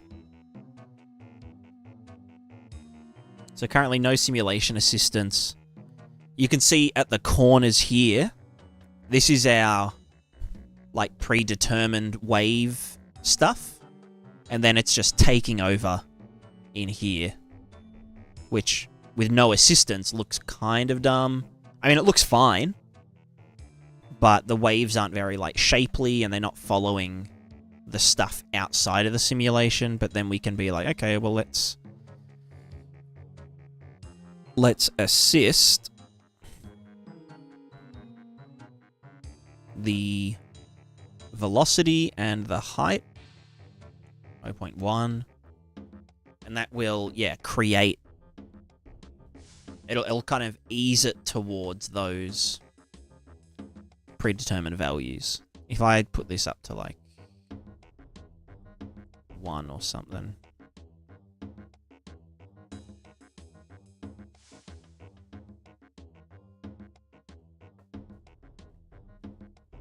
Alright, so you can see the waves are traveling more diagonal now.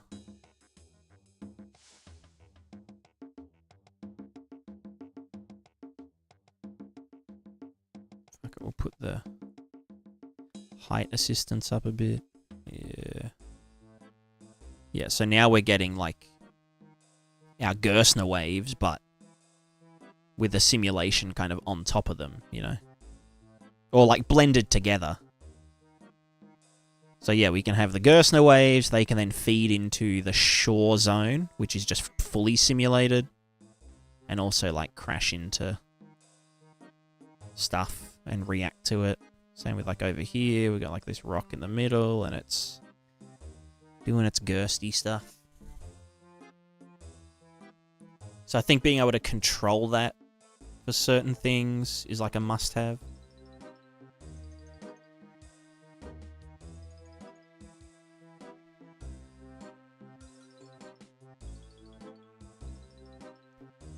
I think I don't know.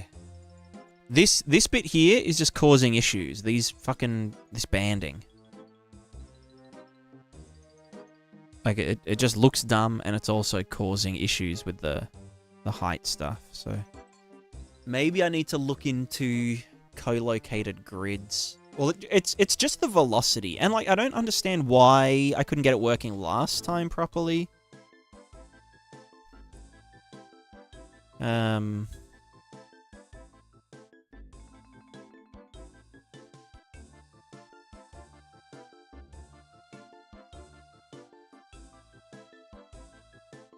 Yeah, I don't know.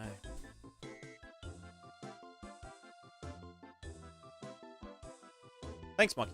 Yeah, no, it looks good. Like, I'm happy with it. I like how it looks. I like how it feels. I like how it behaves. But only to a point. At some point, it's too...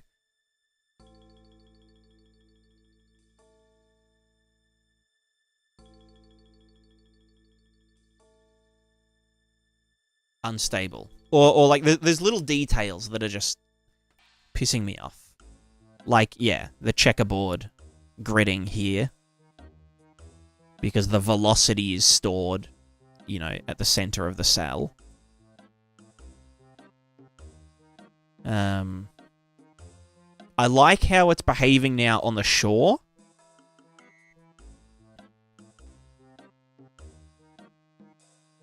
Although it shouldn't be lerping here. It's still lerping for some reason.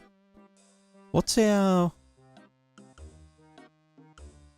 simulation assist mask? Water wave simulation mask.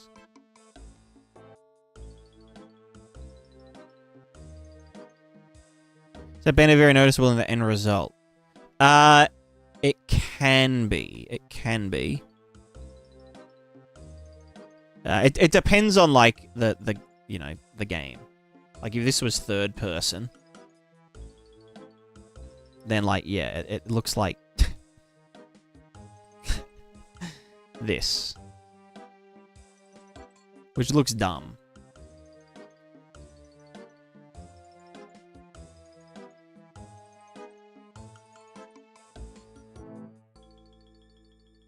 I could do, like, a box blur Or something.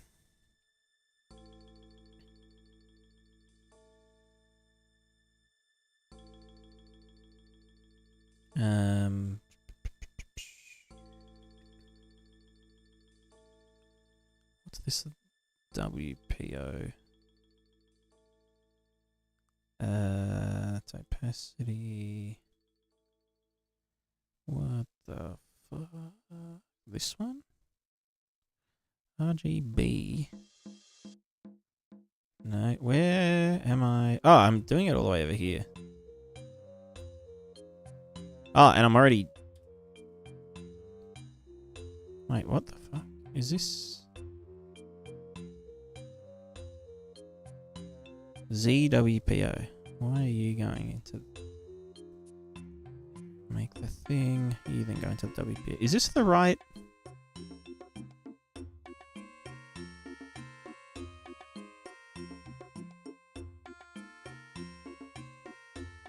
What's this fucking material called?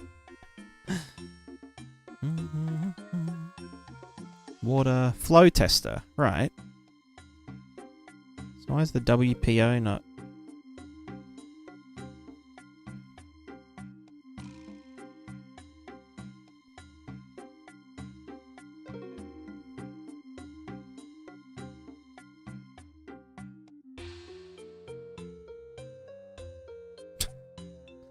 Right, there's two water planes. Right, because of the follow one.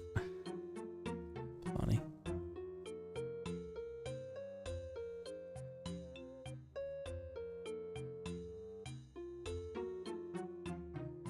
Oh, is it maybe coming from the... Why is that? What the...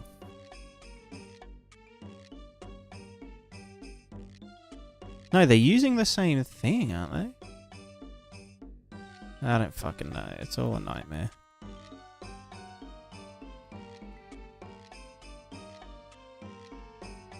Now I can't see shit. Okay, it's still banding.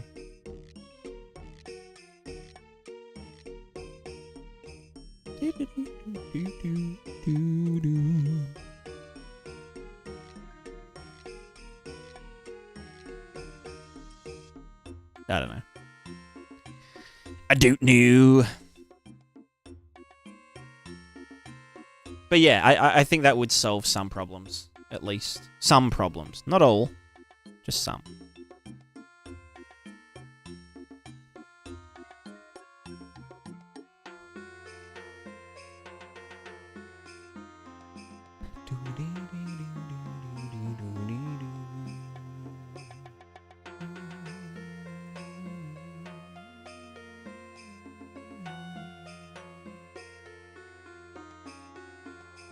The overhang stuff. Again, like, you can see here, right? The overhang isn't too bad. You can barely even see it. It's just... when we start doing this, we get some fuckery. Because it's like, oh yeah, there's totally water up here when I do this. It's a bit confused.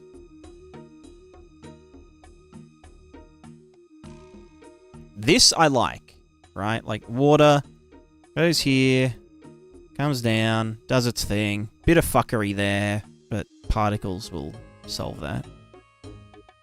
Same with, like, here. This is fine. It's acceptable. If I added a little bit of velocity, of the sideways velocity...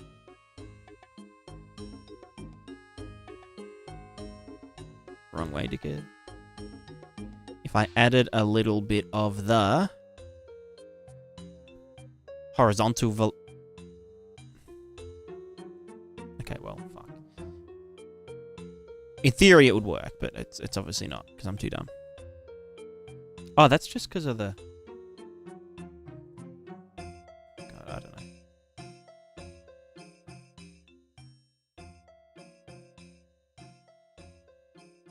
Oh. Character got yeeted.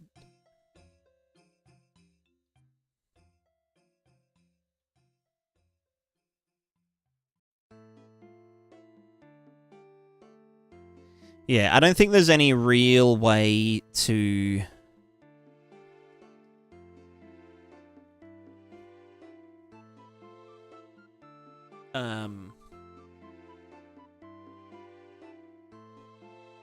to fix some of the issues without doing like a total second simulation, you know? Like even this looks fine. This looks nice. Particles would obviously help a lot. Down here is okay because there's no water up here. And so it just says, hey, like let's use the fallback mesh. Let's use its values. If I went over there... Yeah, as soon as like some values start dicking around here, then it will start to yeet upwards. So I don't know. It's just it's a brain boggler. It's a big brain boggler, and I just need to solve it.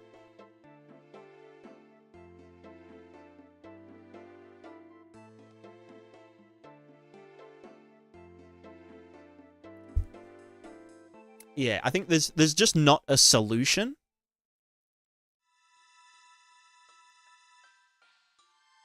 Other than running 2 levels. Like water levels.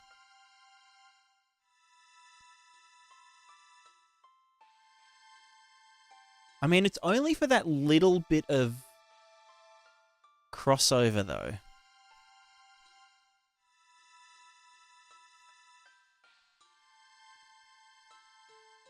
But yeah, it would require 2 meshes.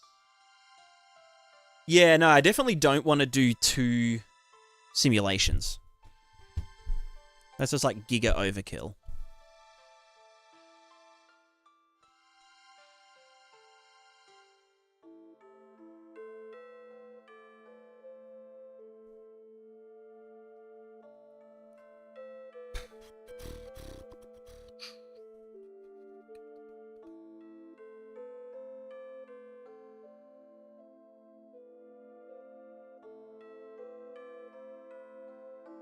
I think the better option will be to just not do overhangs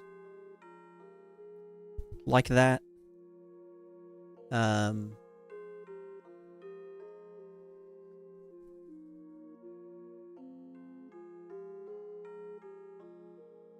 Yeah.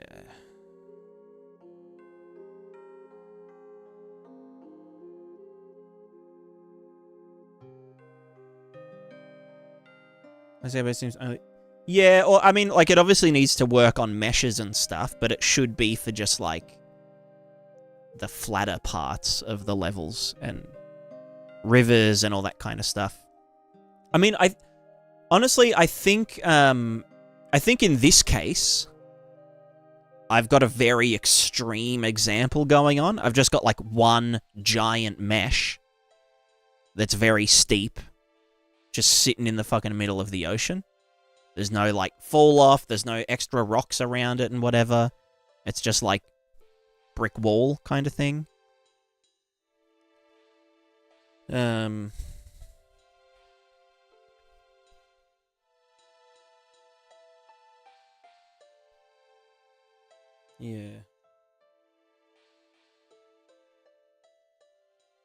But obviously, like, it needs to work with that sort of thing because, like, for example, let's say someone has, like, a dock and it's, like, there's just a stone wall, perfectly vertical, and then there's the ocean. It needs to be able to smack up against it and, you know, run up and off and all that kind of stuff.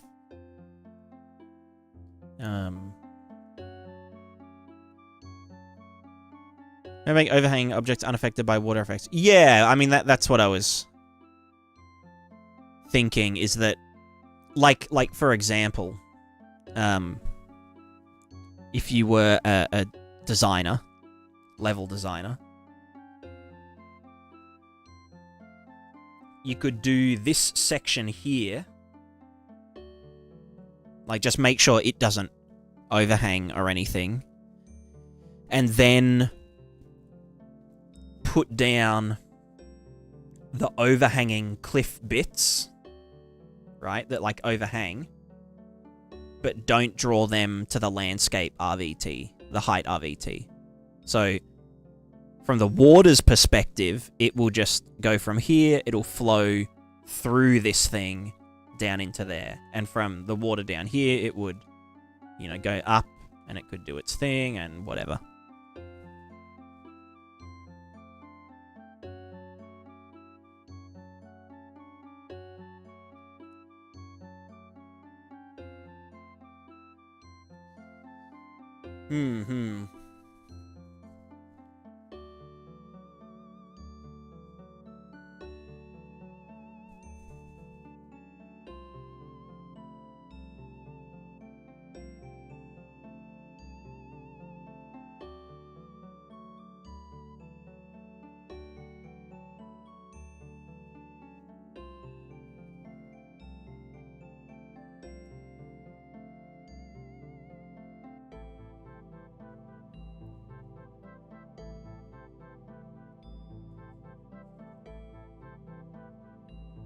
I could kind of do it manually in a way.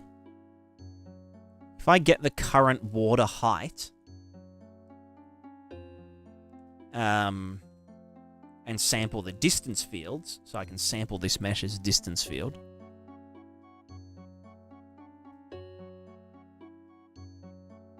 But then if there was water up here, then we could sample distance field. Obviously, then when it rains, it would still be a fucking nightmare. Although we could just say...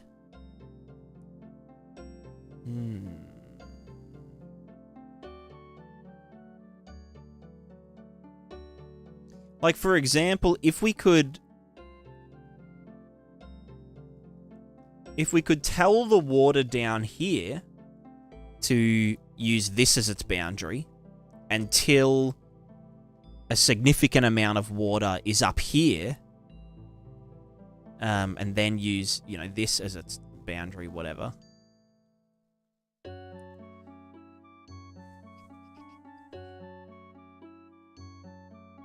It would mean I'd have to sample distance fields every pixel, every frame, because it wouldn't be static. Unless it was just at the original RVT's height.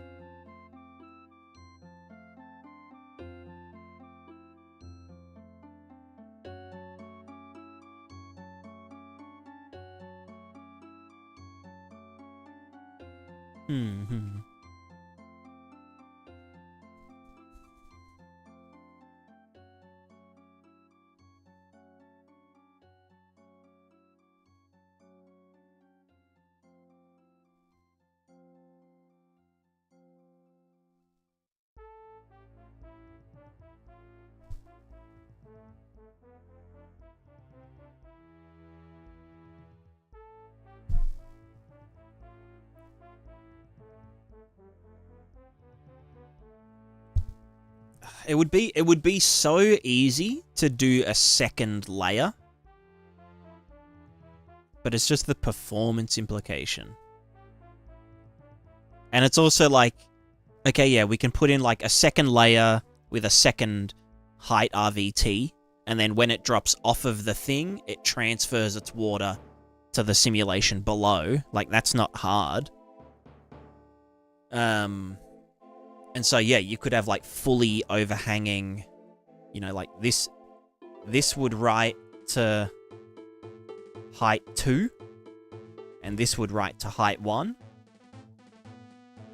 And so, yeah, you'd just run water simulation 2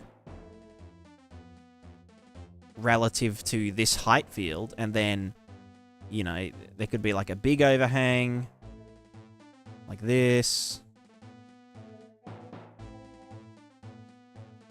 And you could have the water, yeah, like flow along here, and then when there's a huge slope detected, or, you know, it's falling into the abyss, then we just add the lost water content to the other simulation at this point. And so it could flow down here, splat down into here, and then run off in both directions. But then it's like, okay, well, how often are we going to fucking use that? You know? Like, we've essentially not doubled the cost, but increased the cost by maybe like 25%. Because we have to sample double the amount of values and do double the amount of math. But obviously we're not doing as many. We're not doing extra simulation stages or draw calls or whatever.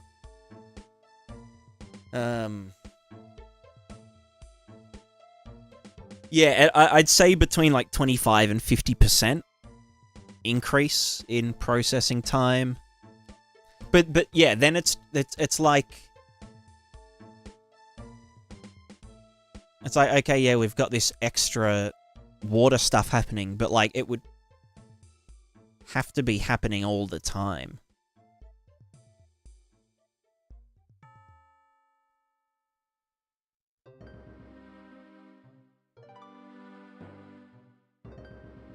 Unless it didn't. Unless we activated and deactivate. Oh no, because we'd want it to share stages. We can't just toggle a boolean inside a stage. We can use a boolean to decide whether a stage runs at all. But yeah. Could a trick in a way that overhang is represented as a small bias, like never allow for overhang to be registered in the sim? Yeah, I mean, I can delete overhang entirely. Yeah,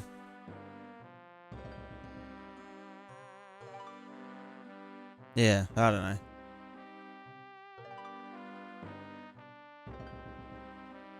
The other thing is, right, from like a third person or first person perspective, you could have this as the height value. And, you know, yeah, you can see all the water doing water stuff. You don't even fucking see the shit down there. And then as soon as you jump off here and you're in the water, you just say that, oh, this isn't the height value anymore. Like, this is the height value, this plane, but this is a distance field interactor. But it's it's because it's a top-down perspective, at least in my case, that we can see up here and here at the same time. You know?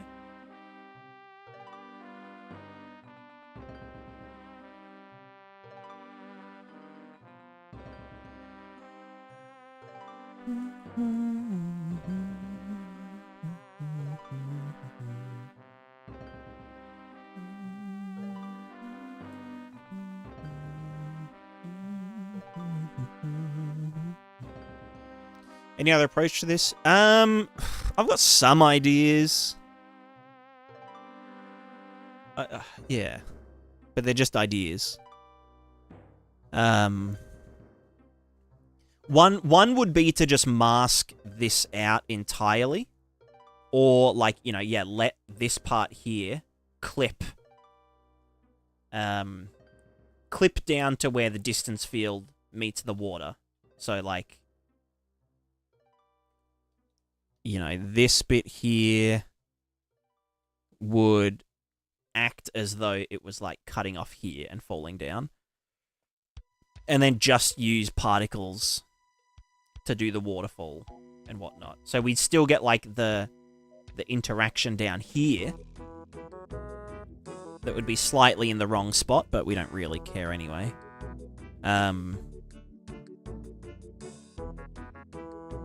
Yeah. But again, it doesn't really solve this issue here of, like, this water isn't going all the way up to here and doing its thing.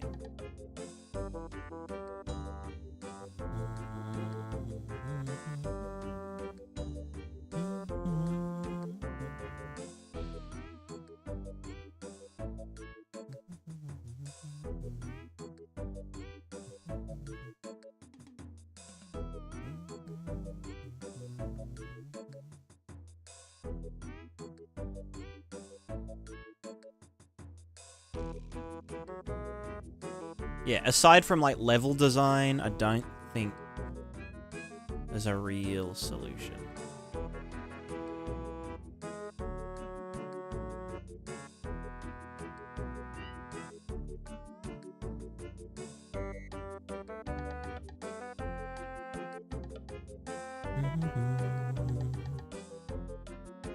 Like, yeah, this bit here is another example of, like, where it would probably be better to either use distance fields or...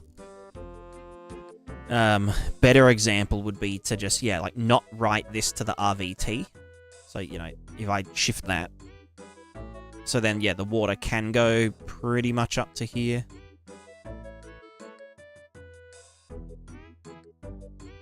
I also think a min blur... just like, yeah, sampling the lowest height, lowest world height, when we draw to the render target, to draw, like, yeah, the lowest value of... Because it seems to just be, like, single spikes, right? When we do this. I think if we just use the lowest of the values, then it would look way better, and it would be less fucked up.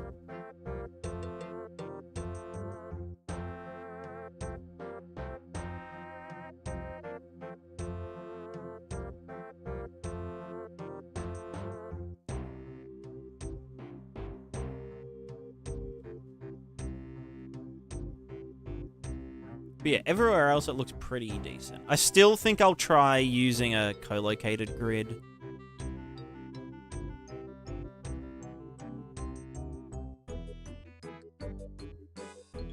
Or maybe I'll just do a fully 3D voxelized simulation, you know? It's always a possibility.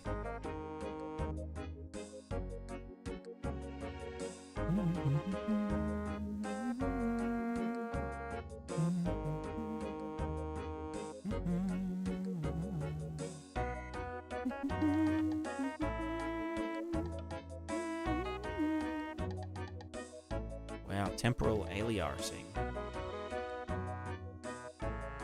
Why does the... Hold on. Why is TAA... TAA yodely fuck it? Or is that just single layer water? It might be like a combination. I think it's the velocity pass. Oh, actually, no, you know what? It could just be that we've got like a billion. Triangles. Only 5 million.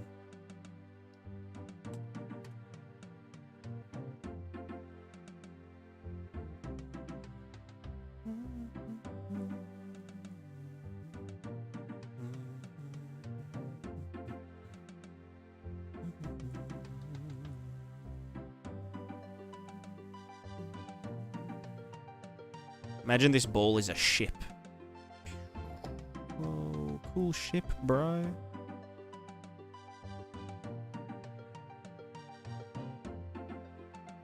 The ball ship. The mother ball.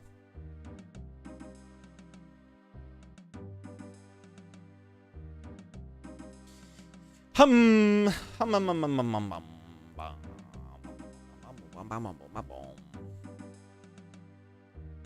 Hmm. Hum.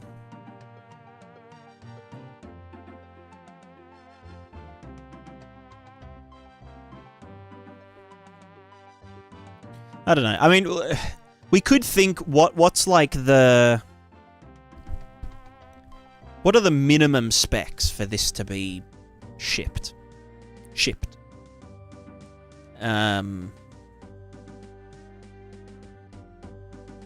If we just presume that waterfalls and like overhangs is just always going to be giga fucked up, and that we'd need specific particleization to do that. Which again, doing the particles, if you know where a waterfall may occur, then you can tweak it like crazy, you know? And I guess with the water runoff,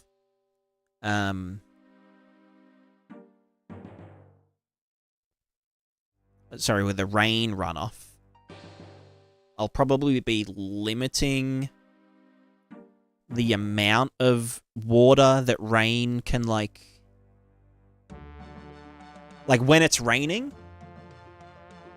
if anywhere that there isn't a permanent water body or river or something that's creating water, I'll probably lerp the water amount down to, you know, 1 centimeter or 5 centimeters or something as like a maximum. And so then we can be like, okay, well, only do waterfalls above 10 units of water, because we know that at that point it can't be the rain, you know, building up water and whatever, or it shouldn't be the rain building up water. And so, yeah, if there is rainwater near a cliff where, like, it potentially could be a waterfall or whatever, then... yeah, I don't know.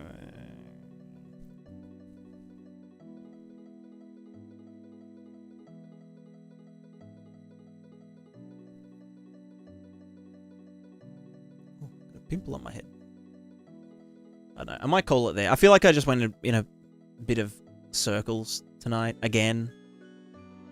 Second stream in a row that we just got in circles, but it requires a lot of thinking and messing around and all that kind of stuff. We did figure some stuff out, like the flow scaling based on the what's it called?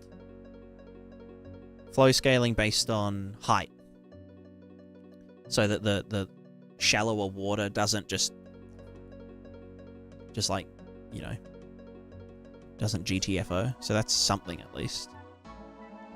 What is the most hard thing in any engine? Yeah, I agree.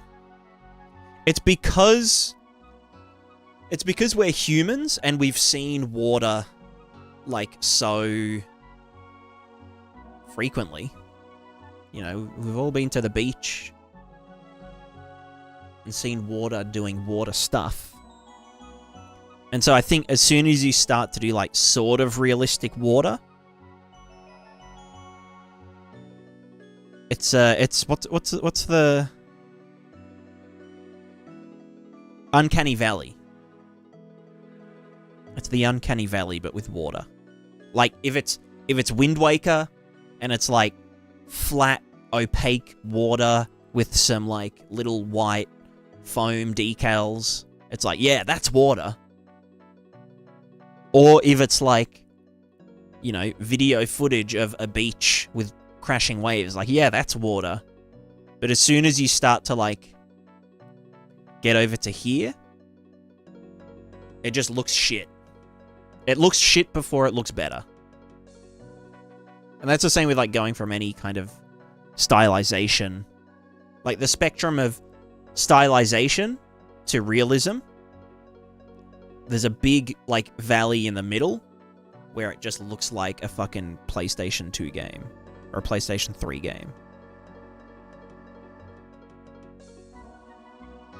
Uncanny River Valley. Shit.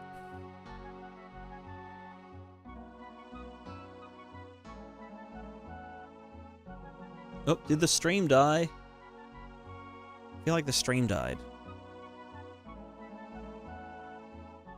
It says 0 out of 0 channels. Are we still live?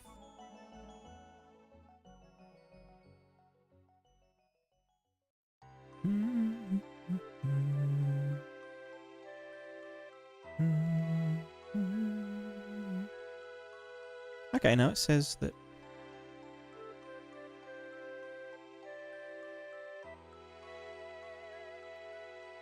No. Nah.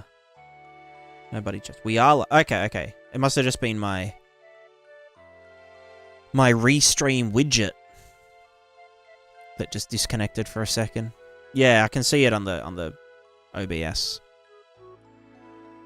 On the actual screen.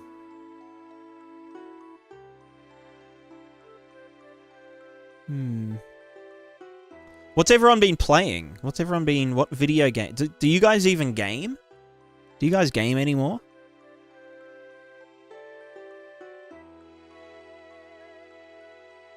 I've been playing Outward. It's been a very recommended game to me.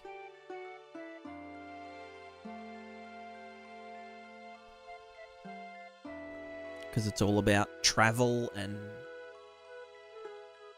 being brutal. As in the game's brutal.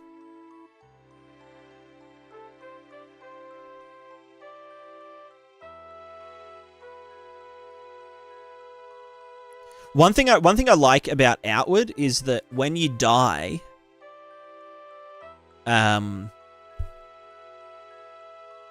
it has like contextual death scenarios. So like if you died from bandits or whatever, then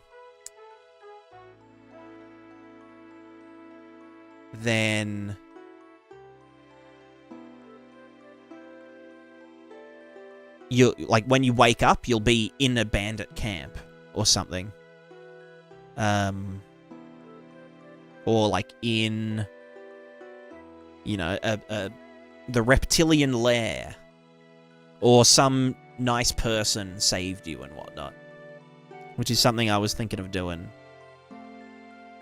in my actual game. Not the Fluid Sim game, but the actual game that I'll eventually make, that I need to start making again. You know?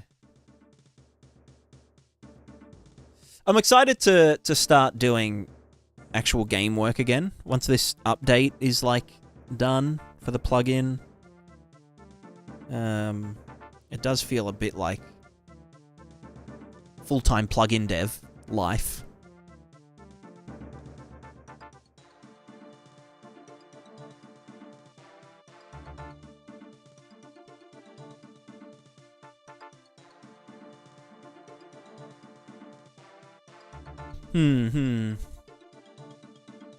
But yeah, I don't know. I think this should. It should.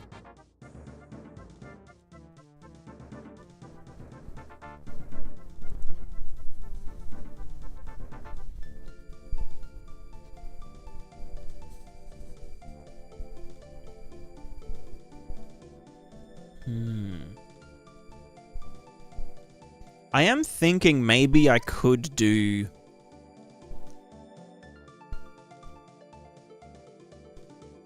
some funky stuff with distance fields.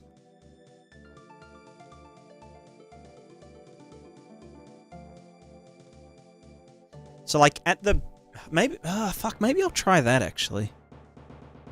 Just like with the waterfall shit, right? When it's like, here's the verts, and then there's a thing here, and it's like, I might try sampling the distance fields at the world position offsetted position, because that's a known level, then getting the XY distance field gradient and like, kind of like, you know, like this bit down here, push it in towards the DF, and then this one just push it out. Or maybe not even do the top one, but I don't know, maybe that would be worth a shot.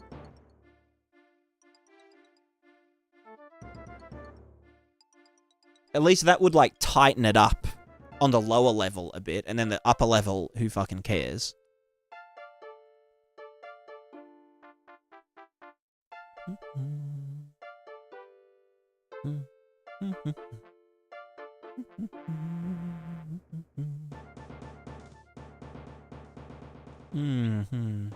Started working on the character art? Yeah, true.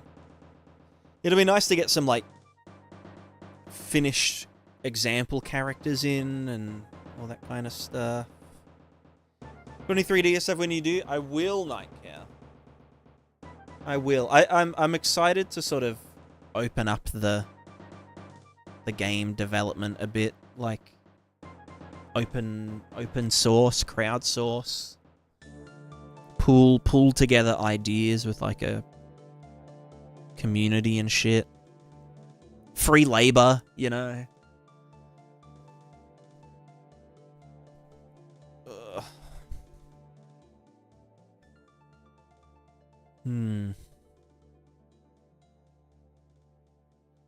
What are my water ideas? Let me just write these down.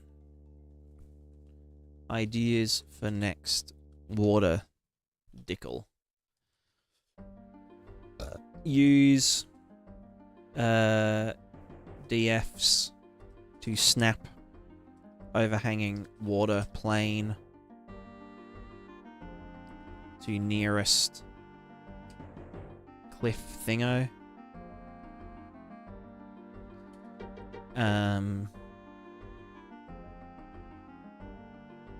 That would... yeah. Oh, I could even...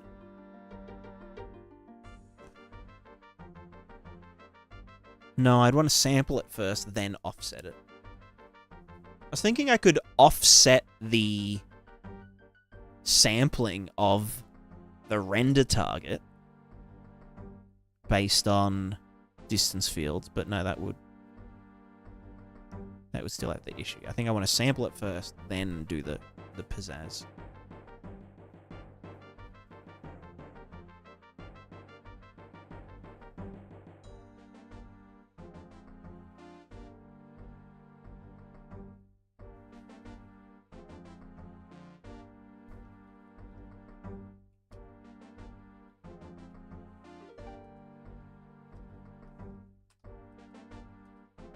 Yeah, I also want to look at trying using face velocities instead of cell velocities again.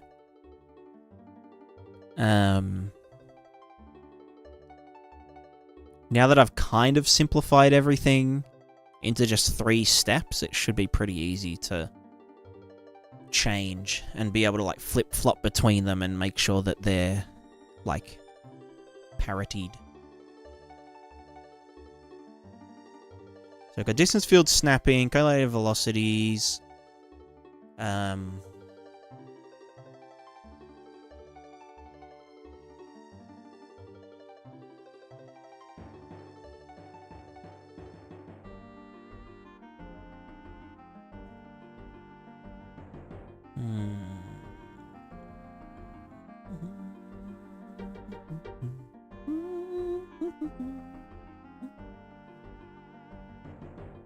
It would be interesting to do 2 layers of water.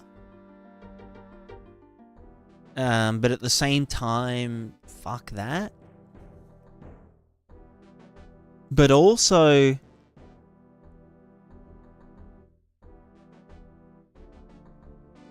fuck that. Yeah.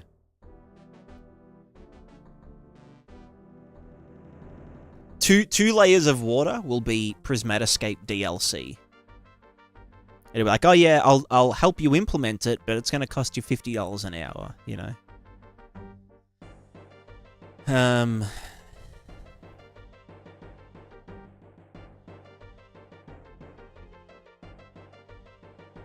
So co-located velocities, distance field to snap overhanging water plane to nearest cliff thingo.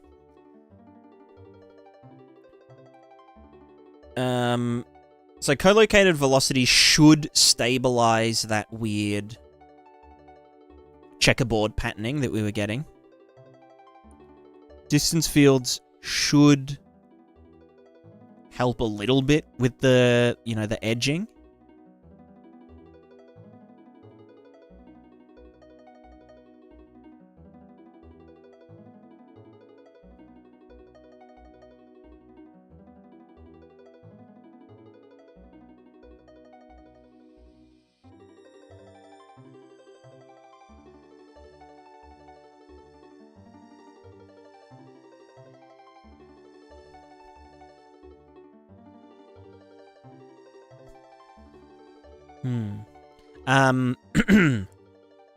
What was the other thing that I...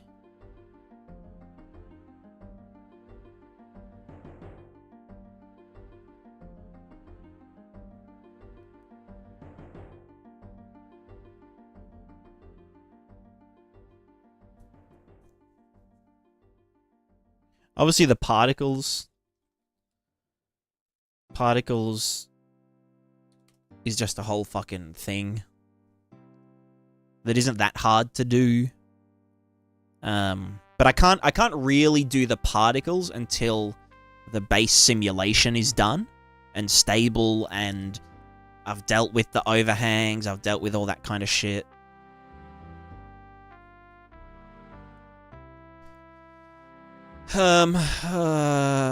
Right, reading.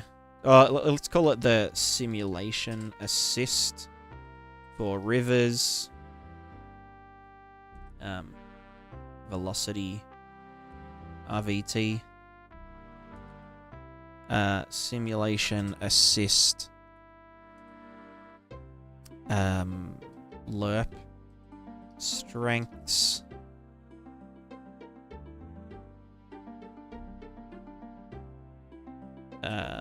Which is also the water inlet, outlet.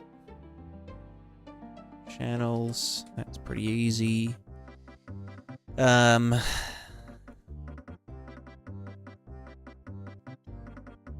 also need to think about the... Like with the rain stuff and having this mesh that's following us around all the time. I'm just trying to think how to optimize that nicely.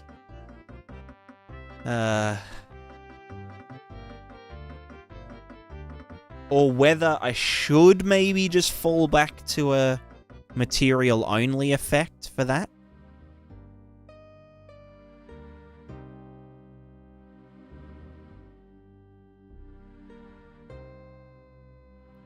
Because doing a material-only effect for the shallow water and stuff...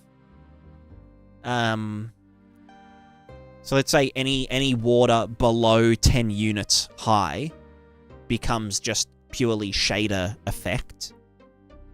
That would completely negate the water snapping up, you know? And it would also mean that, like, on waterfalls, we could just get rid of, you know, the mesh water and use flow mapped stuff anyway. But it's also like, that means that every single material on the screen is going to be running a flow map function with water normals and sampling some extra textures and doing a bunch of logic and shit. Which, now that I think about it,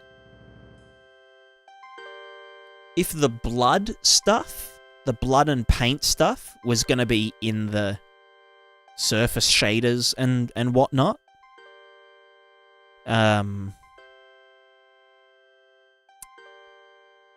I'd be using the flow map for that anyway. And so it could double up. Run the one, you know, flowing liquid shader and then whatnot.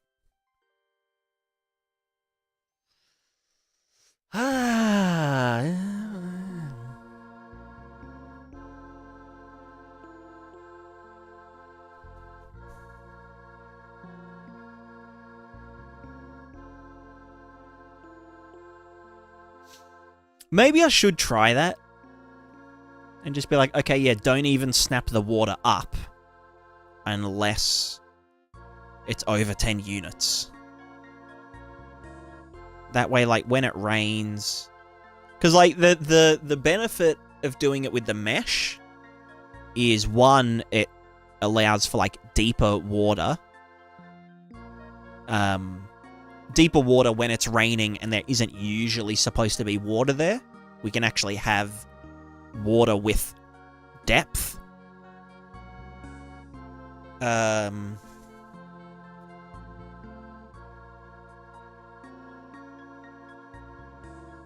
But I mean, that could also just be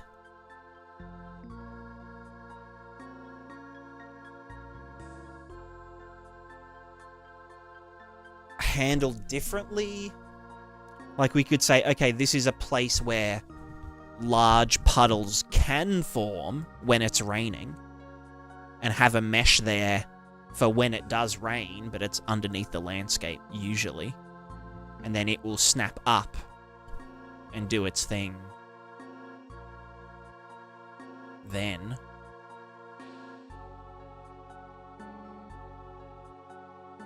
Because, I don't know, yeah, I don't know. But the benefit was supposed to be that we have this water plane following us around all the time. And that when it snaps upwards above the landscape, we're only drawing the pixel shader for those parts of it. But then the downside is that we have this mesh that has hundreds of thousands of verts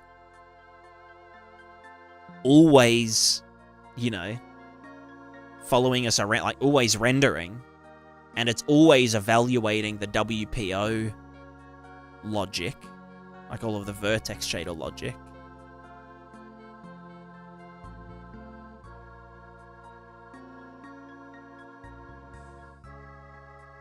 Plus, in a desert, if there was a tiny bit of water spilled, we'd then be running the single layer water render pass as well, which is a whole thing.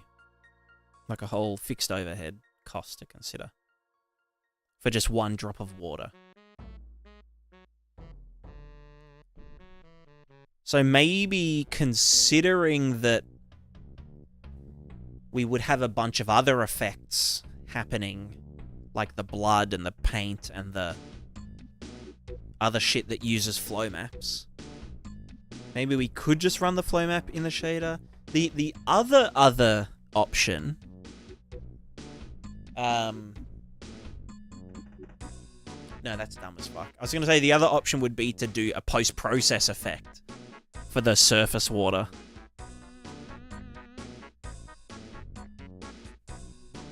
But then I get real fucky with, like, interpolating between shit. Yeah, interpolation between pixels.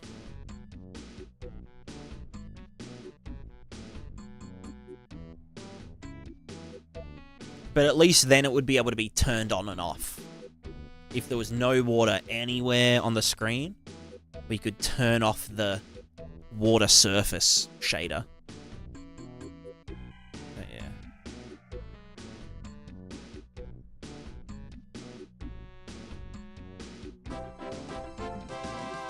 It'd be nice if you could have dynamic, like, you know how the WPO has like a disable distance, right? Where it like swaps out the shader.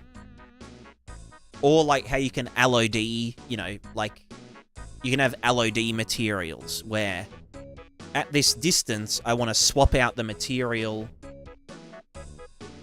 for a version of the material that isn't running this complex code and stuff. It'd be nice if you could do that easier. And for, like, everything.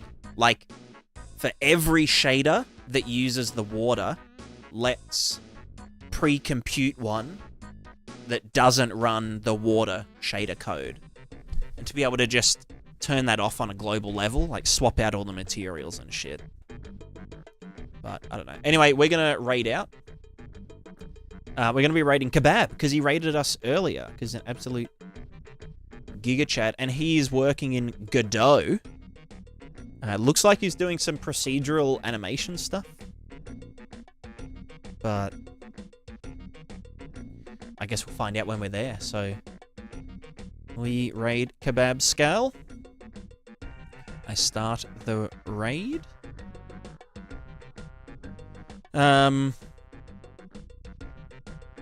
Yeah, but a good session. Good session. We've done some thinking. Did a bit of tinkering, and now I just want to play video games for the next 60 hours. Also, no videos in the next like week or two. I kind of want to get this done and then do some videos. So, yeah. Oh, I mean, I could edit. Or maybe Amethyst, you could edit the Grid 2D. I'll have to look over the footage and see if it's any good. I might redo it, but... Anyway, with that, we say goodbye. Goodbye.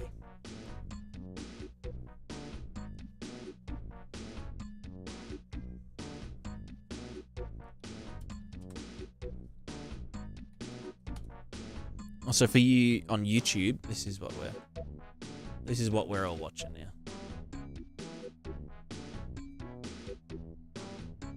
We're screwing around with some stuff here. All right, goodbye, YouTubes. Bye. We're doing procedural animation.